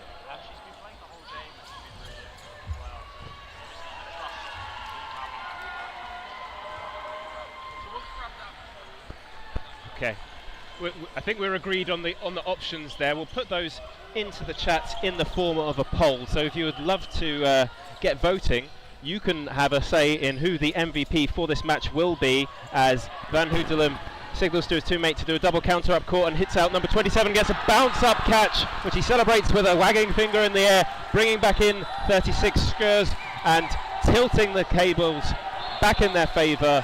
They are leading 17-7, and now they have a 3 versus 2 advantage. 25 pausing up court because he thought he was going to get pre-thrown, doing a little jump and then resuming his attacking play. He releases on Van Hootelum, manages to hit him out on the toes, a very accurate shot when he was given a very small target, with Van Hootelum just sort of crouching in the corner and making himself as small as possible. That ball bounced on the right hand side, so no hit on number 13. 2v2 with 30 seconds left. A hit on the left hand side, secured by number 25 for Belgium. That is Brian de Bayet. And a nice block at the back of court. Running counter met by another block. Single ball thrown, and there's going to be a double running counter. She's bravely stayed up court, but it's the right hand side that takes her out. She shrugs it off though, gets some high fives from her teammates. They know that the win is secured here in the group stage game against Belgium in the mixed cloth category at the European Dodgeball Championships here in Limerick. Are you okay?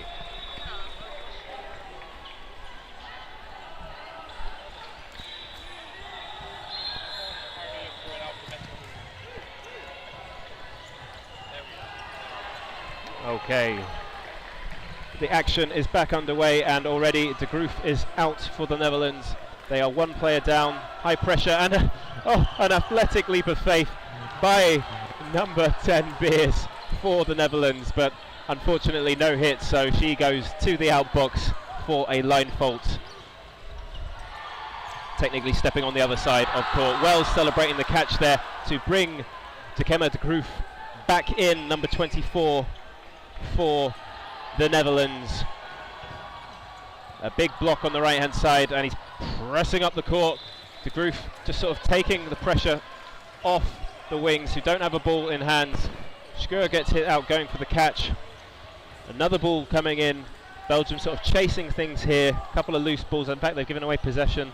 4 balls to the Netherlands. They might be able to press home an advantage with a leap of faith on number 23. It's successful, but Force trying to counter, and he gets out Van Hoedelem instead. Boomer celebrating the leap of faith. She gets to come back in because she successfully hit somebody and returned to her side of court. Will she be targeted now? No, they target Tekema De Groot, who dives down low and left successfully. Boomer hit out on the right.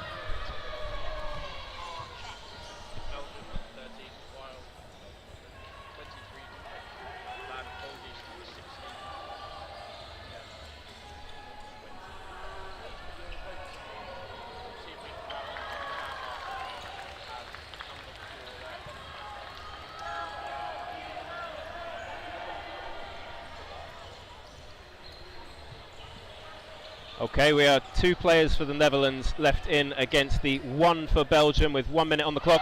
Oh, an incredible jump catch, which Jonathan Wilkie almost celebrates himself there. He loved that play, didn't he? Oh, Wells with a successful counter. I think that might have been a line fault before the catch, though. The referee has seen it. My goodness, what drama. What drama.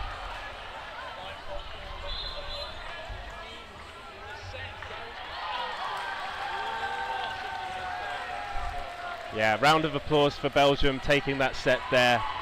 Probably one more set, so please get your votes in for MVP in this match.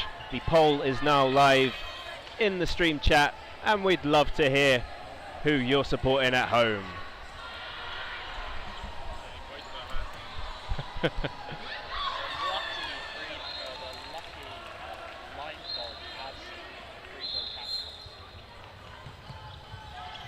Middle ball just about won by De Groot.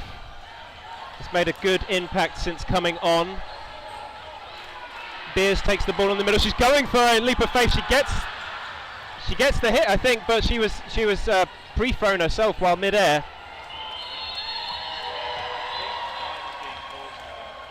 Maybe it wasn't a hit because she was hit out mid-air, so she didn't actually release the ball before she was out. That's what you think's happened, eh? Yeah, so it looks like that's what the refs are going to discuss. So this is something that in our Northern Ireland version we've had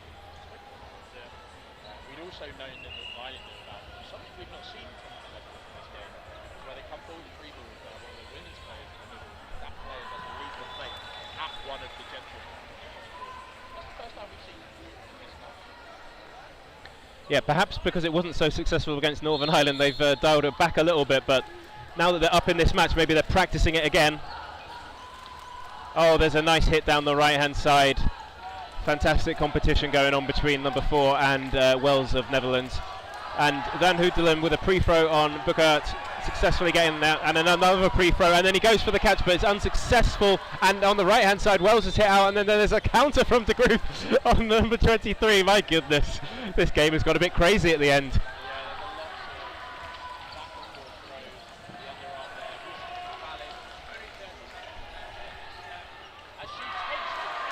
Ooh. Wow. Even though the game has been done for a while, the action has not ceased for one moment.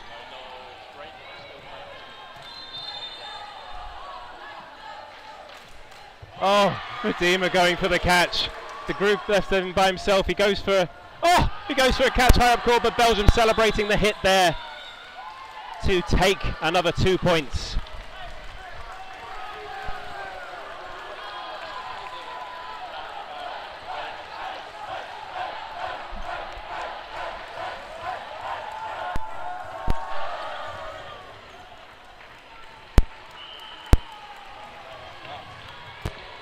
We figured it out. Yeah, that's my bad on that one. But yeah, great performance by the Netherlands. Belgium in it all the way. We thank you for voting in the chat with the Belgium player De Wild grabbing the MVP. We'll go and grab him now, and we'll see if we can grab one of the Dutch players as well. Thank you very much to Jonathan Wilkie for some fantastic commentary there.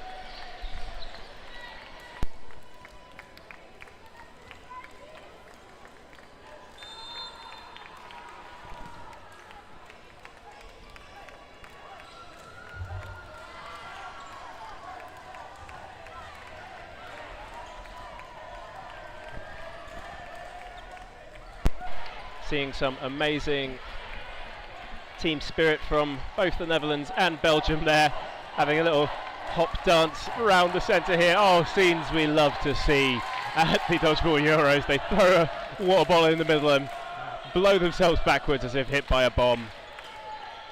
What fantastic celebrations from both teams at the end of a well-competed and spirited game. Getting the thumbs up from the Netherlands there, who have done fantastic to come away with a 17-13 victory over Belgium. As mentioned before by my fantastic co-commentator Jonathan Wilkie, we're going to be trying to get some players up for interviews, so stay tuned for that.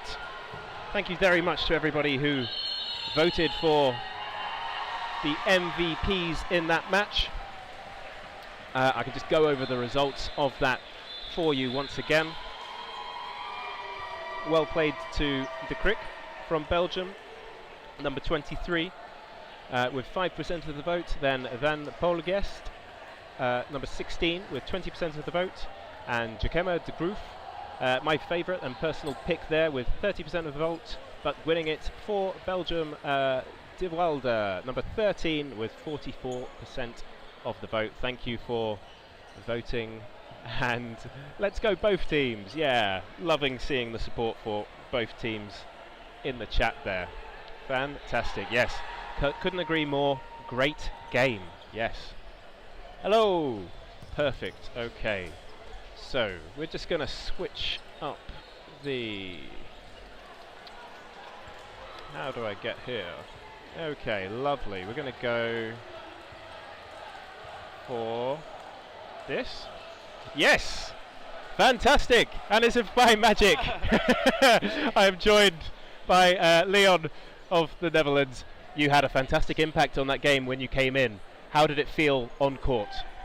Yeah, well, it was a bit stressful, to be honest. I wanted to perform. We needed it for continuing in the group stage and getting the second spot in the crucial game. It was crucial, so I felt the tension. You know what? It didn't seem like it on court. The way you were playing out there, you were taking the heat off your teammates. Whenever you were on the ball on the wing, you were coming up and taking the attention of the other team as they were coming forwards, so that they would target you and not any of your teammates who didn't have the ball with which to defend themselves. Yeah, that was the plan, and actually I had to improve in that a lot, because I tend to walk myself dead from the corner, like running up and thinking too little. And in the training sessions to the Euros, I practice a lot on that. I had every training session in my head, don't walk myself dead, but keep the pressure. I know I'm a good dodger, so so that's really focused and intentional training when you're going into the training sessions, working on what you need to improve on, and you've just delivered here on the biggest stage in the European Championships. It's nice to hear from you. Congratulations on an amazing win. Thank you. What got you into dodgeball in the first place? So I'm a PE teacher, and Mika, who's still in the women team, oldest player of the Dutch team, number 2. She's retiring this year, but she was a handball player, and she got some fun, like dodgeball tournament playing somewhere, and people of the dodgeball squad saw her and invited her for the team, and basically she founded a club in my village, and I know her from she's also a PE teacher from the PE teachers. Oh, amazing. So there I started the training in Haarlem, helping that club building up, and I like it so much. And now my whole life is dodgeball. Oh. My wife is from the Austrian Yes. team. And know, what is the dodgeball scene like in the Netherlands? it's building. We have like 7 clubs. Last year, for the first time, like first and second league, also for the first time, not only mixed but also a women and men league. That was really important also to perform here in the other disciplines, because if you train just mixed in your country, you miss out on some extra tactics for the men or the women. 100%. So I think that helps a lot as well to perform better on the international stage right now. What can you do if you're in the Netherlands watching this and been super impressed by the team and inspired and are interested in getting into dodgeball? Where should they go? In the Netherlands, look up Dodgeball Netherlands and you find the website where all the different clubs are. All first training sessions are free actually everywhere. You can just try it and enjoy it. It's super easy to join. Sometimes it feels scary because there are people throwing quite hard, but I think every club, all over the world, thinks a bit like this is a starter, we don't throw full at his head. Yes. So that's, I think, important. We often give beginners an extra life so that they can practice longer and stay in court longer. Yeah, that's a really good introductory sort of role, isn't it? Yeah. I think it's really open, and I hope people dare to just contact. There are a lot on social media. And get in contact, and you can get a training session and test if it's nice for you. And I think it's the best sport. There's so much in. It's tactical, but also just throwing at people is fun. Yes. Well, we can see, and we saw the passion on court, and we can hear it now with this interview. Thank you so much. Surely an inspiration to all those young players out in the Netherlands, I'm sure. Thank you very much, Leon. And nice Good luck in the knockouts. Cheers. See you. All right, fantastic. Thanks, I'll say guys. goodbye to Leon now, and we're going to welcome on number 7 for the Belgium national team. If I could just ask you to place this on. Yeah, but that's all good. And we have the man of the match, De Wilde. So congratulations, you've been voted by the public MVP. How does it feel to get the MVP, but to not quite win that match, a close game? The MVP is of course nice, appreciation. And the game, we knew it was going to be tight. Yeah. Played them at record games before, and it's always been tight. We've won some, they've won some. On the Worlds again, played them again. We play them very often, so they're like somewhat friendly rivals. Yes. We are neighbors. We often see each other, and this time, unfortunately, they got away with the win.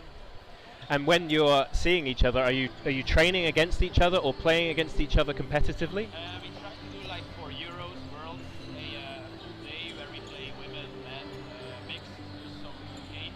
Last year for Worlds we did the training, this time we only did the games.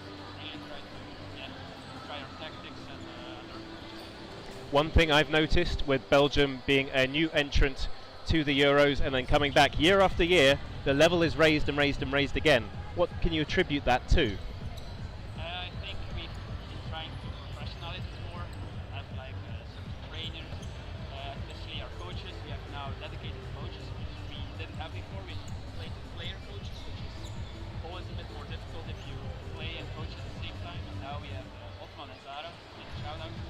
Our coaches who are just dedicated to coaching. We have our analysts now, also observe, so we're trying to really professionalize it a bit more, and I think it shows in both our women, our men, and our mixed men. 100%. So building up an experienced team behind the scenes to help the team perform on the court. Yeah, because now we have our analysts who give feedback between the matches, and we try to change our game style, which is often difficult if you're like on the field as a coach. You don't see everything, but as an analyst, it's like some kind of a bird-eye view.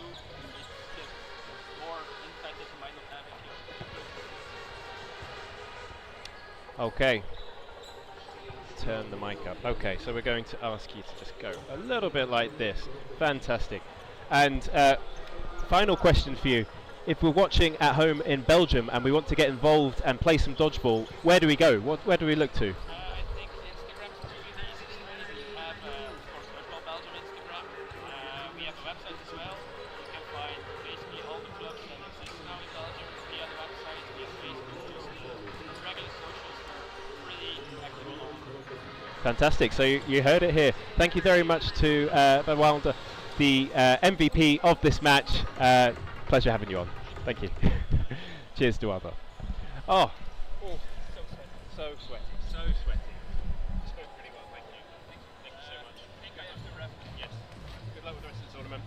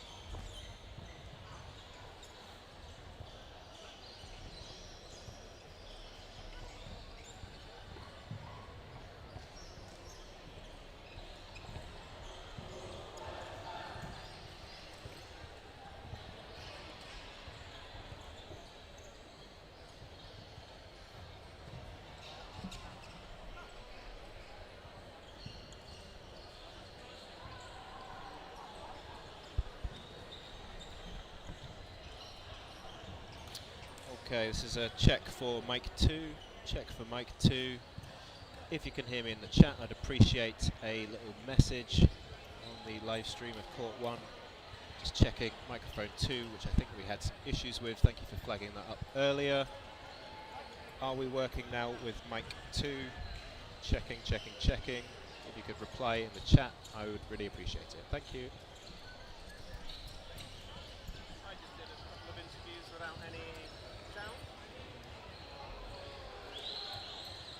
At least I figured out swapping over the screen, so that's an improvement. It's this one you mute up here, and I was like, where's the mute thing? And then I realised it too late as well. But thankfully people were communicating with me, so I'm trying to look at the positives, but they were really great practice for everyone. Yeah, exactly.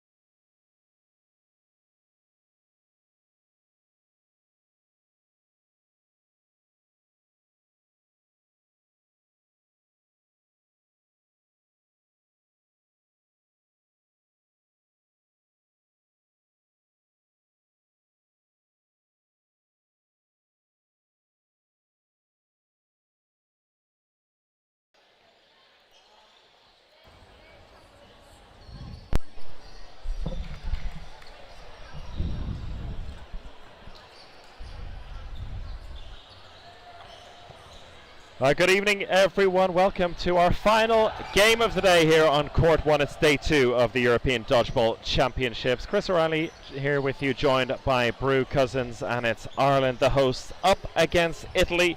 It's the final game of Group A in the men's cloth competition, and a must-win game for the host nation as they look to qualify for the quarterfinals against an Italian side who sit top of the group at the moment. A thrilling way to end the day, and I'm pretty sure that Brew Cousins is looking forward to it as well. I am so excited to be here with you, Chris, and we're going to go through the team sheets for you now.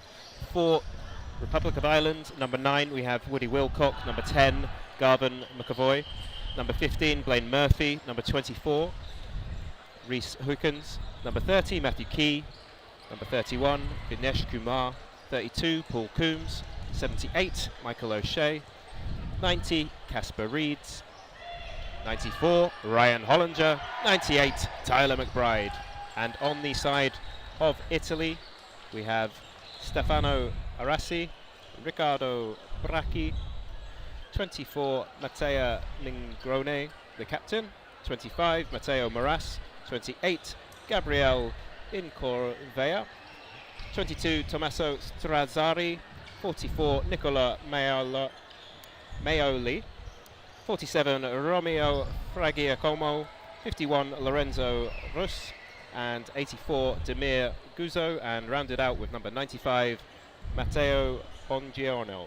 And a buongiorno to you. And looks like the Irish are going into really deep team talk here before we make our way onto the court. The Italians ready for the high fives before the game. Ireland taking their time before we dive in to this match.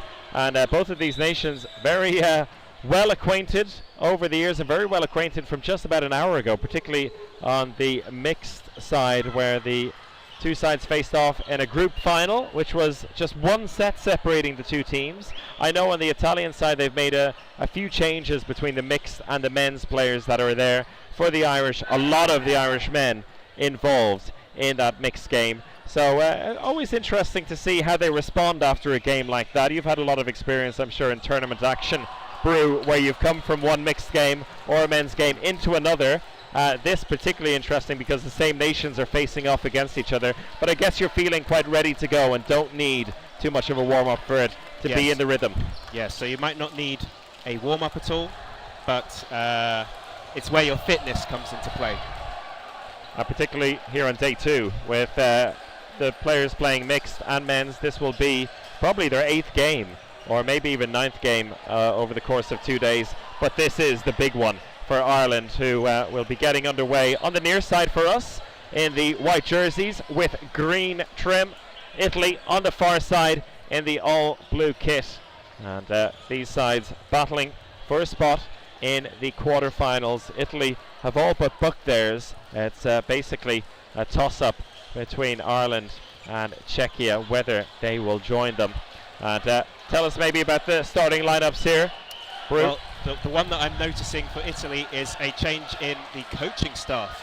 The star player of the last few Euros for Italy has been Edoardo Giselli, and he's now the coach. So it'll be interesting to see who could become a rising star for the men in blue, the far side of camera, as we get ready to get underway. And there has been a lot of talk about this youth in the Italian side. The third ball from the rush won by Ireland, and a chance for them to make a little bit of an impact early on, particularly with Hollinger and Woody there on the right hand side. Key missing that shot out in the centre. Italy pushing back straight away though. High pressure from Woody on the right hand side. 2 releases though. Perhaps that was an accident, as Hollinger's looking to say sorry to his teammate there. They have 4 balls now, Italy. What can they do with it? They're going to release 1-2 at the right hand side, but McBride makes a fantastic jump up and to the right to get out of the way, and just borrowing a bit of space from his teammate Woody to stay alive. Oh, and a catch attempt from Coombs, no good, but it's a trade. Maioli taken out as well, so no real damage on both sides, 1 apiece. All the balls to Italy though, and they fire 2 at Woody, 2 at Hollinger. They managed to connect with Hollinger on the left-hand side of the court. Player who's just moved back to Kapow after playing for Crossfire for many years over in Northern Ireland. And it feels quite important for Ireland to keep Hollinger in for as long as possible. He's a player who really seems to grow into sets and grow into the match once he gets a chance to roam a little bit. But Italy, knowing that full well and taking him out early. Key with a nice strike, just 1 in off the wing there, left hand side, number 8 in the white and green as you watch. Oh, and a fantastic shot by Huskins, just hitting them out on the knee as he spread his legs wide. I think he wanted it to go through the legs, but it wasn't quite there, so instead it was a hit. There's a counter on the right hand side, doesn't quite connect with Woody's shin as he hops, skips and jumps back to the back of court, and then they press forward with 3 again. Just over 70 seconds left here. Another hit and a chance for Ireland to put the squeeze on the Italians. Off to a very bright start, knowing that they're the side who the onus is on them to make things happen early doors. Woody deciding, rightly so, to calm things down and take the full 3-man attack. Simple block down the left hand side, but the block was actually broken down the right hand side. And Woody is out, and also we're seeing number 24 for Ireland go to the outbox now. Key's urging McBride to throw. Is he going to get back in time? Yes, he's blocked safely. Great blocked. Just over 30 seconds here, 2-on-2 situation, going down the left-hand side, leaving themselves exposed a little bit, and that's both men out. Italy from 4-2 down, taking 4 men out in quick succession. The referees, I think, just going to check whether that is in fact a legal hit and whether the set is over or not. A little bit of confusion there, but I think it was pretty clear double hit on the far side. There's some discussion between the coaches as well. We'll see how it all transpires. Yeah, whenever there is any confusion, what we tend to see is the referees coming in to a huddle, just discussing, so everybody can say what they've seen and come out with what will hopefully be the right call for the play that has just transpired. It looks like the call is that Italy won. So from two-man disadvantage, being 2 against 4, they've turned that around really well, taking 4 Irish players out in quick succession. Textbook stuff from the Italians to take the opening points. Team's ready, and off we go. The middle ball won once again by Tyler McBride, number 98. Another player for Capow, I believe, in the Northern Irish Leagues. Woody releases one inside, and there's a double running counter on Key, who successfully gets back and makes a block and almost stumbles as he presses up the court to keep the Italians on the back foot. He's come back, and now they're going to make a set play with Hollinger and Woody on the ball either side of him. Woody releases one inside again. And a catch from Woody. On the backtrack as well, very impressive. A tasty catch it was. Oh, and a fantastic pre-throw and a catch for Key. That's all happening now, putting the pressure on the Italians now. Woody picking up that loose ball. Good work from Hollinger to come cross court, knowing there was no danger opposite him to secure that ball for Ireland now with 4 balls. Choosing to release 2 at the wing, a safe call, but they've got 6 players in, and it's on Italy to turn things around. With only a minute gone, half of their team has been decimated. Always interesting in these situations whether Ireland try to play it smart, play it cool, but there's a long time for Italy to try and turn things around, and shots like that, clipping Hollinger on the outside, very frustrated with himself, but a good hit from the Italians to cut the deficit. Nice movement down inside, but not enough there. Coombs picking up the loose ball again. A few of these bounce backs favouring the Irish so far. That one over the top, and Woody, excellent double block. Yeah. What he's done there is he's baited the balls really well. He's come forward and he wants them to throw at him, so now his team has 4. Can they release a multi-ball attack? They can, but they don't quite get it, and then Woody goes as well. Late ball, it could be trouble here, and McBride taken out. Yeah, he took the heat for his teammates there. Perhaps a bit more calm from Ireland is what is needed to close out this set with 1 minute left on the clock. First minute went the way of Ireland, second minute went the way of Italy. How will this final minute go? Woody probably making the right call there not to force the issue. They are 2 men up. Call was yes, and the hit was Beautifully made. done. Huskins on the right hand side with Huskins on his jersey. Huskins by name, Huskins by nature. Maybe it was just a printing error, who knows, but the key thing is that he gets that hit in, and Ireland get their first 2 points on the board. A very even start between these teams. What I loved was the communication there. For the double running counter, he was saying, yes, we're going to go. That was really affirmative, and they both went at the same time, managed to secure the hit on the outside shoulder of the player. Getting ready to go again, and it's Tyler McBride winning the middle ball once again. Back to Key. They're going to take a little pause to get the ball back in. They now have 3. There's high pressure from Italy on the wings. Oh, an invalid attempt, and then one thrown inside from Hollinger. Bounces back to them, so they have 4 balls now. Ball passed across by Italy. The call stays the same well though, blocked. and that's why you pass the ball across, you see. The call might have been to go for the free player without a ball on the left-hand side, and then you switch the play so that you're able to use that ball to defend. And I'll ask you a little question about that once this play is over. A big catch from McBride in the meantime, and that is what he's there for. Brilliant stuff.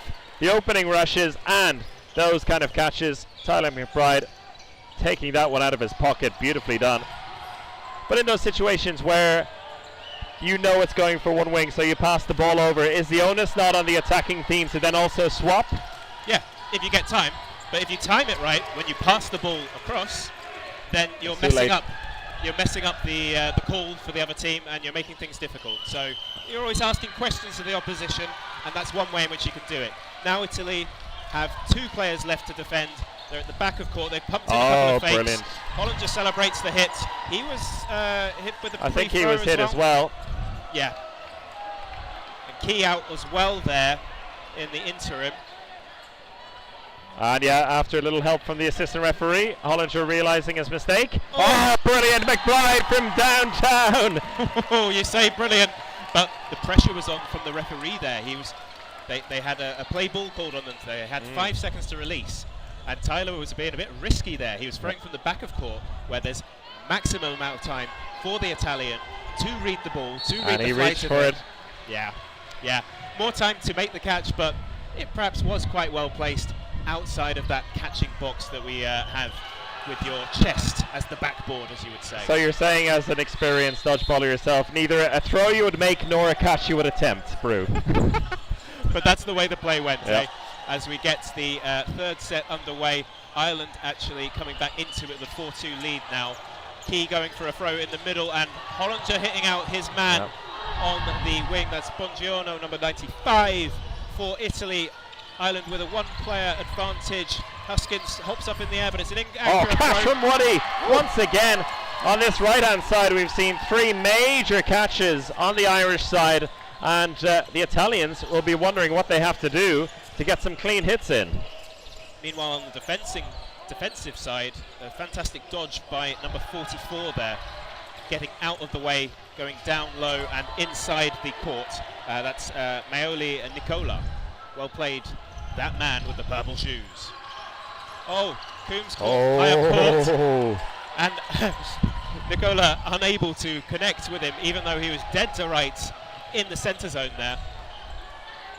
It's going to be interesting to see how Italy respond here. After a very good start, they've been drawn into playing Ireland's game at the moment, it seems. The Irish are setting the tempo, and it is a young Italian side, as we've spoken about. Their star player has turned into the coach, and we'll see how he can have his influence over this team, who once again are in a man disadvantage. Yeah, there was an exchange on the left-hand side, Hollinger for his counterpart on the wing, and then we have seen another hit on the left-hand side, Key going out, but on the right-hand side of the court, as you're watching the stream, there was a hit on the Italian number 44, I believe. There's Maioli, and another exchange, but Woody coming out on top in that one, and he's really winning the right wing battle at the moment, is Woody. A 4-1 situation for Ireland as they try to finish out another set. McBride going for another one to the left of the shoulder this time, not able to get the failed catch attempt. Brilliant job of staying alive. The bounce as McBride collects that ball. Ireland with 50 seconds left in this set. It's theirs to lose at this point. Early pre-throw, read well. They're going to see if they can get the 4th ball in time. Maybe go with 4 now. Huskins coming up the court. 1, 2, 3. There you have it. Ireland coming out flying here and opening up a real lead for the first time in this match. A 4-point lead for Ireland as we are now into 10 minutes to play in the first half.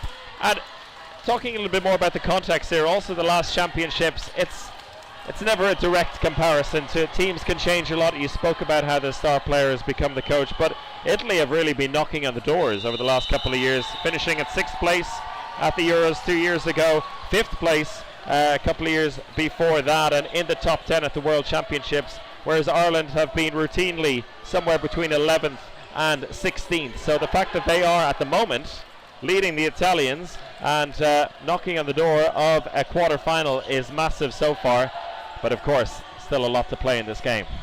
Yep, and they're used to finishing high as well. Their women's team has typically always been a really strong contender in the women's division in cloth, especially in Europe. They've highlighted number 9 for Ireland on the right wing, Woody Wilcock, I think it is. That's it. Plays for London Storm in the English Super League and has helped them to perhaps their strongest ever season, I think finishing 3rd this time around. So coming off a good season, can he carry that form into the tournament and help Ireland get out of the group? McBride not going for the middle ball there, and instead Hoskins goes for it and does his leg on the way up. he diverted his path, and maybe that was what did the ankle there. Yeah, thankfully he was able to get off court quite sharpish, and maybe a little bit of a shock going through his system there, but he seems to be okay. A little bit of an awkward move, of course, going for the number 2 ball, shifting out to the right hand side, and that also puts Ireland in a bit of a tricky situation, having lost the man and just 1 ball in possession. Yeah. Italy going to come forward and claim this one. No, they're going to just throw the balls at Hollinger. Takes all the heat for his team. They've got a 2-player advantage now, Italy, and Woody is hit out. That's the that is what can happen when you're playing such a high aggressive stance with 2 balls there. Coombs gets his man in the centre, trying to get a hand on it, but ends up getting knocked out. So Ireland down to 3 men at the moment, but 3 balls in hand. Yes, and oh, that was a close one for sure. Going 1 in. Oh, McBride. 2 players out there. Coombs unable to jump over the ball, and McBride you saw as well. Yeah, McBride getting the block in, but losing his balance. He was trying to stay within the court, and it wasn't the shot that got him, but instead over the line. Key, the last man standing, didn't last much longer, and Italy striking back very well. That timeout for them working a charm. Yeah, it was the 2 balls that are so well timed that did the last player in for Ireland. Very difficult to make a catch if the 2 balls are on time and on target. Interesting to see how Ireland respond here. They've got a couple of big players on the bench as well. Casper Reeds on the right wing. Garvin McAvoy can also play on that wing, and they have played a lot for the team, both on the men's side and the mixed. But Rhys Huckins, after his little slip at the beginning of the last set, straight back in, so thankfully no serious injury for him. Plenty of aggression on court, but no hits made in the first 15 seconds here. Ireland leading by 2 points still. Nicely done. Woody moving into the centre, which is quite interesting. Oh, and Hollinger out again. And his eye off the ball just a little bit. And that's a hit out. Excellent stuff. Orazio was so focused on taking the man on his wing that he was caught out by the cross court. Ireland switched on here. 2 balls thrown down the right hand side, and a fantastic dodge by 25 Matteo for Italy. They've got 3, they're pressing up the court. It's going to come from the left hand side, and there's a pre-throw on the right hand side of Ireland. So Italy with 3 balls again. No players out from that. They go for beautifully done. Yeah, they go for the hit on Woody. He manages to catch and then loses his balance to go off court. Meanwhile, Key on the left wing with the pre-throw into the centre throw for Italy, and taking his man out as well. So Ireland with the player advantage once more. Coombs looking for a quick response, manages to just about stay on court. Yeah, lost his balance there, perhaps put his throw a bit off target. Key thing for him and for Ireland now is to keep the men on the court, because McBride they have the 3-man advantage. McBride setting himself for a catch, sorry Chris, and it bouncing off the floor, so of course that's a dead ball, no outs from that one. A lot of love coming in on the chat as well for this match. A lot of Irish fans, some Italian fans in there as well. Keep the chat coming. It's a big old game here, a must-win for Ireland to qualify for the quarterfinals of this championship. And the hit and catch from Huckins. Bringing Woody back in, and now they have 6v1 with 1 minute left. How will this be played out? Nicola Maioli all alone. He's taking his time to survey his options. There's not many. Smart play. Get 1 man out. Woody trying to take him out. Great dodging again, Maioli. Wry smile on his face as he manages to escape, but then stepping off court. I'm not sure if there was an uncertain call whether he was hit or not. It might have been that one of his ball retrievers saw that he was out and told him to come out, and that was an honest play. Or Good it might honesty. have been a tactical thing in that they are down in the match and he's got such a mountain to climb with as 1 player left in by yourself. It's really difficult to do a turnaround unless you have 2 players on court, because then with 2 you can do a double running counter. With 1 it's super hard, especially because he had the whole Irish contingent to break down. Very interesting point, because that's something I think a lot of people only think about in the context of the second half. Not so early in the game that you want to be managing the time like that, but clearly the Italians with their heads switched on. Great hit by Huskins, 24 for Ireland, and that's a high percentage shot that I like people going for. Middle player targeting a middle player. The person straight in front of you, the person closest to you, the person who has the least amount of time to react to your throw. Woo! And he does a fantastic split jump there. The ball sailing underneath his legs. Vignesh Kumar has come on the left wing for Ireland as well. Nice cross court, just missing. Huckins with the block, and there we have McBride popping that ball up, but nobody there to make the catch for him. So an evenly fought set here. Still early days, but a few outs on either side. Huckins taking out Kumar with his shot just a little bit low. And trouble here as two men going for the ball in the middle, leaving Woody exposed. Italy coming up with the free ball press. There's a cross-court free-throw from Coombs. It was red, and now they're going to release 1-2 at him. The first one connects, and Key goes for the attack on the right-hand side. I think I want to see a bit more calmness from Ireland in these sets, even though they have to win this match. It seems when they're a player up, Brew, that they have that calmness and security in themselves, but once their player's down, like in this situation, they try to force it just a little bit, do you think? Yeah, and perhaps it's better to take your time and wait for the right catch if the catch comes in.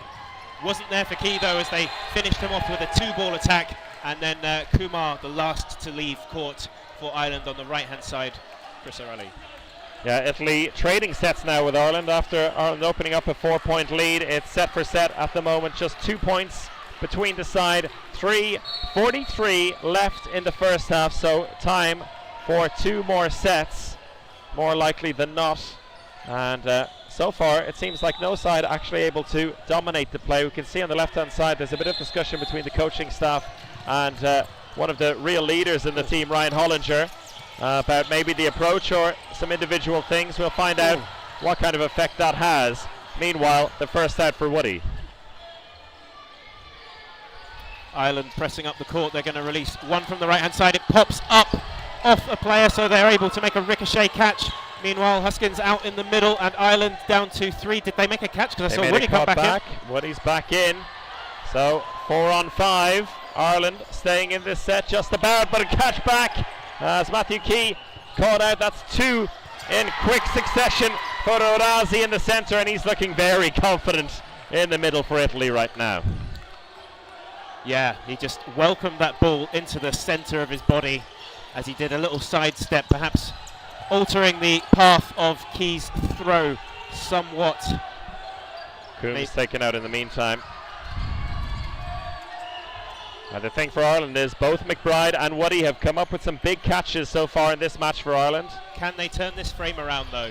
Woody with 2 throws on the right hand side. He's going to get countered now. Slips out. Didn't quite get it there. But he was baiting that really. He wanted to get 1 ball coming at him because that's the biggest chance he has of making a catch. Now Tyler McBride is going to get double counted. 2 balls fired in at him, and he jumps off the back of the court. And they're calling for a bit of a break in play now, I think. Yeah, I think he's going to be substituted off. He's just off the camera there. I think he seems to be okay, but asking for a substitution. Landed on his back, and with that, Italy getting 2 sets in a row, so we're all square on the scoreboard. There's still 1 minute 50 left in the half, and although Ireland really set the pace at the beginning, it feels like Italy are growing into this match now, Brew. Yeah, there's been some great catches from the middle players. So Ireland really need to focus on the power and accuracy when they are targeting the middle players of Italy. Perhaps they want to choose those players who haven't made the catches to be the ones they want to target. That's a good approach. And Blaine Murphy coming into the action. O'Murchu on his jersey. Very popular player for the Republic of Ireland. And a chance for him to make an imprint here with 1:34 left in the half. We'll see if Ireland can respond. They do get the opening rush there, an unchallenged 3rd ball. Kumar, Key and Woody pressing up the court with 3. It's going to be released from the right-hand side. Oh, was that a double hit? It was indeed. Well spotted by the assistant as well. Kumar diving down to the ground in the middle of the court. just about managing to get back safely thanks to the cover of Huskins, number 24. There was some fear in the eyes, I tell you, as he looked around at the Italians, waiting for a shot to come his way. Excellent dodge, meanwhile, by both Key and Huskins. The ball going through both of them. You love it when it's an over-under like that. Now, Murphy on the left-hand side, but it's released from the middle. Oh, Huskins. dear. Yeah, there was no pump fake in time from the rest of his teammates there, so perhaps the catch was a bit easier to read. Riccardo Bracci doing a good job. It was a very clean throw in a way, and those, no matter how hard they can be, times easier to catch. Kumar fell victim to a pre-throw. Meanwhile, Woody hit out his man on the right-hand side, so Republic of Ireland with a one-player advantage. They throw one ball down the left, and then there's a running counter, which Key is able to and Murphy, avoid. In the meantime, stumbling over the end line, trying to get back and hustling a little too hard. Oh, a nice pre-throw down the left-hand side from Nicola, meeting the mark, putting Italy in the lead. Two-ball attack on 21. They managed to secure the hit. Coombs jumps up in the air. Looked like he was heading towards the ball, but didn't quite get him. And it's Great 2v2. control. And the crowd noise is really picking up. 2v2. The ref blows the whistle for the end of that set, and that is the end of the half. And things are tied up 9-9.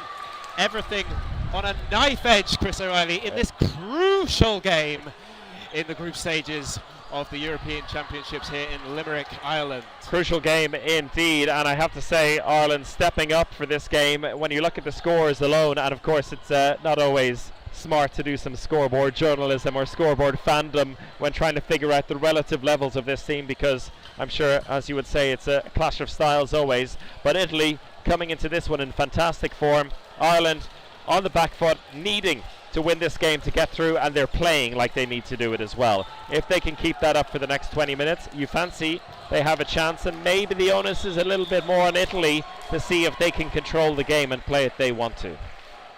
Yeah, is the win crucial for Italy? Are they going to top the group regardless, or do they need that win to ensure first place? That's a good question. That I will figure out for you exactly, because there was a draw between Italy and Czechia yesterday. So if you'd like to do a little bit of talking as well, or perhaps we'd go into the halftime break and I can check out the scores and give you a breakdown just ahead of the second half.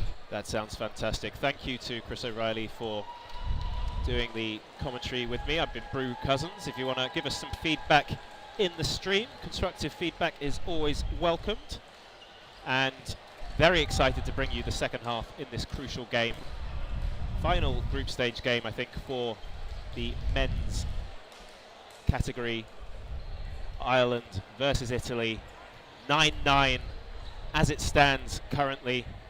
There will be another 3.5 minutes in half-time before we get underway again in the second half.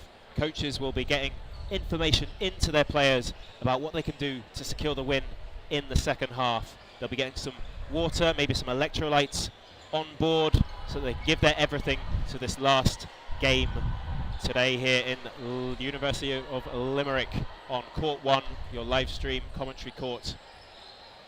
And I can give you a little bit of an insight then into the group, thanks to Dodgeball.ie. So as we said, this is the last games of the group here. We have Czechia and Italy currently top of the table with 5 points apiece. Ireland 1 point behind them. Now Czechia at the moment will be battling away in their final game against Slovakia. Based on what we know, we can check the score as well. Czechia should pick up the 2 points there, moving themselves on to 7. So Slovakia, a new entrant, one to of the new new European entrants. champs. So it's very difficult to pick up any wins as a new Indeed. entrant. You're learning just how high the standards can be for the first time. And they'll be looking forward to the games on Saturday and Sunday. I think they'll be targeting some opportunities to get some points on the board there. However, that does mean that this is practically a straight shootout between Italy and Ireland. Wow. I said at the beginning, it's a must-win for Ireland, but it is not technically a must-win for Italy. A draw, as it stands right now, would do for Italy to finish in second place. A victory for Italy, depending on the amount that Czechia win over Slovakia, could get them first place, but the key thing is finishing in the top 2, getting a spot in those knockout rounds on Saturday. So if Ireland win, they're through to the quarterfinals. If Italy draw or win this one, they are through alongside Czechia. So at half-time we could say it's 9-9 to Italy. Exactly, exactly, and it is looking like it could be that close towards the end. And what more do you want as a neutral on the last day of the group phase to be this tight? I'm pretty sure a lot of the Italian and Irish fans in the chat here on YouTube and also in the University of Limerick arena are not hoping that it goes down to the wire. They want a nice comfortable victory in the second half, but the way it's going right now, it does not look that way. I think it's going to go down to the wire, Chris, with both teams fighting tooth and nail to get out of the group and get as far as they can in this competition. Thank you for all the lovely feedback on the first half so far, and a lot of nerves flying around there, a lot of love coming in as well for the commentary. Thank you for that, and we'll have a chance in the second half for you to get involved, as well as we will have the MVP vote towards the end of the second half. A couple of players from each team will be nominated, and from there it'll be down to you to decide who gets the nod. And as we're just about to get ready with the second half, any players you'd like to highlight as potential MVPs, Brew? Well, certainly on the side of Republic of Ireland, I think Woody Wilcock and Tyler McBride have been the standouts for me, with several catches to their names. Indeed, and on the Italian side, we mentioned the catches. Arazi in the centre, the number one, and Maioli very active as well, as we're ready to go with this second half. It's Italy on the near side, as you see it on your screen, in the all-blue kit. Republic of Ireland in the white and green, winning that third ball. And Woody thinking about a quick throw off at the beginning, but calmer heads prevailing. Single ball's going to be released by Key. It goes for Guzzo, who just left his hands out, caught in two minds. But you're not going to make a catch with your hands dangling out to the side. We call that fishing. Murphy unable to jump over that. He just didn't really tuck his legs up out of the way. And also 25 hit out for Italy. So Matteo Moras was brought in, also being punished there. So 5 players for Ireland, 4 for Italy. Already a number of men taken out in these opening exchanges, and there's another one for Italy who's out. Ireland off to a strong start here in this second half. De Laurentiis. Oh, Razi. Nice. Was that a bounce? Woody thought he might have got the hit on Orazi, but agreeing in the end that it did bounce. Meanwhile, you mentioned the pre-throw. Yeah. Pre-throw is when the team approaching with 3 balls has a ball thrown in at them as they are about to release from the defending team with 2 balls. Ryan Hollinger back on the court, back in the action after the little pep talk he got from the coaching staff before half-time. It'll be interesting to see if he can get into the game and dictate it in the way that we know how.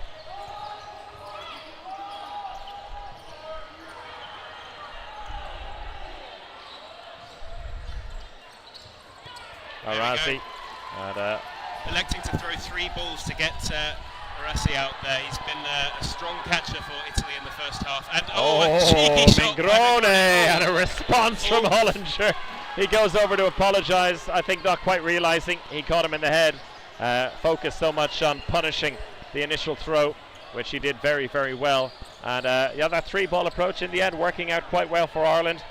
You can give the Italians as many balls as they want, but when it's one man throwing them, they can only throw one at a time. Well said there. I want to see a big second half from Ryan Hollinger. This could be his last ever game if they go out at this stage, so let's see what he can give to the team. He's been given all he can as a coach. Now he's playing as a player, gets out Maioli at the start, gets the first hit of this set. They go up in the second half, and they go up in this set as well. Key searching for a hit inside. Cross court from Moras. Hollinger. He was distracted by number 47, De Laurentiis. Yeah, it was fantastic. fantastic. There an early pre-throw on Arazi? No, didn't quite hit. Woody hops to the side. Arazi gets a catch. Another catch from Arazi, the number 1 for Italy. That's 3 in the last few minutes for him, picking up where he left off in the first half. Republic of Ireland coming up with a 3-ball press, and then there's a counter by Moras. Gets Woody off balance. He's asking if it was a hit. Referees didn't see any hit, so he's playing on. They've got 4 balls now, Republic of Ireland. Now, what will they elect to do with it? What will De Laurentiis do? He will just stay back and block. No, he won't. Double out. Yeah, out on the left and then out on the right. Now, he didn't quite block it, actually hit his arm. Now, you're allowed to block with part of your hands. Your hands are part of the ball in cloth dodgeball when you're making blocks, but if it hits you higher up on the arm as it did then, you are out. Oh, and they managed to catch McBride as he's jumping down. He can't move when he's on the way back down from a jump, and that's the perfect time to hit him, as they did. Perfect timing from Maioli. Lovely done. And McBride maybe trapping himself a little bit with that early jump.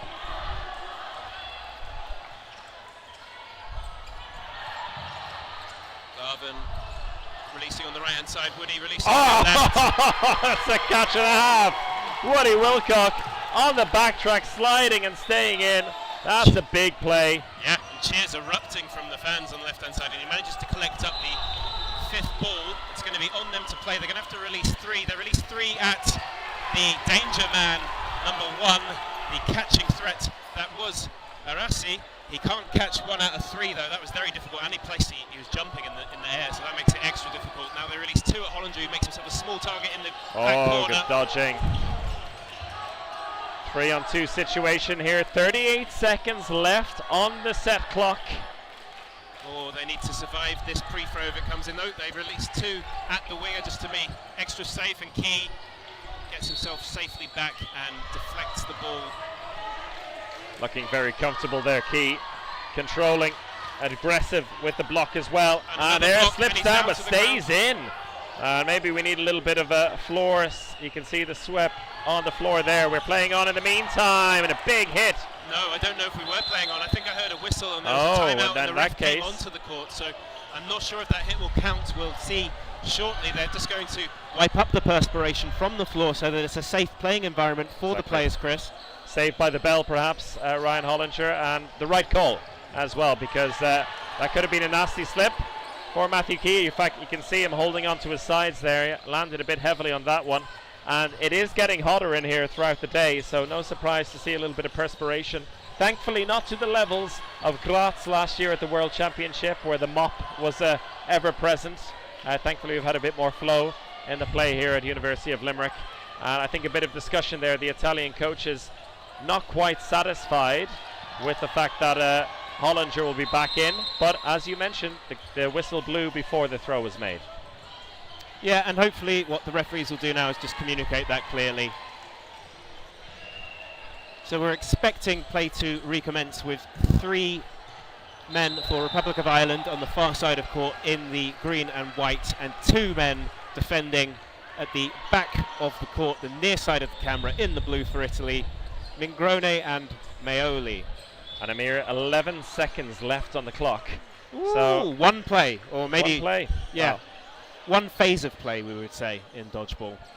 And it is, let me see here, so it's Italy with 2 balls in possession, it seems. Although I'm guessing if Hollinger is back in, that the ball that was thrown their way will come back to Italy. So you'd imagine either way, Italy need to be the aggressor here, whether they have 2 balls or 3 balls. Absolutely. The burden will be on Republic of Ireland to throw. However, that doesn't mean that Italy can't hit them with a surprise pre-throw. It doesn't mean that they can't set themselves for a catch. So what will Republic of Ireland elect to do? Will they put a ball in safe so that they can't be caught out, and then use the remaining 2 balls to scurry backwards, block and defend? Or will they go for a strike, releasing multiple balls at one of the targets? I think at this point you know that Italy are going to come at you hard right on the counter, and maybe 1 ball will not suffice there. So perhaps 2 balls and 1 player take 1 out, because the chances of the Italians regaining both balls and making use of them with 2 players is not so much. But that is all irrelevant now, because the 3rd ball goes to Italy. So the play is on them, and this might be the only phase of play. They haven't got a hit, so Republic of Ireland don't need to do anything. They don't need to throw. 4 seconds left. Oh, no just hit. Missing. Oh. 2 outs! Oh no! What a disaster! What a turnaround! Oh, the referee's calling 2 and 2 though. So if that is the case, then it would be a draw. After the whistle, the Italians saying it was a 2-on-1. Yes, because I saw Hollinger was going And off the back of the confirming. court as well. Wow. Incredible how much can happen in a mere 11 seconds of dodgeball, Brew. Yeah, you can't take your eyes off this for 1 second.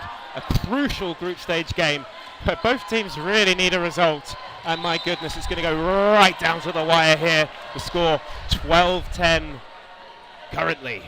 And that's basically keeping Italy in this game. If you imagine that had gone the other way around, as it looked to have with 11 seconds left, it would have been 14-8 on the scoreboard. Not insurmountable, but a massive lead in the context of this game having been so close from start until now. But instead, it's actually been turned around to 11 each.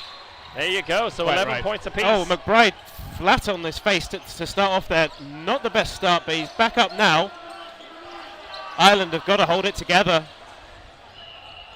They're coming up with a free ball press, a couple of pump fakes, and it's a release from number 10, going for Arasi, who has been the catching threat.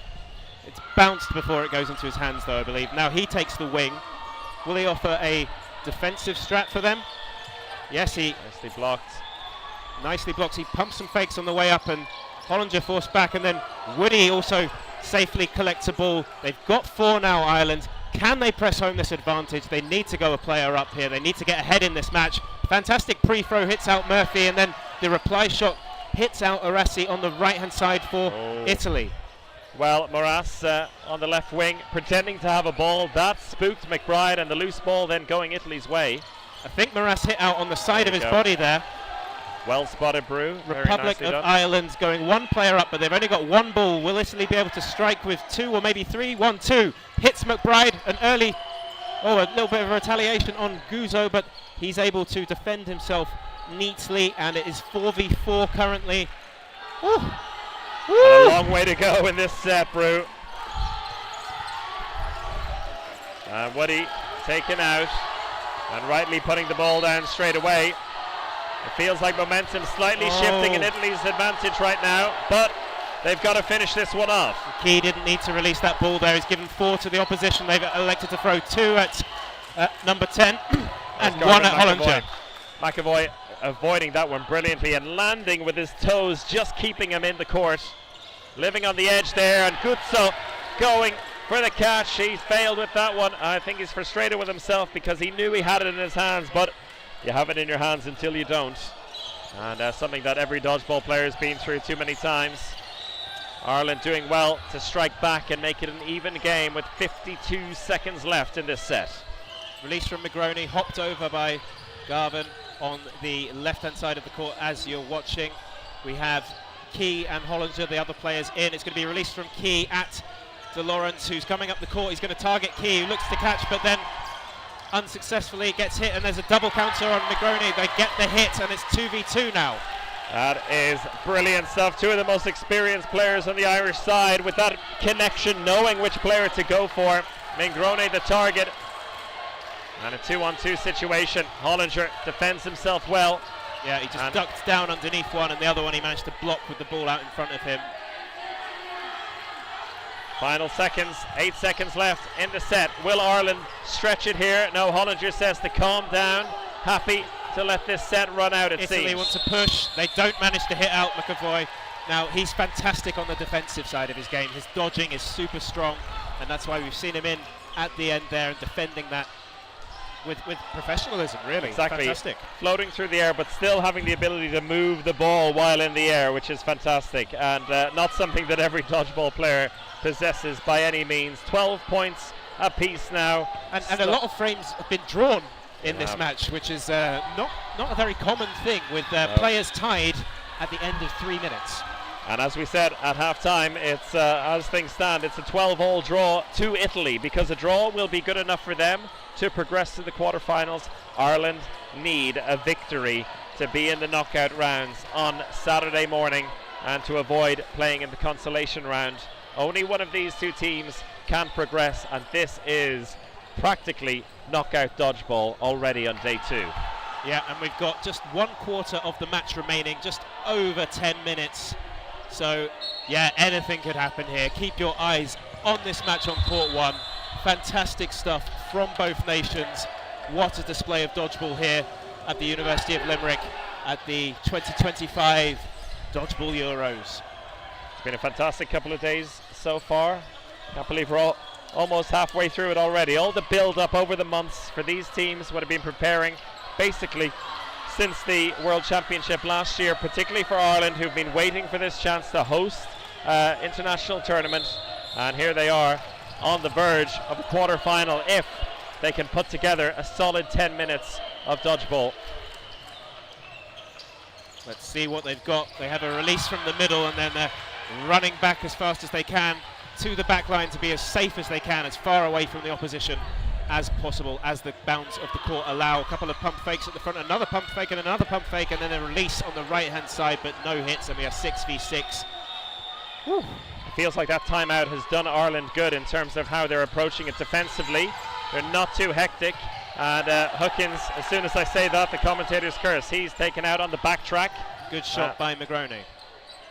Very smart play from the Italians, pushing on that counter. The ball up for grabs here, but in Corvia can't get there to make the catch. Fantastic shot there by Coombs.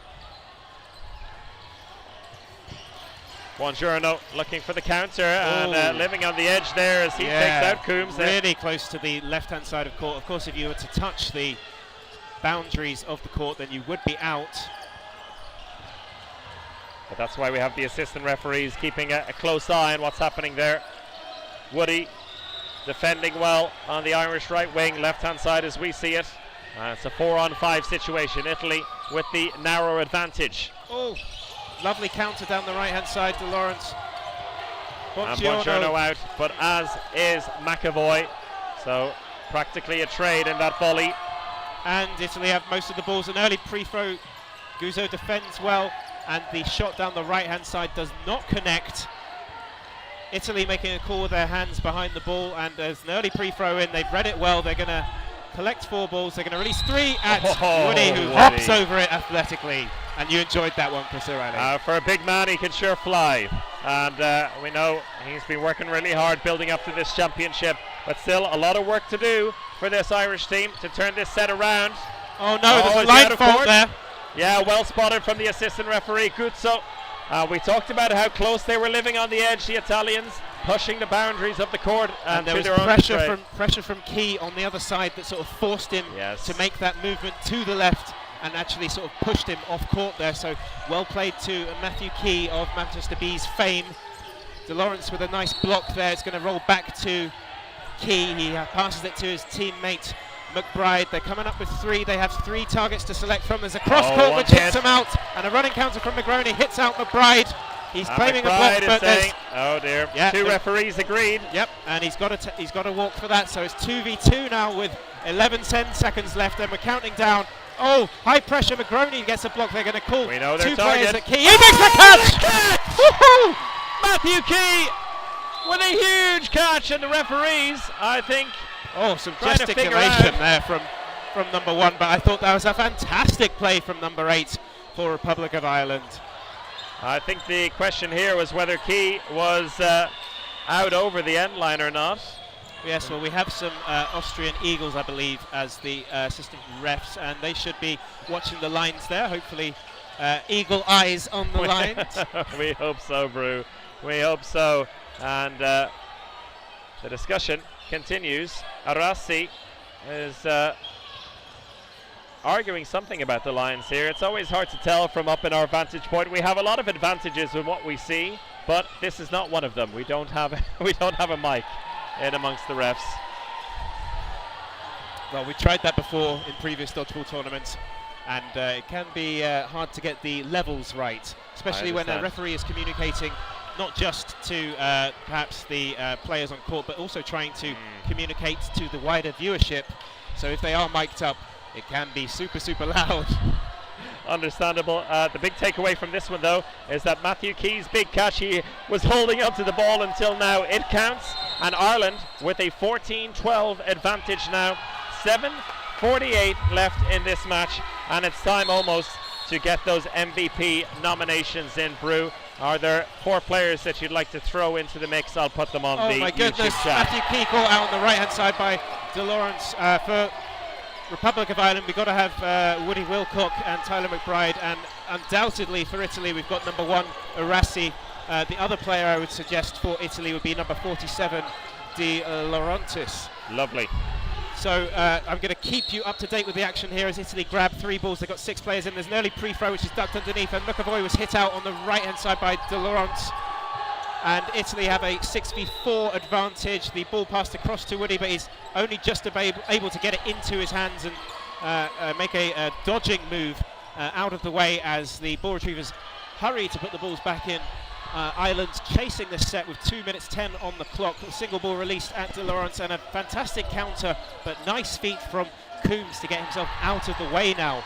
With Ireland coming back up the court with 3 balls. They're going to release from the middle at Negroni, and the ball retriever successfully captures that for his team. There's a call behind the ball from De Laurentiis and a single ball released on the left-hand side. Meanwhile, there's a pre-throw on the right-hand side of the court, and that has enabled Italy to collect 4 balls. They're at the front of the court with 3, and they release 2. 1-2 on to number 24, and just the 1 at Tyler McBride, so he's able to catch that and bring Key back in and level things up with 5 players versus 5 players. Oh my goodness, this is so exciting. 4 balls to the Republic of Ireland, and they just forced De Laurentiis off the back of the court with the pressure of so many balls coming in at him. And then meanwhile on the left hand side there was an early pre-throw caught by Matthew Key, and Republic of Ireland now have 6 players on court, and it's getting a bit desperate for Italy as we have 6 minutes left on the clock and 1 minute 10 of this frame. Cross court from Woody, who holds his shoulder. Looked like it was almost invalid. You need to of course throw within 1 meter of a player for it to be valid, for it to be considered. And Arasi with an amazing catch down the right hand side. He has been on top catching form this whole match, and he's just done another one there to not quite level things, but they've brought him back a peg. And oh my goodness me! Pounding the court is number 28 for Italy. He doesn't quite manage to get that catch. It hit him and popped up in the air. Oh my goodness me! What action here! Woody just popping over 2 balls there, Chris O'Reilly. And a call of calm, shouting as loud as possible, calm from the Irish side as they look to hold on to this advantage with 17 seconds left in the set. The fans are going wild. Really slow approach with 4 balls. Arasi looks to counter, but he puts it into the ground. Going a bit rogue there. Oh, and they're going rogue again, just trying to release, just trying to get a desperate hit. Targets, great block, targets the player with the ball though. He should have gone for an open target, more chance of hitting. Doesn't quite get the hit. Fantastic block, like you said, by McBride. Ireland taking another 2 points. Oh my goodness, I'm so excited, Chris O'Reilly. It is phenomenal. There is 4:36 left on the clock. Ireland up by 4, but of course they are not home and dry. There's still plenty of time here. Still an opportunity for Italy to get the 4 points they need. 2 sets left. Exactly. Based on the time left, we are definitely going to have 2 sets, so they can get a draw. And as we discussed earlier, a draw is a win for Italy. That's so it. Everything to fight for in the last 4 minutes 15 of the set. Now we're just taking a brief pause to wipe up some sweat. Referee Bruno Savic just checking that the floor is safe for play to continue, Chris O'Reilly. Meanwhile, on the chat, you can see the MVP nominations are up for you to vote for. You have until the end of the game to make your vote. The 4 nominees out there at the moment, and still there could be some plays made to make that final decision a little bit tougher for you at home. But what a game this has been. The final game of the group phase here on court 1, and the rush won by Tyler McBride once again. And was there a full start? A false start from Italy. So that means that play will continue, and Ireland are going to get 5 balls. Oh no, we're restarting from the back of court. Yeah, we're going to pause play. We're going to restart from the back of court. And what do you do here, coach? With 5 balls, you probably release 3 at 2 separate targets. Maybe trying to crisscross them over to make some...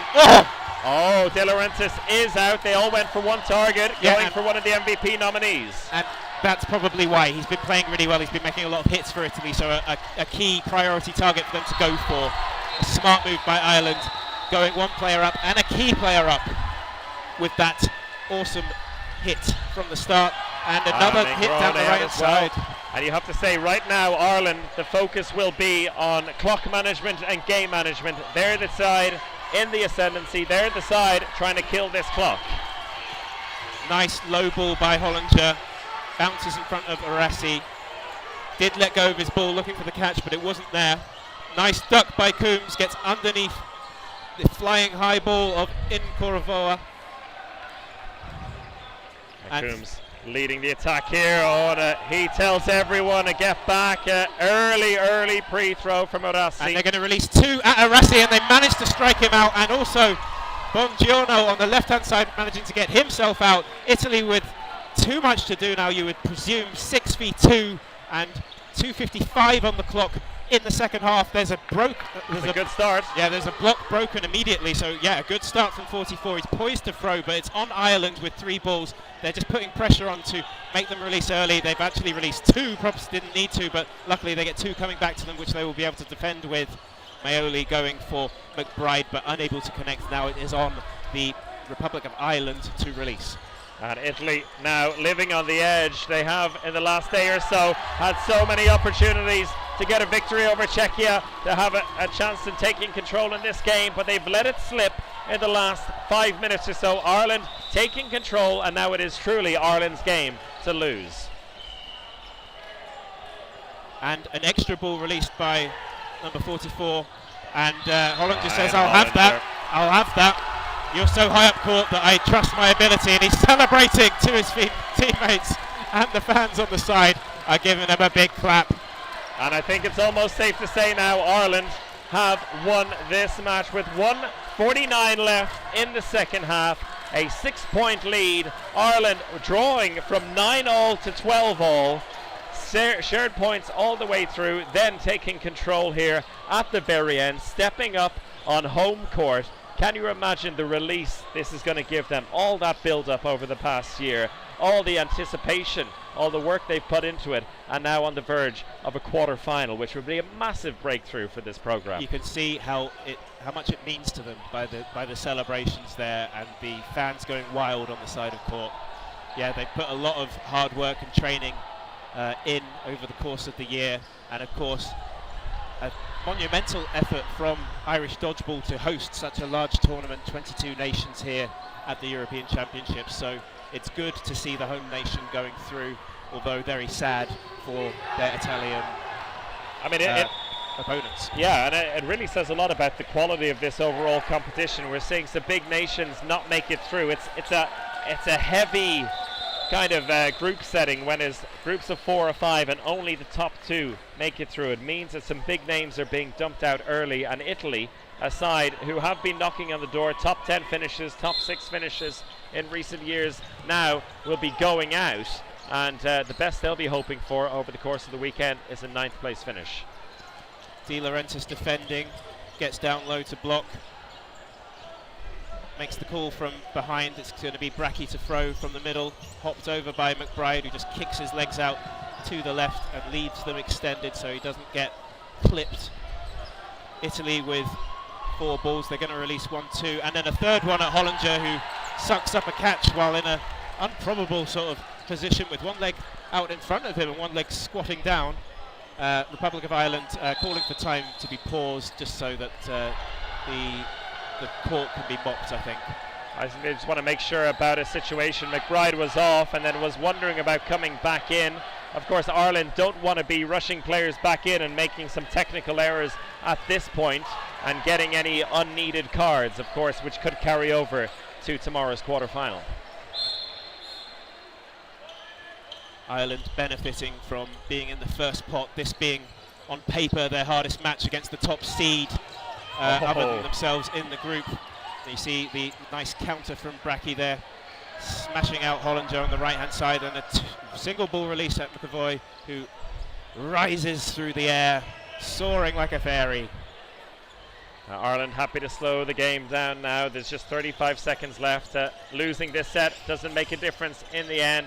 All they need to do is soak up the atmosphere, soak up the occasion. Maybe this is the first time they can truly enjoy the game after what has been an intense 40 minutes of dodgeball. Brilliant cross court there from Paul Coombs. Oh, and looking for the catch as well, but nicely done. Italy will finish on a high here, trying to get the 2 points at the end. Nice feet from Matthew Key there, just knocking them out of the way in time. Can he survive the last 2 seconds? Yeah, he'll be able to do it. And that's it. Ireland getting the victory, 18 points to 14. That was one hell of a game to end day 2 of this European Dodgeball Championship and end the group phase of this championship as well. Your MVP, as voted for by you at home, is Ireland's number 9, Woody Wilcock. But perhaps we might get both Woody and Tyler for a chat. And Brew is going to go and get some players for us to talk to. What a game that was at home, folks. I really hope you enjoyed it. And looking at the comments here, you certainly did. Colin Mallon saying, Paul, that was filthy. I love it. A lot of love coming in for the players here. A lot of pride for the players as well. This team with family on the court side here at University of Limerick Arena, and of course family and friends back at home supporting. It's a bitter pill to swallow for the Italians, but they've taken this defeat very well, and I think over the course of 40 minutes they will have to accept that they were the second best side. And Italy now knocked out of contention for the quarterfinals. Ireland will be progressing with Czechia, I believe, if my maths is not all over the place. What we do know for sure is that Ireland have qualified, and Czechia, assuming they got the job done over their opponent Slovakia in the final game, which I can check for you as well, will mean that they go through in first place. Indeed, they won that one 45 points to 1. So Czechia winning this Group A of the men's competition in the Dodgeball European Championships 2025. As for Ireland, finishing in second place, and I believe we can look forward to a quarter-final against Northern Ireland tomorrow. So an all-Ireland battle, players that know each other so well inside out, battling tomorrow morning in the quarterfinals. That, of course, still to be confirmed, and that we will be able to show you on dodgeball.ie, the Irish Dodgeball Association's website. They have all the overviews of the tournaments, very nicely done as well. And Ireland qualifying in the cloth men's division for the quarterfinals, also in the cloth mixed division for the quarterfinals, and it looks like they have finished in first place in Group A, which could mean a quarterfinal tomorrow against Austria, which doesn't feel like much of a reward right now, but I think for the Irish players the key thing right now for them is that they have made it through to the knockout stages on Saturday, so a lot for them to look forward to. And we're getting some players to join us for a chat now, and let's see, it will be Woody Wilcock and also, I believe, Tyler McBride. Good stuff to see the men fresh from their victory, and they're going to have a chat with just us in a second. Gentlemen, let's go for Tyler McBride. Come, put a headset on. Congratulations. Brilliant play. We'll put you live here for everyone at home to watch as well. What a game. I think you may have accidentally just muted yourself there. Now, there we go. Hello, everyone. Now we can hear you. They want to hear what you want to say, Tyler. Well, I know it's just moments after the game and really hard to reflect right now, but what's the first impression of what was one hell of a battle with Italy? I just came away from saying to everyone, like, that just felt like a final. That I've never played a final, but if I did, that is what I imagine a final to feel like. That it was just pure energy the whole way through from both sides as well, and it was just the best time. I enjoyed it the whole way through.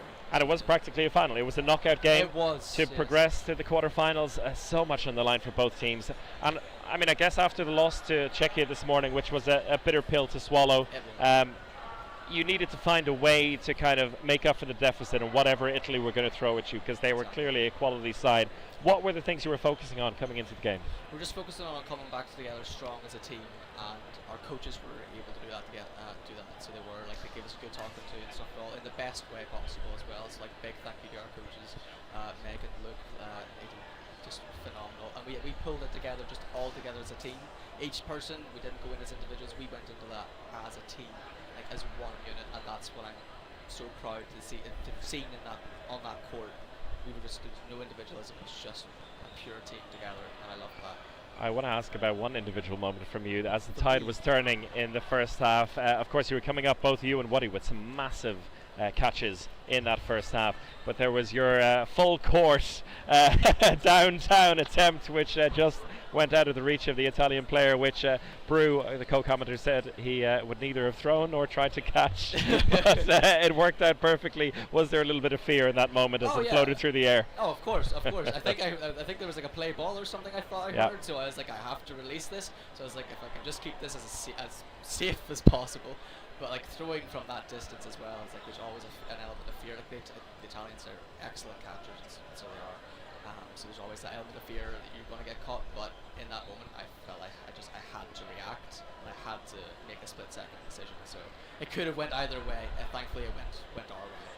I've had the pleasure of joining the team for some training sessions and seeing all the effort you've been putting in over the course of the year. This has been a massive target. The anticipation must have been really like bubbling out of you yesterday morning.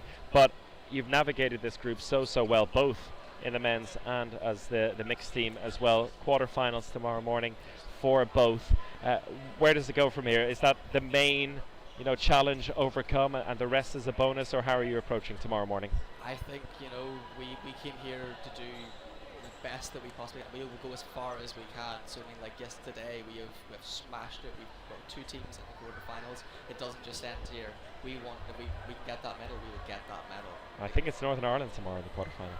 Bring it on. If so, what a game ahead. Tyler McBride, congratulations on the win. Thank you very much. We'll hand it over to the men, Brew and Woody, to have a chat as well.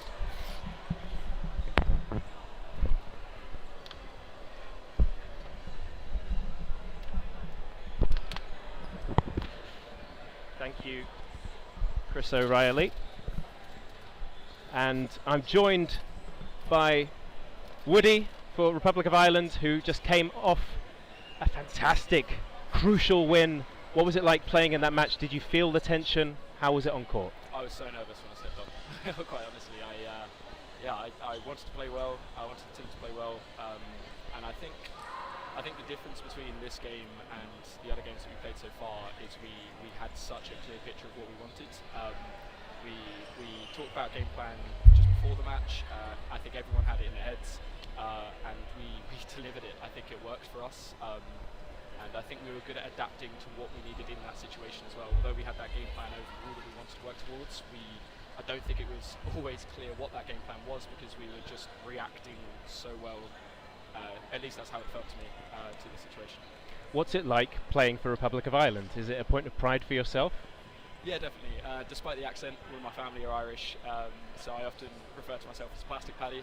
But I'm very, very proud of my Irish roots, and it's always been a dream of mine to play rugby for Ireland, so I settled for Dodgeball. So yeah, I'm very, very proud, and the team are just we're such a unit. Everyone's so friendly. We all the Irish lot, they house us when we go over for training, so we're very, very close as a team. It's lovely. Well, you've certainly done yourself and your family proud there.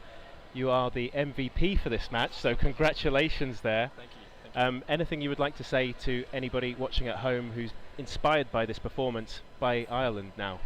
I don't know about inspired. I mean, there's so many people to thank. The people who put this together. I mean, Tamas did an amazing job, and everyone that's worked on it. We've got so many sponsors. We've got so many people who have come together to make this work. And although I haven't been on the international scene for too long, this has been such an exciting tournament. Although I think I have some bias, but I think it's been one of the best tournaments I've gone to. I'm loving it. So. I forget everyone that I've ever met when you ask that question, so I got one name out, I think. Well, congratulations on the win, congratulations on the MVP, and good luck for the rest of the tournament. Thank you very much. There we go. Oh, look at these, Can we show that to the camera? The nails are very important. Oh, brilliant, brilliant. Thank you very much to Woody Wilcock. We're going to sign off now. Thank you very much. We'll see you for some more Dodgeball action tomorrow. We have knockouts. So it's going to be very exciting. Tune in to courts 1 and 2 for your commentaries. Thank you very much, Woody Wilcock. I'm going to say hello to Chris for one last time. There we go, Chris. What a day. What an end to the games as well. Incredible finish. Yeah, and 2 very, very happy men. Yeah, and if I'm not two very sweaty men. I did actually, Yep. by mistake, sort of touch him in the interview on the shoulder there, lovely. and I regretted that immediately. And if I'm not mistaken, now don't quote me on this, but I believe it's an All-Ireland derby in the quarterfinals tomorrow. goodness, is Ireland it? versus Northern Ireland in the Okay. men's competition. Okay. If my permutations have been correct. But of course, you can go into dodgeball.ie to make sure of that. And maybe actually somebody in the meantime So I has think mentioned. typically it will be the team This from is the Group mixed- A will be playing Group Exactly. So you can So- see here that in the mixed division, Ireland finishing in first place, so they are likely to play Austria. What a reward that is Oh for my winning goodness your me. mixed group. But B. But what a fantastic reward seeing France beating Absolutely. Austria and topping that group. that was My what a game goodness that me. was yesterday as Wow. well. And you can see here in the cloth men's division, second place in Group A, Ireland, versus first place in Group B, Northern Ireland. That goodness will me. be an absolute cracker, and I think a lot for us to look forward to Yeah, I've played tomorrow. I've played in that fixture many times, and it's always one that that seems to pop up.